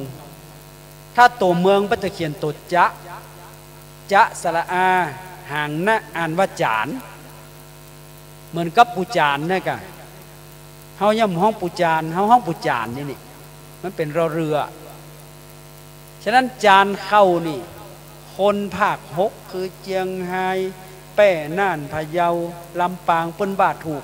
เปิ้นว่าจานเข้าอีกแต่เฮากลัวประตันกรุงเทพจานข้าวอีหลงเฮามาเข้าคิงประเดียวแต่ว่าน้ำจริงก็คือน้ำโพลาริสนี่ว่ะน้ำบ่อนี่ว่ะเป็นว่าอีกเข้าคิงแล้วก็เข้าใจฉะนั้นศรัทธาก็ขอฮือตั้นทั้งหลายนี่ปากันเข้าใจเนอะแล้วก็นำไปประพฤติปฏิบัติการปฏิบัติธรรมนี่เอาศีลก่อนเถอะศีล5 ข้อวันนี้ข้อ1เฮาฆ่าทรัพย์ตัดชีวิตก็ข้อ2เฮาลักของไผก็ข้อ3พิษลูกพิษเมียพิษผัวไผก็ข้อ4จุหลอกลวงพางไผก็ข้อ5ดื่มกินสุราเมรัยหรือไม่ฟินเฮโรอีนกัญชายาบ้ายามายาอียาเลิบเนี่ยถ้าบ่มีสิ่งเหล่านี้ศีล5เฮาก็บริสุทธิ์ถือว่าเฮาปฏิบัติธรรมนั้นยิ่งคนปฏิบัติศีลนักเท่าใดฮือตานนักเท่าใดเจริญสมาธิภาวนานักเท่าใดบ้านเฮาก็มีความสุขสงบร่มเย็นนักขึ้นเท่าอันฉะนั้นประเดี๋ยวนี้หนาวมันจะไปฮ้อนมันจะมาไปจะไปจมเนอะคนเฮานี่หนาวก็จมฮ้อนก็จมฝนตกก็จมฝนบ่ตกก็จมที่จริงถ้าเฮาสวดมนต์ทำวัดกันตามปกติธรรมดามาวัดกูวันศีลน่ะฝนจะตกถูกต้องตามฤดูกาล บ้านใดเมืองใดมีคนรักษาศีลโอยตานนักบ้านนั้นเมืองนั้นจะอุดมสมบูรณ์ไปด้วยพืชพันธุ์ธัญญาหารผลไม้รากไม้เจริญนั้นบ้านเฮานี่มีของกินนะอย่างนักแท้นักว่าศรัทธาญาติโยมมันเป็นครัวอาหารเป็นครัวของโลกมันมีที่ไหนที่จะอุดมสมบูรณ์เต้าบ้านเฮาเมืองเฮาฉะนั้นก็ขอให้หมู่เฮาเนี่ยได้อนุโมทนาต่อบรรพบุรุษของหมู่เฮาที่เปิ้นได้สร้างได้สมสิ่งที่ดีๆไว้คือแก่ลูกหลานโดยเฉพาะหมู่เฮาได้สืบทอดเจตนารมณ์ของเปิ้นฉะนั้นเฮาจะต้องได้สืบลูกแตนหลานทำความดีไว้ให้ลูกทำความถูกไว้ให้หลานลูกหลานของเฮาที่จะมาในปลายหน้าคือเขาได้หนีจากภัยได้ไกลจากเวรได้เสวยแต่ความสุขอย่างเดียวและเฮาทั้งหลายจึงจะได้ชื่อว่าเป็นลูกศิษย์ขององค์สมเด็จพระสัมมาสัมพุทธเจ้าอย่างแท้จริงนั้นวันนี้อาตมาก็ขอยุติการแสดงพระธรรมเทศนาไว้เพียงแค่นี้ก็ขออนุโมทนากับว่าที่ร้อยตรีดร.สราวุธเมืองอินท่านอาจารย์ลุยพร้อมด้วยคณะศิษย์ทั่วประเทศทั้งที่มาและยังไม่ได้มาก็ขออนุโมทนาโดยท่านทั้งหลายได้กระทำความดีความงามหรือกุศลผลบุญตั้งแต่ต้นจนถึงกาลบัดนี้เพื่อจะอุทิศสักการปนาผลไปเพิ่มเติมเสริมทรงปูชาดวงวิญญาณบริสุทธิ์ของท่านครูบาเจ้ามหาทองสุขหรือท่านพระครูสุวรรณประยัติโกวิทก็ขอราธนาดวงวิญญาณของท่านจงมารับรู้รับทราบอนุโมทนาสำเร็จเป็นปัตตานุโมทนาใหม่พร้อมโดยอำนาจของพระรัตนตรัยคืออำนาจของพระพุทธเจ้าพระธรรมพระสงฆ์อำนาจของบุญกุศลที่ท่านทั้งหลายได้กระทำมาตั้งแต่ต้นจนถึงกาลบัดนี้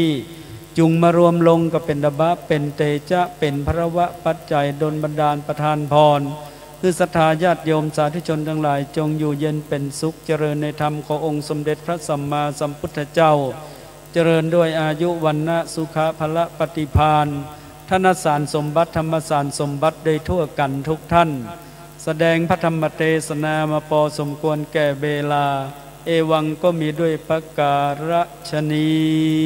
สาธุสาธุสาธุโอกาสบัดนี้นะจะได้ทำการตานเครื่องไทยธรรมนะครับก่อนจะตานเครื่องไทยธรรมตามจารีตที่อาจารย์รุยถือปฏิบัติมาโดยตลอดก่อนจะมีศาสนาพุทธนั้นเราก็มีพระพุทธเจ้าวัดนี้จะทำการประเคนปูจากุลพระพุทธแห่ก่อนขอกราบเรียนเชิญพ่อเลี้ยงธนวัฒน์ชัยวุฒินะครับแล้วก็อาจารย์โดนะครับเป็นตัวแทนประเคนพระพุทธนะมานับสังฆทานที่อาจารย์นะครับเนี่ยพ่อเลี้ยงธนวัฒน์ชัยวุฒิพร้อมกับอาจารย์โดนะครับมาประเคนด้วยกันเพราะสองท่านนี้ให้ความเคารพนับถือซึ่งกันและกันและที่สำคัญนับถืออาจารย์ขอบคุณครับพ่อครับนะประเคนด้วยกันเลยเนอร์นะครับพระพุทธตรงหน้านะครับพ่อซ้ายมือครับอันดับต่อไปนะครับขอกราบเรียนเชิญคุณแม่เลี้ยงโชติรสฉายหมอกนะครับจากประเทศฮ่องกงคุณพันธิลาณระนองนะครับประเคนปูจากุลพระพุทธแห่มท่านหนึ่งนะครับ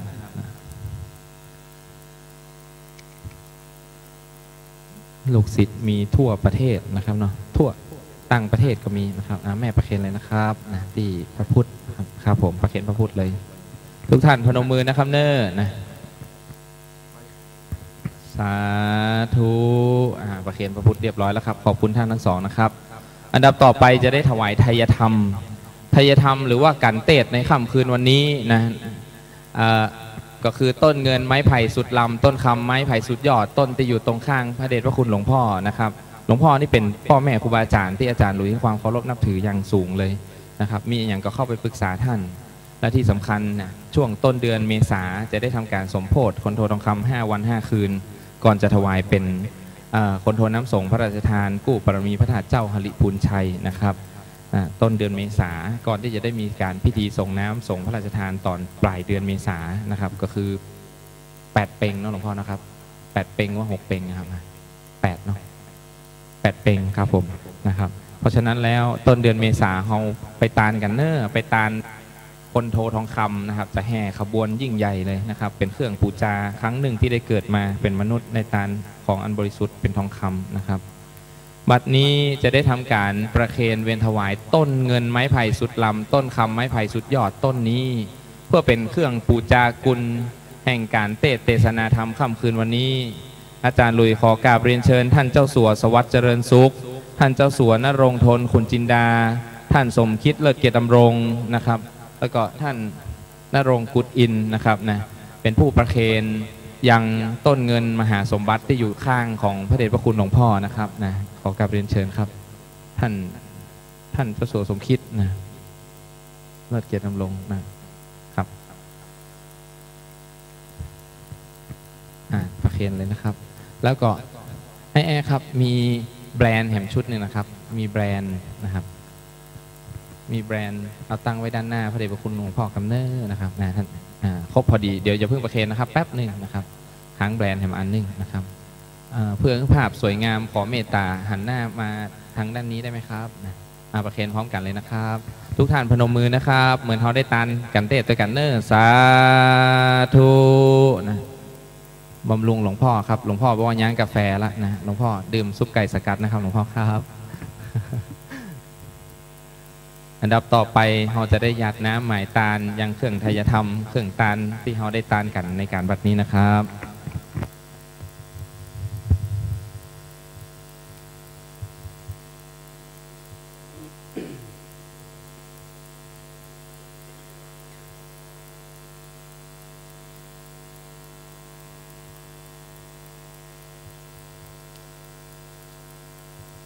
ยะถาวาริวหาปูราปริปุเรนติสากรังเอวะเมวะอิโตทินังเปตานัง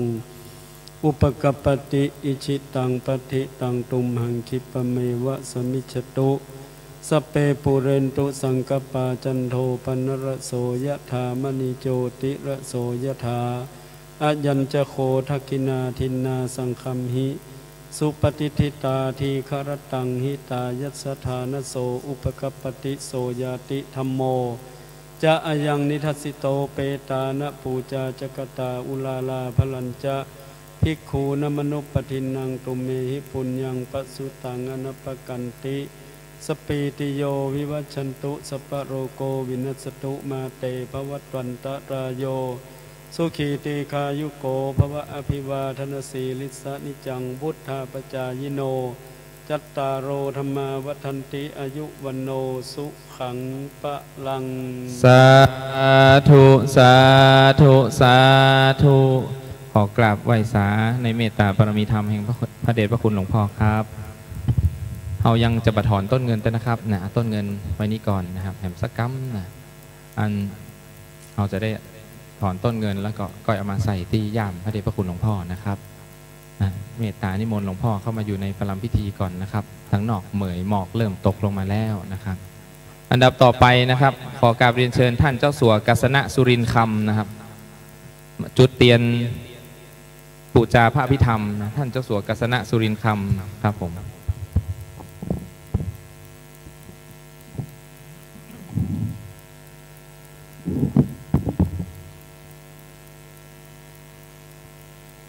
ขอกราบเรียนเชิญท่านร้อยตำรวจเอกสุรการมูลมอนนะครับท่านรองผู้บังคับกองร้อยตชด333นะครับจุดเทียนส่องธรรมจุดขออภัยครับจุดเทียนพระอภิธรรมนะครับขอกราบเรียนเชิญท่านครับทั้งสองท่านนะครับนะเจ้าสัวกัสณะจุดซ้ายนะครับเนี่ยปูจาพระอภิธรรมซ้ายนะครับแล้วก็ท่านร้อยตำรวจเอกสุรการจุดพระอภิธรรมขวานะครับแล้วก็ท่านสุรการจุดธูปตัวเนอร์นะครับนะเจ้าสัวกัสณะจุดเบื้องซ้ายนะครับนะสาธุนะ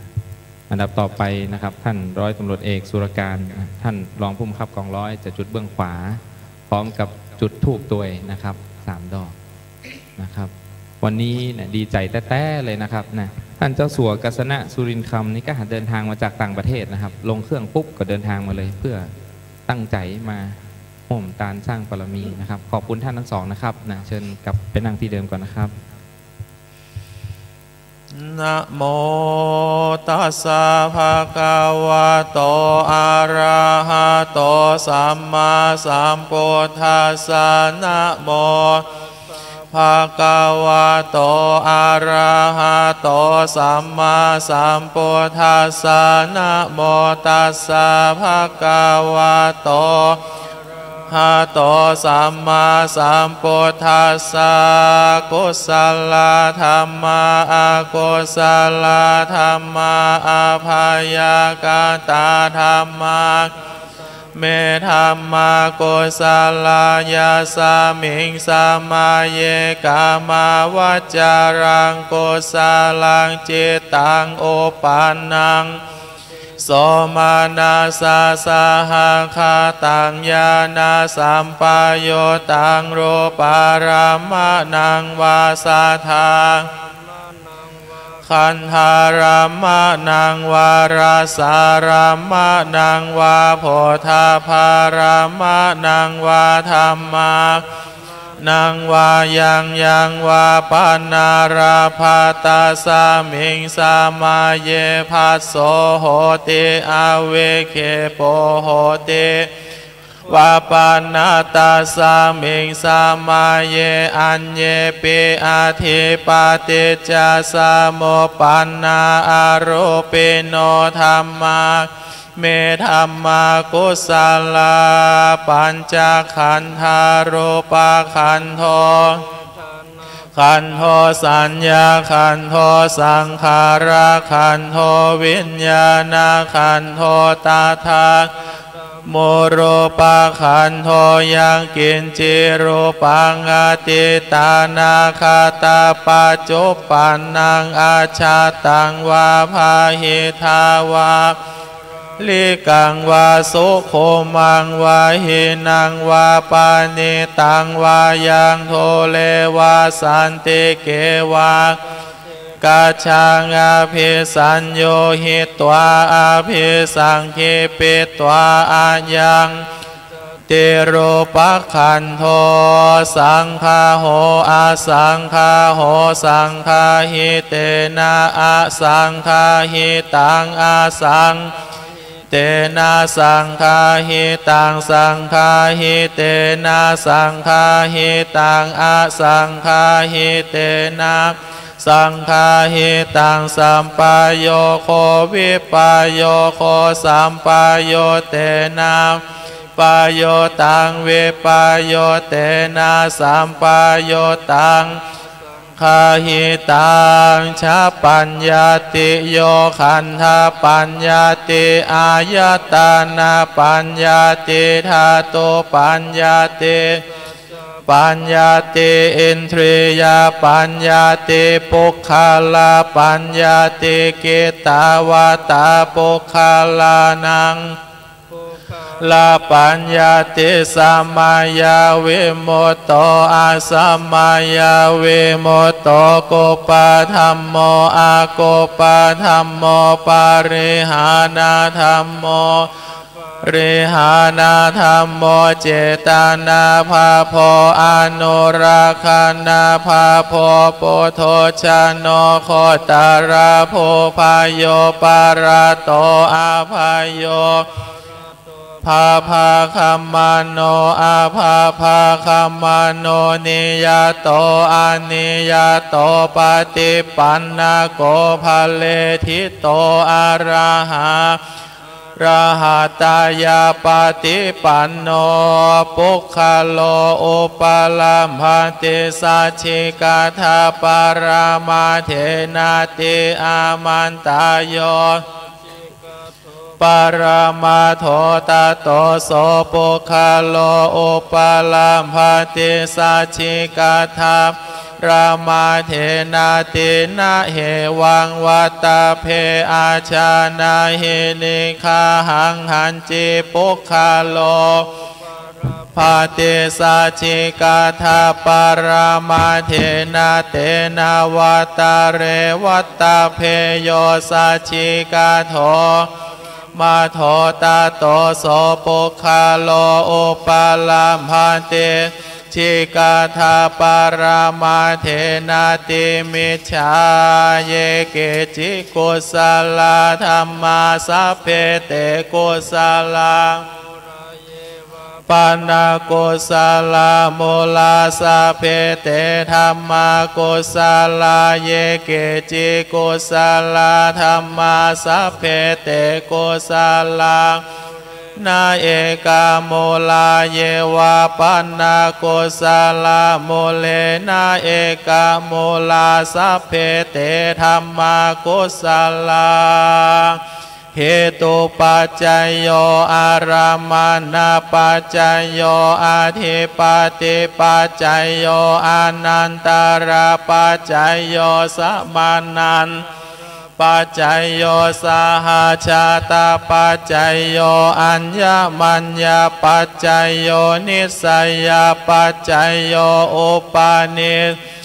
ปัจจยโยปุเลชาตาปัจจยโยปัจฉาชาตาปัจจยโยอาเสวนาปัจจยโยกัมมาปัจจยโยวิปากาปัจจยโย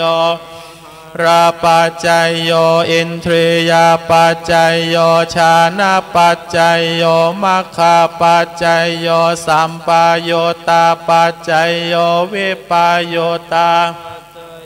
อาทิปัจจยโยนาทิปัจจยโยวิคาตาปัจจยโยอาวิคาตาปัจจยโยสาธุสาธุสาธุโอกาสบัดนี้นะพระเดชพระคุณเจ้าพระคุณเจ้าได้ทำการสวดพระอภิธรรมเป็นที่เรียบร้อยแล้วบัดนี้จะได้ทำการทอดผ้าบังสกุลเพื่อเป็นการปูจาปรมิธรรมแห่งพระครูบาเจ้าทองสุขสิริวิชโยบัดนี้เจ้าหน้าที่นะไอ้แอ้นะซึ่งเป็นพี่นานที่คอยจัดการในขณะนี้กำลังจะได้เตรียมผ้านะให้กับตัวแทนของหมู่เฮาท่านทั้งหลายนะครับอันดับแรกขอกราบเรียนเชิญท่านเจ้าสัวสวัสดิ์เจริญสุขนะครับได้ประเคนผ้าพร้อมด้วยปัจจัยนะครับท่านแรกขอกราบเรียนเชิญท่านครับนะครับเดี๋ยวนั่งก่อนนะครับท่านวางแล้วท่านนั่งก่อนเดี๋ยวเราจะประเคนวางผ้าพร้อมกันนะครับท่านที่สองขอกราบเรียนเชิญพ่อเลี้ยงพลพัฒน์ลีตระกูลแม่เลี้ยงจุฑามาศเขียวศิระยากรนะครับขอกราบเรียนเชิญนะครับทั้งสองท่านจะวางผ้าเป็นวางผ้ากับพระรูปที่สองเดี๋ยวท่านเจ้าสัวอย่าเพิ่งไปนะครับเดี๋ยวรอพร้อมๆกันนะครับท่านที่สามขอกราบเรียนเชิญพ่อเลี้ยงสรายุทธแม่เลี้ยงประภาพรพรเรืองวงนะครับ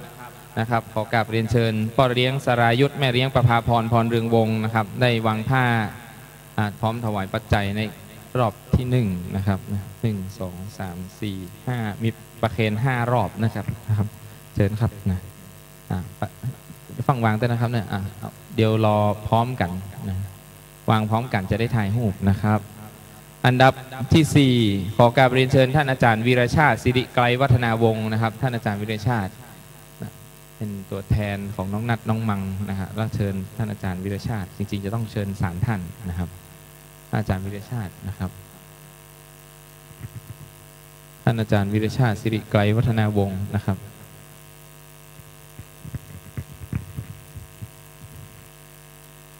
งั้นขอเชิญท่านนายกสุภานิมิตรวรกิตินะครับได้โปรดเมตตานะเป็นผู้วางผ้ารูปที่4นะครับขอกราบเรียนเชิญท่านครับนะท่านเป็นนายกเทศมนตรีตำบลสันกำแพงวันนั้นท่านได้บอกอาจารย์หรือว่าอาจารย์เจ้าวันงานอาจารย์ข้าเจ้าจะมาแหมนะครับนะโอ้ดีใจแต่ขอบคุณท่านนักนะครับเนอร์นะครับวันนี้มืดฟ้ามัวดินแต่นะครับเนาะขอบคุณทุกท่านเนอร์เขาเป็นเจ้าภาพร่วมกันนะครับนะมามีใครเป็นเจ้าภาพคนใดคนหนึ่งนะครับทุกท่านถือว่ามีส่วนร่วมของอาจารย์ลุยทุกคนเลยนะครับวันนี้ต้นเงินนี้หมู่เฮาเป็นเจ้าภาพพร้อมกันนะครับแหมสกรรมเขาก็จะได้ถวายเสร็จเรียบร้อยพระสงฆ์องค์เจ้าปั่นปอนอาจารย์ลุยหยาดน้ำตอนอาจารย์ลุยหยาดน้ำตอนหยาดน้ำนี่นะครับตอนที่อีทังนี่คอกองแห่เล่นเพลงฟ้อนผีมดนะครับตอนหยาดนะครับจะได้จริงๆเป็นห้องเพลงมวยท่านนะแต่ว่า จังฟ้อนเพิ่นจังเอาไปเปิดเพิ่นเอาไปแห่กันในงานต่างๆมันเป็นเพลงคึกคักนะครับเพลงมวยก็เลยกลายเป็นเพลงฟ้อนผีมดไปเนี่ยพร้อมเลยนะครับประเคนเลยครับสาธุนะครับขอขอบคุณท่านทั้ง4ชุดนะครับขอเชิญท่านกับสุดที่นั่งเดิมได้เลยนะครับอันดับต่อไปจะได้วางผ้า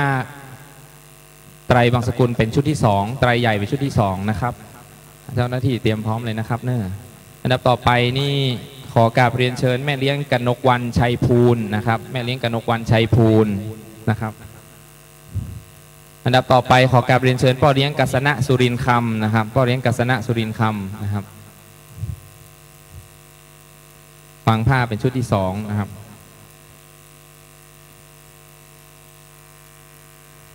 กองแห่เตรียมพร้อมเนอร์นะครับเดี๋ยวพระปั่นปอนเรียบร้อยอาจารย์ลุยอีทางธนกรรมังก็เริ่มเลยนะครับนะเราจะแผ่เมตตาพร้อมกันนะทุกท่านเอาให้กึกก้องไปถึงสวรรค์เบื้องบนเลยเนอร์นะครับพ่อเลี้ยงกัสนะเชิญครับอันดับต่อไปขอกราบเรียนเชิญแม่เลี้ยงวาสินาปุกมณีนะครับพร้อมด้วยลูกสาวนะครับนะครับพร้อมกันเลยนะครับอันดับต่อไปขอกราบเรียนเชิญคุณป้อสมบูรณ์แม่เลี้ยงกัลยากรใจมานะครับได้มาพร้อมกันเลยเนอร์ครับผมแม่เลี้ยงเชิญครับท่านเจ้าสัวพ่อเลี้ยงแม่เลี้ยงนะครับท่านเจ้าสัวโกมลเอาใส่ในย่ามพระเดชพระคุณหลวงพ่อเลยนะครับการเตะถวายพระเดชพระคุณหลวงพ่อครับเพราะตอนนี้หลวงพ่อกำลังสร้างมจร.ลำพูนนะครับหลวงพ่อเอาไปสร้างบุญสร้างบารมีเยอะนะครับเนี่ยอาจารย์ลุยก็คิดว่าการเทศนี้เหมาะสมละที่หลวงพ่อจะได้เมตตาเอาไปสร้างคุณประโยชน์ต่อผมเยอะแยะมากมายนะครับและจะโตยไปตามหลวงพ่อที่วัดอยู่นะครับเนี่ยหลวงพ่อครับนะครับพ่อเลี้ยงสมบูรณ์แม่เลี้ยงกัลยากรใจมารูปที่4นะครับ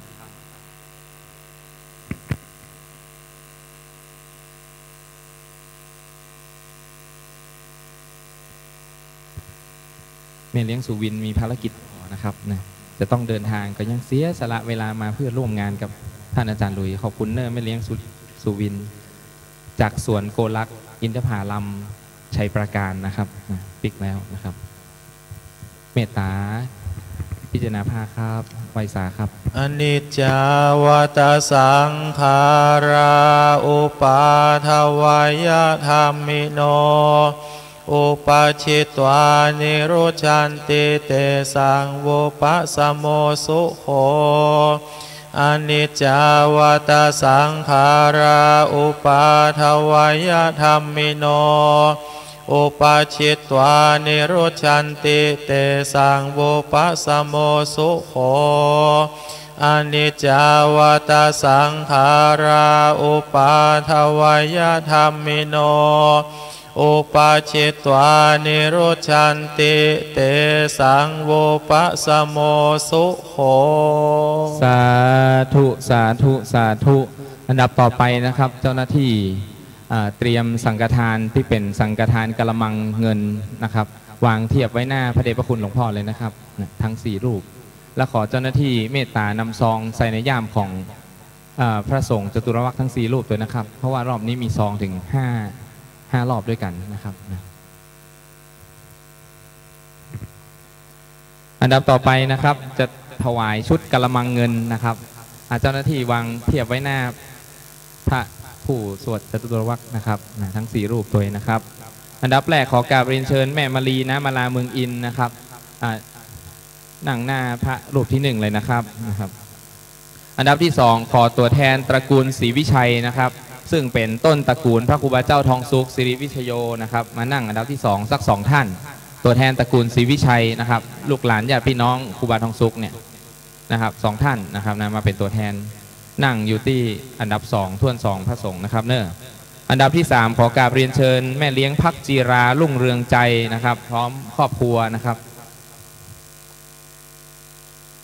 แม่เลี้ยงพักจีรารุ่งเรืองใจพร้อมครอบครัวนะครับนั่งในพระสงฆ์รูปที่3นะครับขออนุญาตนะครับเนอะรอกันคำเดียวนะครับรอถ่ายรูปพร้อมกันอันดับท่วน4ขอกราบเรียนเชิญ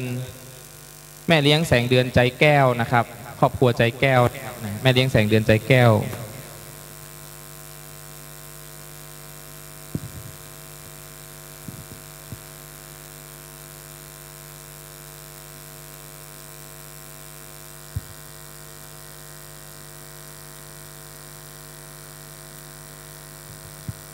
แม่บุญมาแม่ชนัยนะครับปิยนงนะครับขึ้นมาที่พระรูปที่ 4เลยนะครับ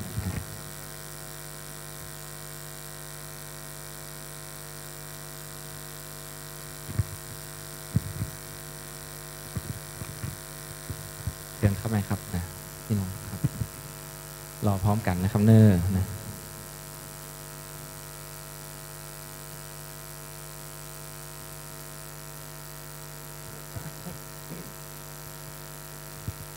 ประเคนพร้อมกันนะครับช่างถ่ายภาพจะได้เก็บภาพไว้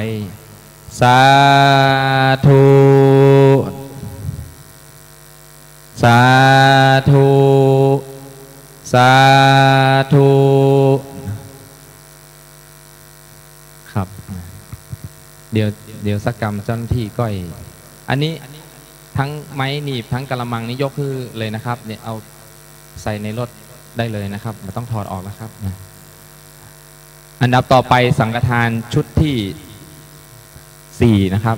เจ้าหน้าที่เตรียมสังฆทานชุดที่4วางเทียบไว้ด้านหน้าเลยนะครับ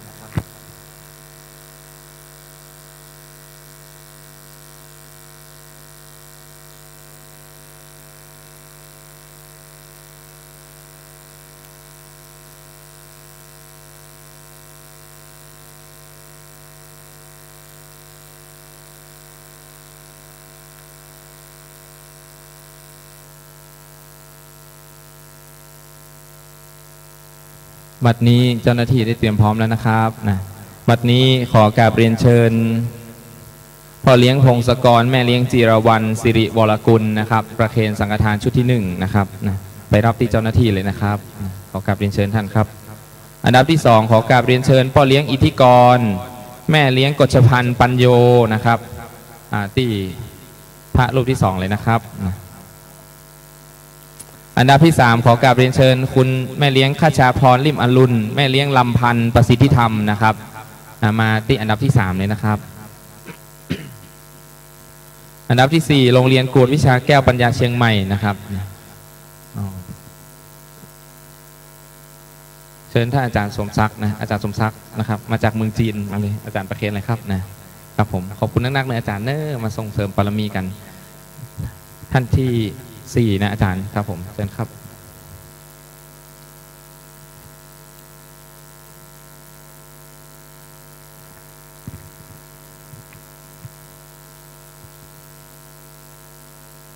วันนี้นะครับถึงแม้พิธีการจะเลื่อนเวลาไปสักน้อยแต่มูเฮาม่วนอกม่วนใจเนาะอยู่ท่ามกลางเงินคำกำแก้วนะครับเนาะเดี๋ยวเขาจะได้ช่วยกันทอดสตังค์มอบตาลต่อเลยนะครับจ่ายเป็นก้าอันนี้ท่านนายกได้เตรียมเจ้าหน้าที่กองคลังมาเพื่อรับเงินปัจจัยแล้วไปเข้าแบงก์แล้วก็จะได้มอบให้ช่างในวันพรุ่งนี้ต่อไปนะครับสังฆทานชุดที่5นะครับเตรียมพร้อมนะครับนะครับอันดับต่อไปนะครับสังฆทานชุดที่5นะครับขอกราบเรียนเชิญท่านเจ้าสัวโกมลสาธรนะครับคนแรกนะครับอันดับที่2นี่ขอกราบเรียนเชิญแม่เลี้ยงปุนิกาเสียงสนอนะครับอันดับที่3ขอกราบเรียนเชิญจ่าเอกสรัญญพงษ์จันนวลแล้วก็แม่เลี้ยงสุพิชยาภักวรัตนัยรัศมีนะครับอันดับที่3ขอกราบเรียนเชิญครับประเคนสังฆทานชุดที่3นะครับอันดับที่4ขอกราบเรียนเชิญท่านในห้างวิโนดซัดเดย์นะครับท่านในห้างวิโนดซัดเดย์นะครับประเคนพระสงฆ์รูปที่4นะครับในห้างวิโนดซัดเดย์นี่เป็นเจ้าสัวใหญ่นะครับรถดีมีคุณภาพอยู่ที่ในห้างใครอยากได้อันดับที่2ครับไปเลยครับท่านในห้างอันดับที่4นะครับคุณปุณิกาอันดับที่2นะครับจ่าเอกสรัญญพงษ์จันนวลแล้วก็แม่เลี้ยงสุพิชาภัก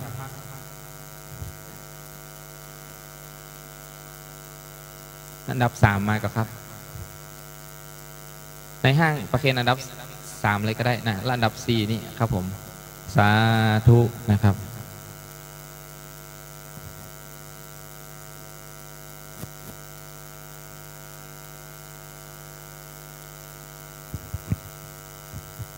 อันดับที่4ท่านสำริดธนัญชัยนะครับเป็นตัวแทนญาติโยมประเคนนะครับขอกราบเรียนเชิญครับลูกศิษย์ลูกหามีทั่วสารทิศนะครับเพราะฉะนั้นเราก็เอาตัวแทนเนาะนะครับมาประเคนโดยกันนะครับ อันดับต่อไปนะครับจะได้ประเคนพ่ออาจารย์นะครับสังฆทานพ่ออาจารย์มาฮับที่หน้าของอาจารย์ลุยนี่นะครับเราจะเอาปอนกันรวดเดียวเลยนะครับขอกราบเรียนเชิญน้องปอน้องปองน้องมิกน้องนุกนิกนะครับ4 คนนี่มาประเคนที่หน้าพ่ออาจารย์นี่นะครับนะห้องจื้อเล่นนะครับลูกหลานใจง่ายใจสอยง่ายนะครับนะประเคนสังฆทานชุดนี้น้องปอน้องปองน้องนี่เพ่ครับตรงนี้ครับนะพ่ออาจารย์อยู่ตรงนี้นะครับอันดับต่อไปขอกราบเรียนเชิญพ่อเลี้ยงจักรพันธ์บุญชูนะครับแม่เลี้ยงรัชนีจิโนสวัสดิ์นะพร้อมครอบครัวนะไอเอ็มผลไม้นะครับประเคนพ่ออาจารย์นะครับไอเอ็มมาพอดีนะครับลูกศิษย์คนนี้นับถืออาจารย์ลุยตั้งแต่เป็นละอ่อนแล้วนะครับนะขายผลไม้เนี่ยสุดเส้นที่ท่านเห็นไปจนถึงดอยตินะเนี่ยพ่อเลี้ยงเนี่ยเป็นคนเอาไปส่งนะครับเนี่ยนะร่ำรวยจนพ่ออาจารย์มินิครับมินินี่บัดนี้นะครับขอกราบไหว้สาอาราธนาเมตตาคือปอนครับผม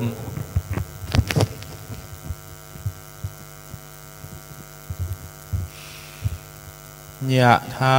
วาริวหาปุราปาริปุเรนติสาคารังเอวะเมวะอิโตทินังเปตานังอุปกปติอิชิตังปฏิตังตุมหังคิปะเมวะสมิจฉตุสัพเพปุเรนตุสังกปาจันโทปนรโสยะถามณิโชติระโสยะถาเววันชันโตสาภะโรโคเวนัสตุมาเตภวัตวันรายโยสุเข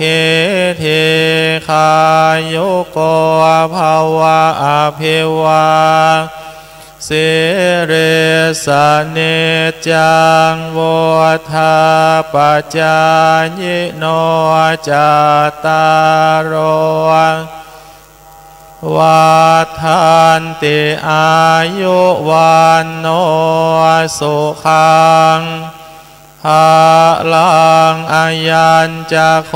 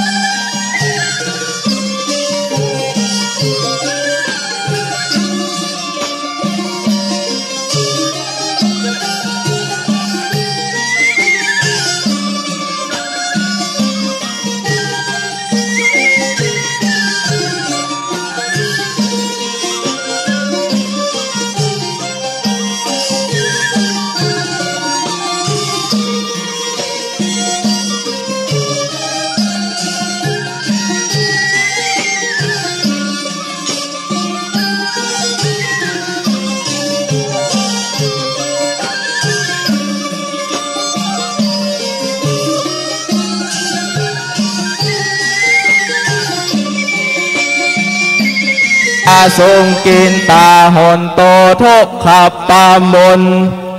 สัพพะสัมปัตตินังสามิจฉันตุโวกายเยนะวาจายะวาเจตสาวาพุทเทกุกัมมังมะยายังพุทโธปฏิคันหาตุอัจจยันตังกะรันตะเรสังวะรีตุงวะพุทเทกายเยนะวาจายะตะสาวาธรรมเมกุกัมมังปะกะตังมะยายังธรรมโมอาจายันตังการันตะเรสังวาริตุงวะธรรมเมกายเยนะวาจายะวาเจตสาวาสังเคกุปะกะตังมะยายังสังโฆอาจายันตังการันตะเรสังวาริตุงวะสังเควันตามิเตสัพพังอปาราทังขามาทะเมพันเตมยากาตังปุญญังตังมินาตาตัพพังสาตุสาตุอนุโมทามิทันติอายุวันโนสุขังปะลังสาธุสาธุสาธุวันนี้ถือว่าเป็นการทานมหาทานอันยิ่งใหญ่ที่เราท่านทั้งหลายได้มาร่วมกินร่วมทานขอกราบเมตตาพระเดชพระคุณหลวงพ่อทุกรูปหากว่าได้ประมาทพลาดพลั้งหรือว่าต้อนรับพระเดชพระคุณหลวงพ่อมาทั่วถึงก็ขอไวยสาขอสุมาคารวะและตลอดถึงขอกราบไหว้วันตาขอพระคุณในเมตตาที่พระเทรานุเถระสามเณรเถรเจ้าได้โปรดเมตตามาฟังพระธรรมเทศนาร่วมกันในวันนี้ตลอดถึงขอขอบคุณท่านผู้มีเกียรติทุกท่านที่ได้โปรดเมตตาเดินทางมาได้มาร่วมกินร่วมทานกับอาจารย์นะครับของทุกท่านได้ทรัพย์กลับไปนักกว่าเก่า100 เท่าพันเท่าทวีคูณวันนี้ได้เสียสละเวลามีค่าได้มาร่วมกินหอมทานกันก็ขอฮึ่งร่ำฮึ่งรวยฮึ่งมั่งฮึ่งมีฮึ่งเป็นเศรษฐีมหาเศรษฐีทั่วหน้ากันทุกคนเด้อสาธุสาธุสาธุในโอกาสนี้นะครับจะได้ทำการถอนต้นเงินนะครับลงทานนะครับลงทานคืนนี้มีข้าวต้มทะเลเนอะกินข้าวต้มแล้วก็มาฮับวัตถุมงคลที่อาจารย์ลุยได้นะครับตอนนี้ขอเชิญลูกศิษย์พ่อใจขึ้นไปบนนกหัสนีลิงนะครับเอาต้นเงินลงมานะครับเจ้าหน้าที่ทหารช่วยตัวนะครับเจ้าหน้าที่ตำรวจเอาอย่างก็ต้นเงินลงมาช่วยกันนะครับนะโมทนานะครับสาธุเดี๋ยวอาจารย์ขออนุญาตแจกของดีนะครับยกมากลางนี่เลยนะครับ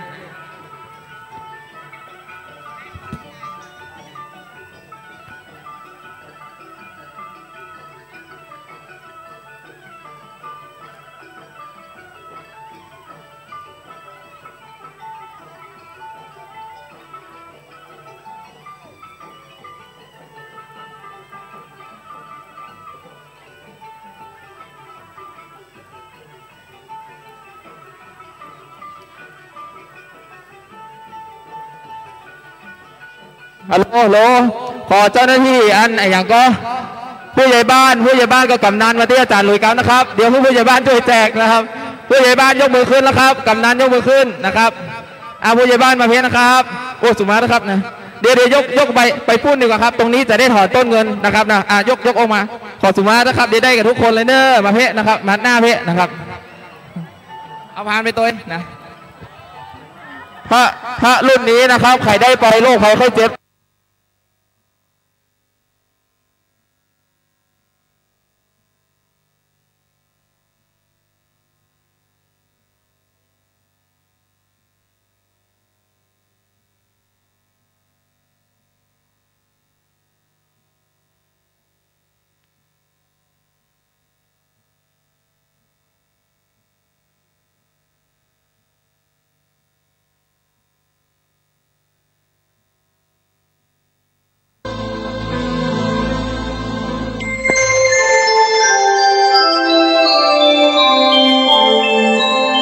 ณะนี้ท่านกำลังฟังสถานีวิทยุกระจายเสียงพระพุทธศาสนา FM 104.5 เมกะเฮิรตซ์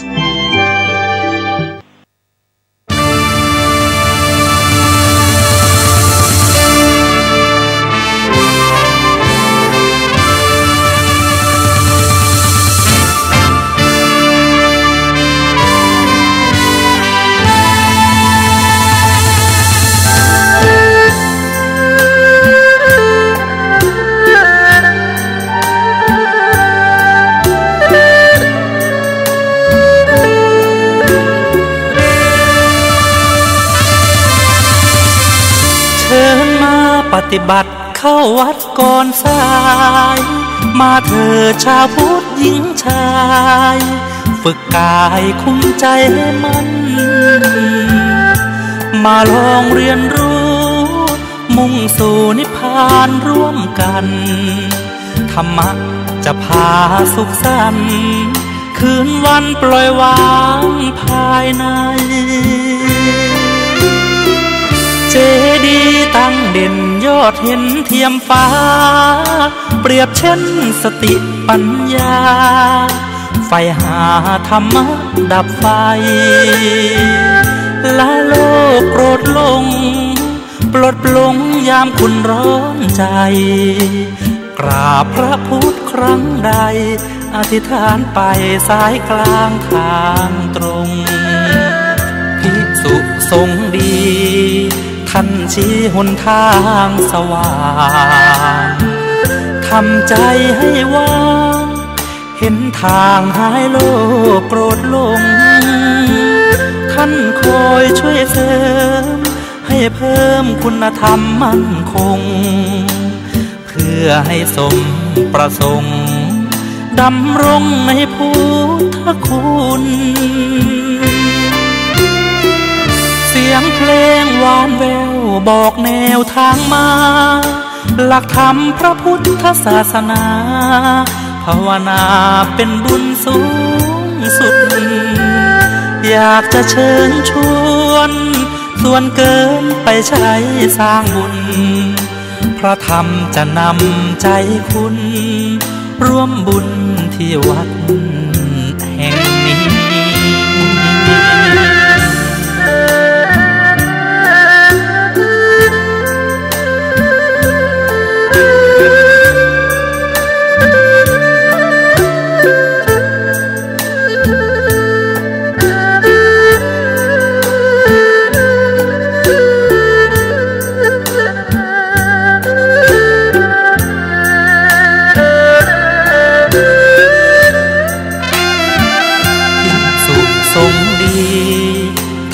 ชี้หนทางสว่างทำใจให้ว่างเห็นทางหายโลภโกรธลงท่านคอยช่วยเสริมให้เพิ่มคุณธรรมมั่นคง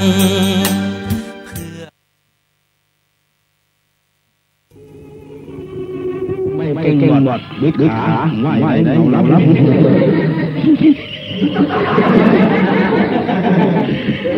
เดี๋ยวไม่ได้เอารับดูดังเนี่ยต่ำจนเงิน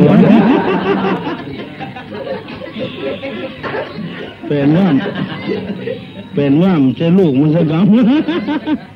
เป็นอุ้มพ่อมันเหี่ยวกองงูเป็นผัวมันโคตรแต่เจ้าก็มาอุ้มมาเลี้ยงมัน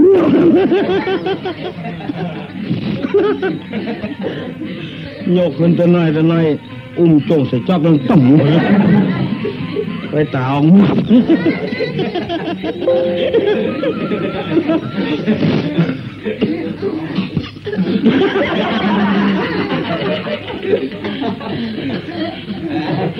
หนีไม่นอนเนี่ยแถมสะบืดคนเข้าประจานให้หูคิงอะเนาะการบาดที่นอนคนเดียวต่ำก้มการตัวเองจุ่มตัวเองไปแล้วมา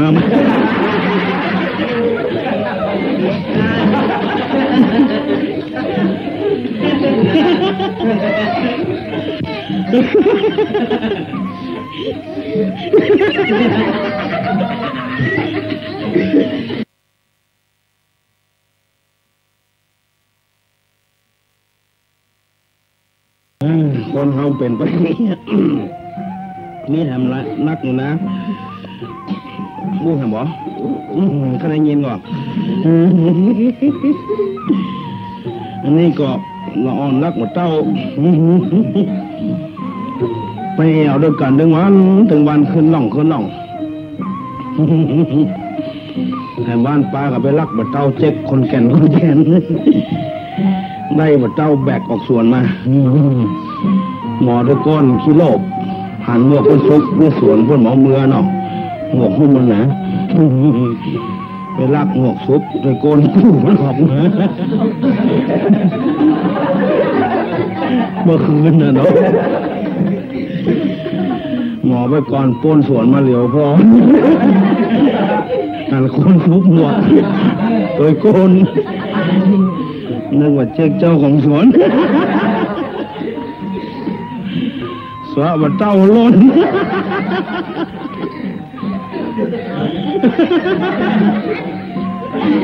ไอตัวซุ้มหมวกหันกู้มันโล่นอย่างมาบุกกัน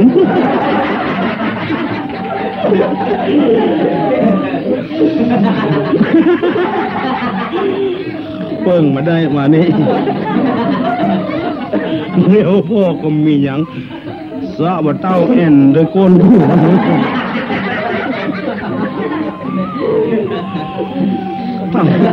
ไปที่ไหนที่เบาเร็วพ่อโตมาอยู่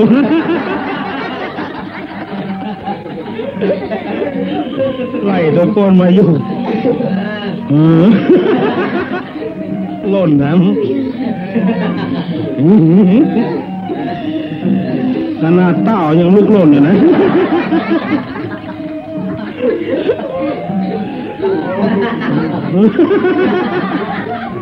นักแกหมดเลย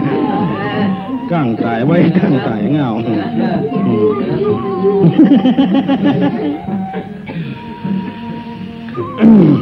เนี่ยนักอันหนึ่งก็ขมุกนะขมุกไปเอาศีลขมุกเอาศีลก็ทุกเจ้ามาอยู่บ้านวัดกลมเข้าพระเจ้ากลมไหวเมียมก็รำคาญสูยังไปวัดไปวายพ่องเปิ่นไปทำบุญทำทานสูยังไปข้าไปประจ้างนะไม่จ้างมันจะได้นะครับโอ้ยก็ไปฮับศีลฮับปอนเพิ่นกลางฮับศีลมาจะได้ก็กันทุกเจ้าไหวได้สูก็ไหวอย่างนั้นกะไม่ยากอย่างสวยไปก็ไป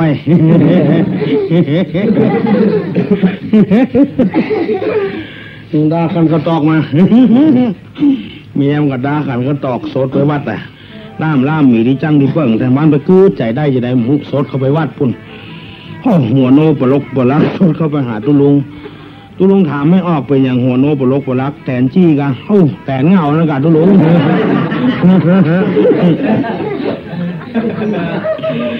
มันแตนเงาอย่างไรมัน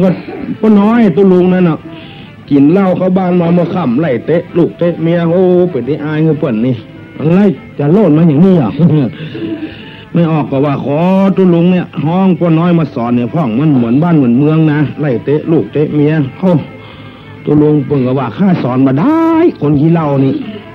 มันลวกไม่จะถ่ายเหลือลูกมาได้ยังขอเบิ้นหามไปตีอยู่ข้าเดิมสอนขอเด้อตุลุงเหยไม่ออกก็ขอเข้าตุลุงกับอินดูเนาะข้าอย่ามาสอนจะสอนไม่ออกเลยขี้แซมขี้จมขี้ด่ากันว่าพอออกเมาเหล้าเข้าบ้านมาไม่ออกเก็บไปว่าอย่างนั้นมันกะปล่อยมันว่าคนเดียวกะพ่อมันอบไปได้นะคนอบไปได้มี10 หัวกับโน้ทั้ง10 หัวนะขอเข้าตุลุงกับลำคาญปลาน้ำต้นมาไม่ออกกับน้ำต้นใส่น้ำมาคือตุลุงกับมนใต้มนเหนือเอาน้ำมนข้านี่ไปเนอะไม่ออกเนอะอันน้ำมนข้านี่นะไม่ใช่เหมือนเปิ้ลไม่ใช่กินไม่ใช่ตาใจอมมันอ่ะเบิ้นกับป้าน้อยเมาเหล้าเข้าบ้านมานะเข้าใจถ้ามันว่าอย่างเข้าใจเทอมไหมเนอะไม่ออกอย่าไปว่าอย่างนั้นมันอย่าไปลืนเข้าเนอะถ้าลืนเข้าก็ไส้ร่อนหมดอ่ะอย่าไปปูดออกเนอะเขี้ยวล่มหมดอ่ะเนี่ย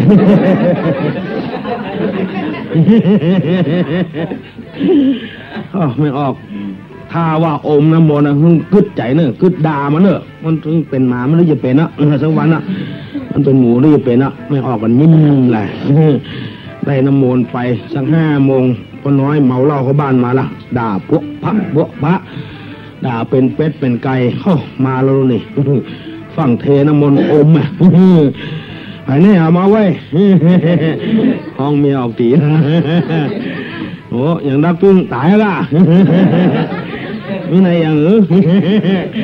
ต่อคนเข้ามายิงแก้มปุดน้ำมนต์ย้อยมันก็ด่าจะพูดออกกับกลัวเขี้ยวลมจะลื่นเข้ากลัวใช่หรือเปล่าอมไว้มันน้ำมนต์ก็ย้อยปากปิกชิกคนเข้าประจายโจโลขึ้นเงินมาเอาแล้วแก้มพูดผัดชาติว่าถ้าอย่าลงมือนักมาหน่อยนี่กำว่าอย่างไรคือมันหนีไปนอนเนี่ยกินข้าวกี่ข้าวแล้วไปนอนเนี่ยวันพูดกับไปยากาศเนี่ย5 โมงป่ายวันพูดเอาทำแล้วด่าทำแล้วไม่ออกก็เทน้ำมนต์อมแหมนี่ใน7 วัน 8 วันก็ด่าอยู่วันที่9 ที่ 10มันมีไปต่อสู้แล้วลงมันมีไปด่าแตนมันละกลมด่าละวันที่11 12มันเข้าหัวไม่อุ้ยตกเก็บตกขาดไปน้อยตาที่จำหูมันทำก็ดีขึ้นมาน้อยละ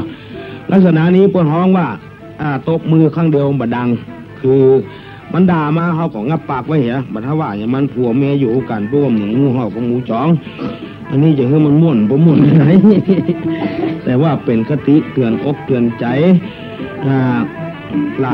ลายอย่างที่เขาได้พินิจพิจารณาผัวขี้เหล้าเมียขี้แซมอันนึงก็กลัวเสียเปรียบคนไปเฮียนกระถาข้าม2 คนนะเฮียนได้มาแล้วเพื่อเอามือตั้งบะเป้ามัดบะเป้าห้อยตั้งมาแถวบ้านกันลองกระถาแหละมัดเป้าห้อยตั้งแหละไอ้เนื่องตั้งก็แล่นเอามือซ่อนดังหลังจีนูกูมันเคี้ยวแถม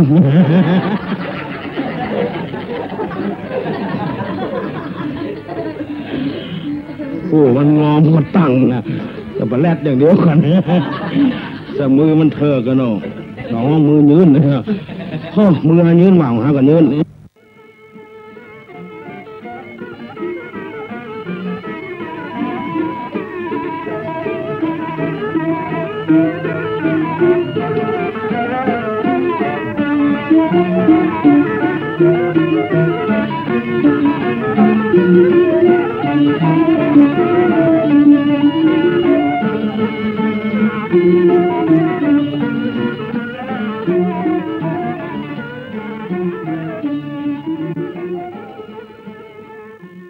ตัวตุลุงตัวครูบานั่งใกล้ครูบาก็อู้ไปอู้มาเสร็จตดหลานออกไอ้โยมมันล็อกหรอกฟังโยกมือไว้ตัวมาเตะตุลุงครูบาอาจารย์มันของการนั่งตดเผยอดไปได้ลมไปในกังกัดตุลุงก็ใจดีขยมห้าไปหามาแบบบ้านยกคือมดตึงสั่งตึงสตางรู้อ่อนมดคิงเอาหน้าเอาตาตุลุงไว้เรียบได้สั่งได้ยอดตุลุงมดกู้มันหันก็ใส่ขี้ไม่ได้ได้ประตูเสียงตุลุงคิงมดนี่มันก็อู้ฟังอันตุลุงบนโต๊ะครูบาบนโต๊ะสุมาแตนเปิ่นนะหัวหน้างาไปเนอะ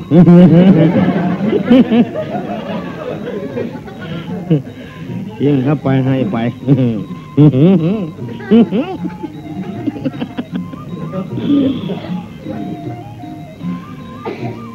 ไปปล่อยมันไปตัวตุลุงนั่งมันถามมันลูกมันนี่ได้พ่องให้ก็นั่งใกล้ให้เขาบนโต๊ะให้ก็สุมาเหี้ยนี่จับไม่ได้นั่งใกล้ครูบาเพราะมันพอใกล้ครูบาคือปวดโต๊ะทุก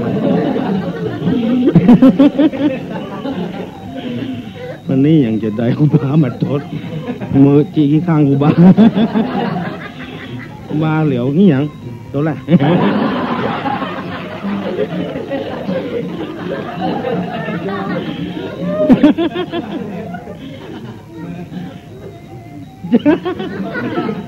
จ่ามกูบาดทดเดี๋ยวตัวนะก้ามตัวแรกกูบากูบาหน้าแดงปดลึงมาทดมาเดินใช้คำมันนั่นมาแผววัดเอาผ้าครัวออกห้องมาแล้วนี่มานี่ก่อนกลับไม่แซ่จดยังขายหน้าขายตาอย่างมาได้อย่างสักอย่างจะตังมาได้สั่งมาได้เสิร์ฟหากู้มันถามเราคิดได้อย่างพ่อบ่าวว่าหลังอันนี้เนาะ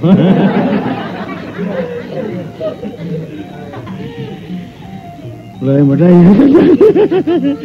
ไปจำบนโต๊ะนั่นมันจะเรื่องบนหัวเนาะบ่อยเปิ้นเป็นตามธรรมชาติกะ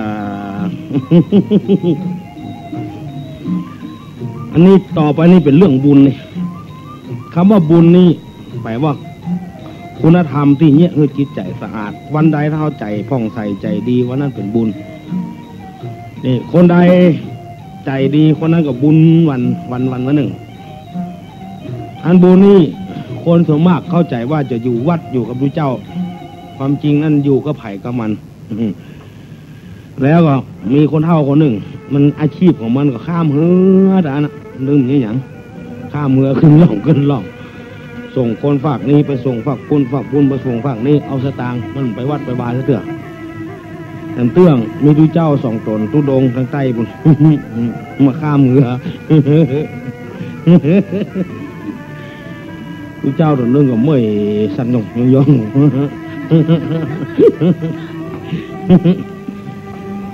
กองข้ามเรือคนเฒ่าเสร็จแล้วคนเฒ่าขอสตางค์ดูเจ้าไทยก็โยมเงินอาตมาไม่มีนะเอาบุญเถอะนะเอาบุญนะโยมนะสาธุเอาบุญดูเจ้าเตียวไปเอิ้นนะโอ้มันไหนสตางค์เว้ยก็อาตมาให้บุญแล้วมันเป็นอย่างไรบุญให้หันบุญดูเจ้าตนเตียนเป็นวัดนี่นะเมื่อยนะควักขี้มูกได้เอากี้กับมือเป็นอ้อมล้อมลำคาญหนกมาได้ก็ถามสตางค์ถามตังค์ก็ยืนอันนี้บุญนี่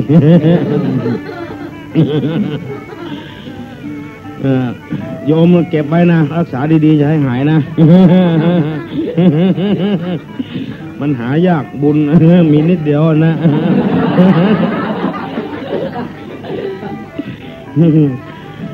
คนเฒ่าข้ามเรือก็เก็บเอาใส่ถุงเสื้อไว้กลัวมันหายเอากระดาษห่อไว้ก็ติดกระดาษเลยเจ็ดตึงกระดาษตึงอย่างเอาจ้องก็ใส่ปากอย่างเค็มแต่ดูเจ้าบุญอย่างเค็มหะไปมาก็ได้กินขี้มูกดูเจ้าหมูจากบุญ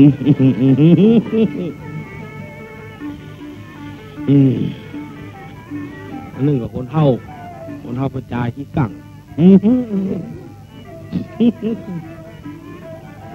แปลงเฮือนหิมกองไก่บนหัวมันลงมาเจ้านุ่งเตียวสะดออย่างใส่ห้างก็ไปจดประตูข้างในก็เปิดหน้าต่างแล้วบนหัวก่อนไข่หัวสตางค์ตกเหี้ยกลางกองใบซาวน้ำซ้ำจะลงข้างในไปเอาคนเฒ่ามันยิงมาบุญคนกลัวบัดตันคนเฒ่ามันยิงเล่นบุญของหน้าต่างมือเปียกทางบนเสร็จเตียวรูดทั้งลงขาลายคุยอยู่ตีนก้อนเตียวพุ่นพันท่านคนเฒ่ามันยิงมาปะเขาใส่อ่านคนเฒ่าประจายมีเตียวหุยก็เต็มกองแต่เล่น ถูกได้เอากันไปบ้านแก่มันผู้ใหญ่บ้านสอบสวนลุงว่าเท่าบ่แก่ไปเนี่ยอย่างอี้ก็มาอายคือบ้านเมืองบ่าโอ้แก่ข้ามใจหิอย่างมันเนอะคนเท่ามันหิงคนนี้นะมันหาเรื่องแต่ข้ามันลุงไม่อย่างนั้นหรอกข้าจะลงเอาสตางค์ลูกอย่างแก้เตียวเหรอมึงก็กลัวเหรอลูกโอ้วันที่ข้าแก้เตียวนะใครรวดไปถ่ายนะยังถ่ายบนหัวเลยเสี่ยงกับบนเห็นร้อยนี่เลยบ่ได้ยังสักอย่างเสี่ยงกับบนแถมร้อยนี่อันนี้เรื่องของเท่านะแถมเรื่องละอ่อนรักเข้าซุกละอ่อนรักเข้าซุกคนเท่าใส่หมวกบ้านได้4 วัน5 วันเข้าผมได้กินไปขอไปผมไปป้าเสียคนเท่าพดให้เข้าเป็นนึ่งเข้ากับล่างเนาะก็ไปหั่นไปไว้ขมอบไม่โอ้ยขอเอ็นดูเด้อข้ามได้กินข้าวได้หมูกี่วันมาละ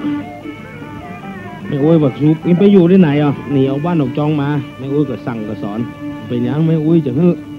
มาท้าให้อ่ะแม่มันถ้าเป็นยังอ่ะไม่โอ้ยก็ยังมาได้เอาเข้าใส่กล่องเดือดซดขึ้นบนเฮือนเนี่ยไปเอาต๋องจะมาห่อเข้าเฮือนน้องมันกลัวได้ห่อเข้าน้อยมันบอกกินนะเนาะมันกองหันไม่เท่าขึ้นเงินโงดเข้าใส่หมวกเอาสูงหัวเสียเข้าลวกหัว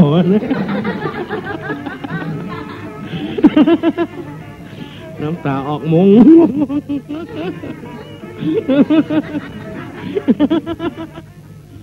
เจ็ดน้ำหูน้ำตาอุ้ยลงเงินมาน้องกินให้อย่างถามแม่ได้อย่าเข้าเองอ่ะแม่อุ้ยเหมือนแม่เอา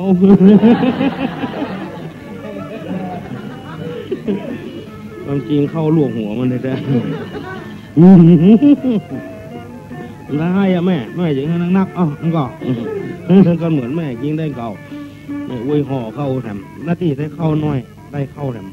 น้อยไป2 น้อยละแล้วก็ได้ปลาบ่วงทำตวงนี่ยังพอได้แถมหมวกนึง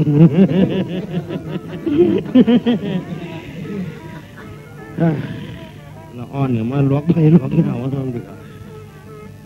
ฟังก่อนนี่ไปถามลูกไอ้น้อยคนนี้นะไปเข้าบ้านก็จองไปหันเปิ้นต้มไก่ละไว้เปิ้นมาเฝ้าจะตืดแข่งไก่เอาใส่หมวกล่นนะ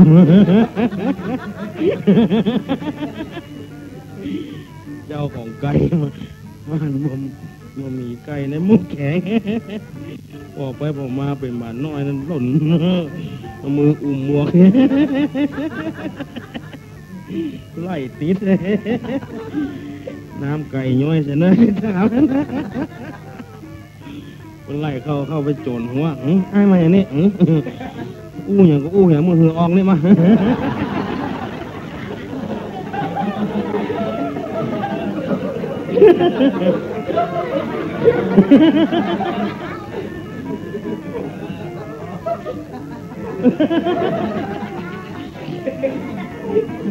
ความจริงน้ำไก่แต่ย้อยเสียหน้ามันหาว่าเหงื่อมัน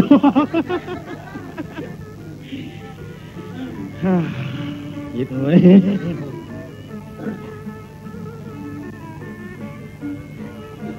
อันนี้นี่ไปหาคนกิน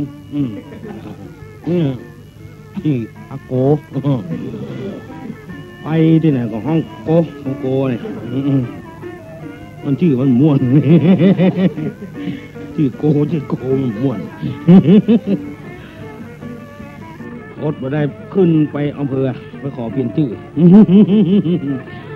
แต่ว่าโกไปไหนขอมาเปลี่ยนชื่อเป็นของไทยไล่ก่อน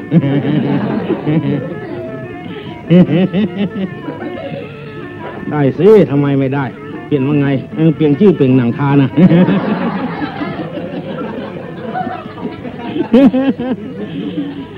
ตัวไปจะหาได้บวช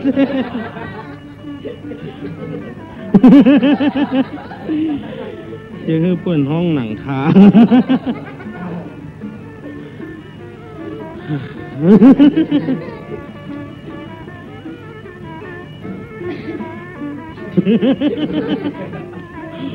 มันไข้หัวนึกลงไปเจ็บท้องเลยแถมลายหนึ่งปัญญาเอาตัวรอด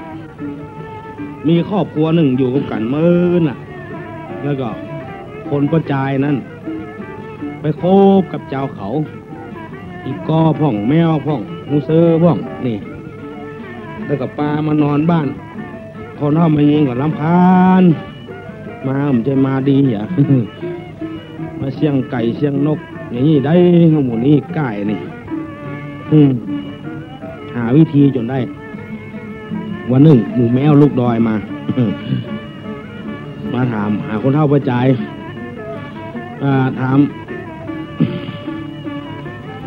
ถามว่าสหายสูหัวสูมีไหนหัวข้าเป็นผีบ้านำเดียวนะ โอ้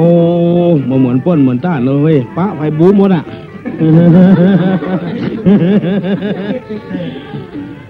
ไล่บุกเปิ้นตำบันตำจองมาเดียวได้สากมองอย่างนั้นนะ วะไปบนอ่ะ บุกแกบุกแขวนป้ากันไล่ยับปุ่น แล้วมันเอามันบุกหาเขาบุกเนอะมันดึงบุก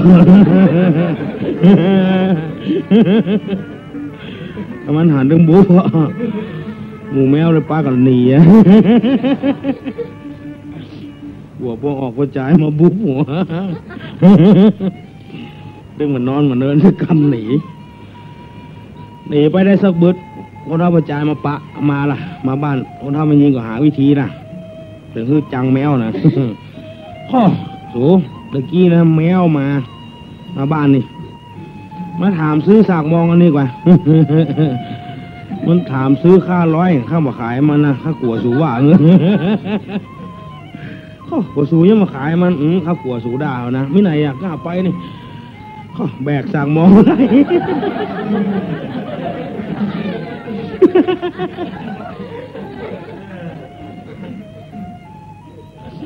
แบกสากมองล่นตะก้นแมว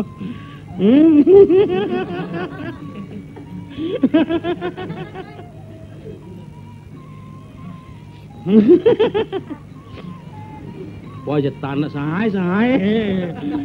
เร็วพอแบกสากมอง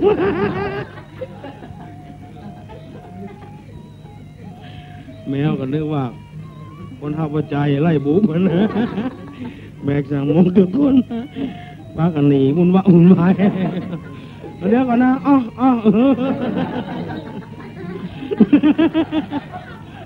ก็ 100นะล่นพออีทพอหิวมาตันแมวขึ้นดอยไป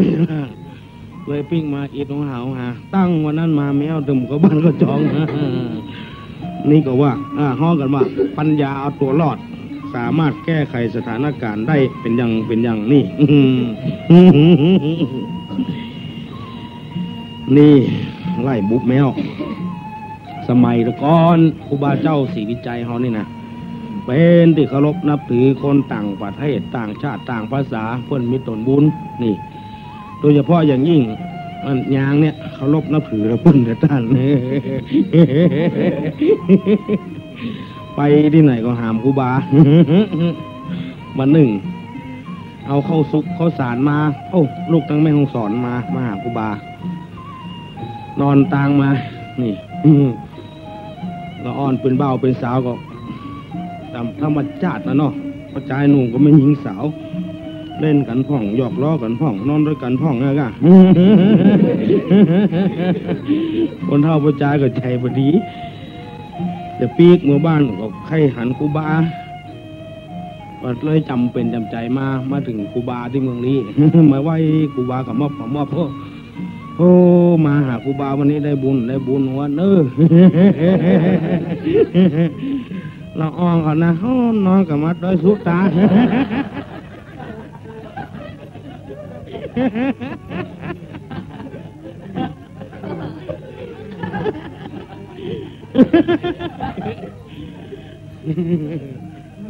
น้องแต่มาสุตาแล้วก็ครูบาก็บีบหืมยางบีบบีบเข้าครูบานี่ผ้าก็เปิดซื้อเงินนุ่งเนาะครูบาก็รับตัวเองซื้อเงินนุ่งนะบีบไปครูบานี่เข้าไปส่งเขากี่เนาะไปส่งเขากินพอออกอันตีตาเนี่ยก็อยู่หัวเพื่อนนอกของบ้านนอกเพื่อนอยู่ของเพื่อนครูบาก็นี่ไปเถอะหน่อยไปที่ไหนครูบาเพื่อนก็โลกมาใส่เนาะรถมาใส่ครูบานี่ถ้ามีเมียเนาะฮะ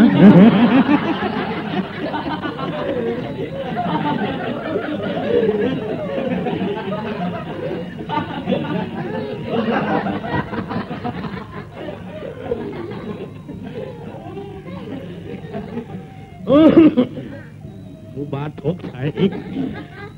ฮะถามเพื่อนถามไม่ถามเงาเพื่อนไปมีลูกมีเมียอย่างได้ครูบา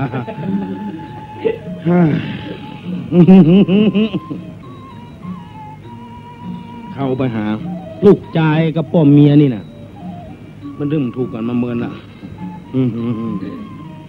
มาอยู่กับกันลูกส่วนมากนี่ลูกชายจะเอาเปรียบพ่อเมียถึงได้ดีได้ดีเถื่อเถื่อหนึ่งซื้อควายห่วมกันเอาอีป้อเอาเกิงทั้งหัวเนอะอันนั้นควายอีป้อ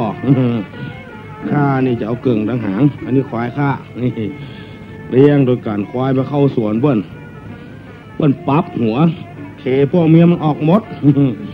โอ้ลูกชายไปนี่อันหนอควายเฮาซื้อห่มกันหนูควายพ่อเข้าก่อนหนู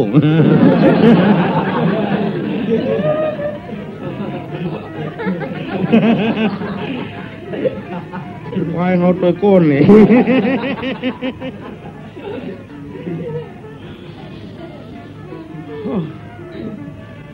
ก็นี้ต้องเหลือเอาลูกเอาตั้งก้นเด้ออังก่อลูกเอาตั้งหัวเด้อพ่อเอาตั้งก้นนี่เอาก็เอาลูกชายมันได้ตั้งหน้าเกิ่งตั้งหน้าของลูกชายมันเกิ่งตั้งก้นของพ่อเมียแต่ว่าควายไปเข้าสวนเพิ่นน่ะเหมาะเกลูกชายมันเสี่ยงจะตังเนี่ยเพิ่นใหม่ว่าเอากับนี้ลูกชายเสี่ยงควายลูกชายก็ควายเขาอะมันเนาะควายพ่อเคียนหนูเอาหางบุบมัน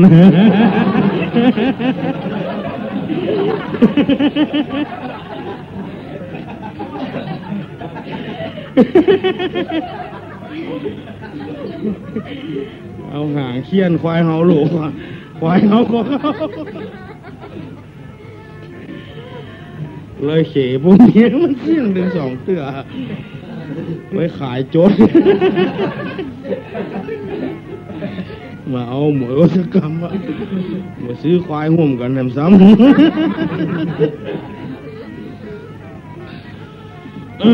แต่บ้านป้ากับไปเอี่ยวดอยไอ้ก่อนนี่กัดตายกาเห็นกาจอนกามันนักกันเนาะตำป่านี่หมาตัวงกลมหมีอย่างนี้ใดนี่จะหูหันถ้ามันไปอย่างนั้นไปเด้อ2 คนพ่อเมียก็ลูกชายเอาเองหันลูกชายมันหันจอนนะ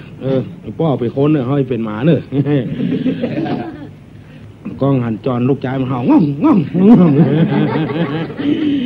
ลูกชายปืนจดพ่อเมียปืนจดได้จอนมาบ้านเอาทำว่าง่องไปได้เห็นว่าแกง3 เตื้อลูกชายมันเป็นหมา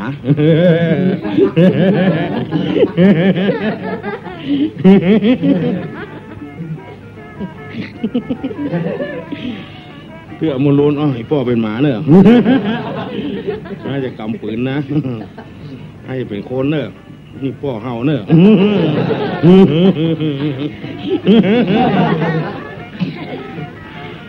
พ่อไม่ยังเป็นหมาไอ้เฮามีสักอย่างง่องพ่อยังก็มีไม่แช่จนพ่อเมีย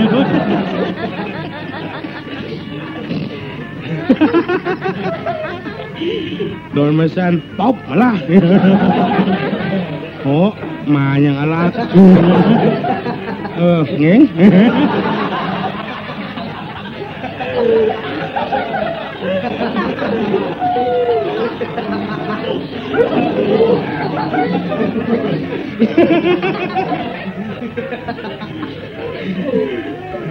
ี้ย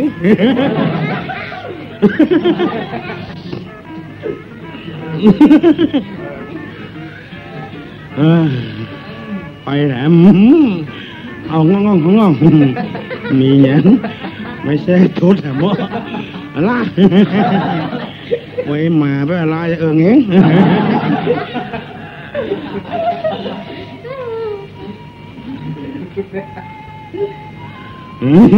ไปแหลมไปเอาง่องเอาไปปะใส่แลนน่ะโอ้ได้แลนมาแล้วเถียงกันนี่ลูกชายว่าแลนพ่อเมียว่าตะกวด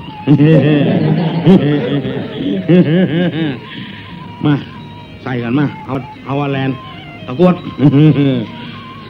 มาปะใส่คนเมืองกันเนาะถามอีลุงอันนี้แมงอย่างนี้แลนตีนจดโกนปองตะกวดกา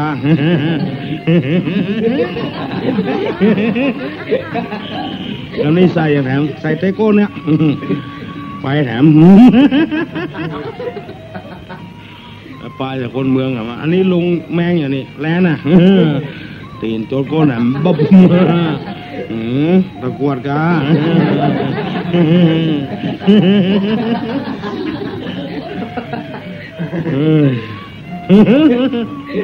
ไปแถมไปจากคนไทยหรอลุงอันนี้ตัวอะไรตะกวดนี่พ่อมีมันใจดีแล้วหรอจะได้เตะโกลูกมันเตะกู2 กำจับไว้มึงนี่กาแลนกาจะเตะโกลูกมันมีลูกชายมันน่ะจะเตะกำเดียวกลัวเสียเพียบแล้วเนาะโยกขึ้น2 บึ้งกำเดียว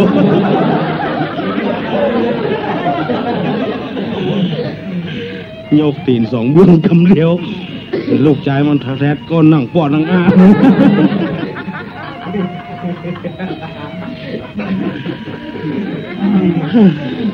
มันตึงมาได้ดิบได้ดีสักเตื้อพวกเมียนี่เตื้อหนึ่ง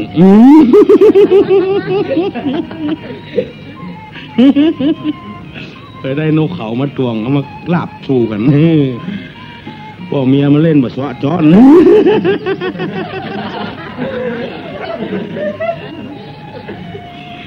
กินลาบนกเขาบทสวะจอนหีบแล้วก็กำช้อนไว้ลูกชายมันได้ช้อนหาวิธีอะไรอีป้อนกตัวกี้ใหญ่ก่อน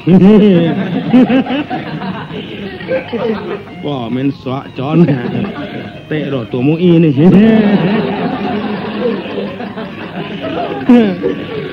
ลูกชายเปียช้อนมากำเอ้าตึงหมดสวะตึงใหญ่แล้วทีไผ่ทีมัน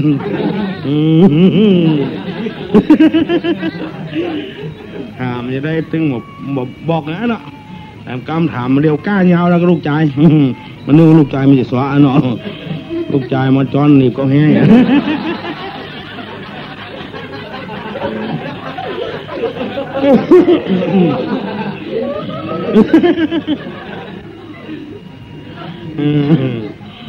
มันยาวมุงอีนี่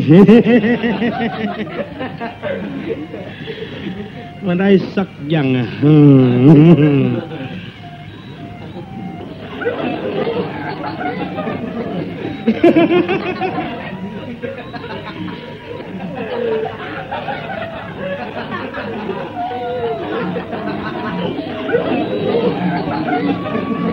ขณ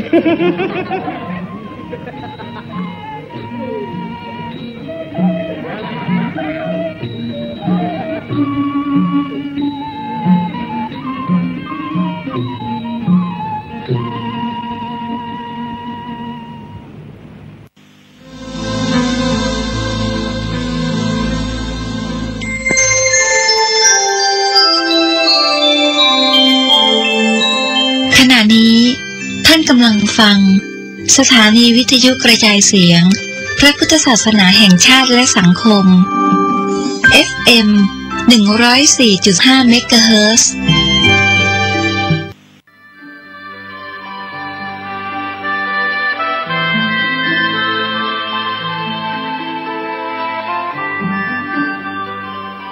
ในยุคโลกกำมือเดียวเผยแผ่ควร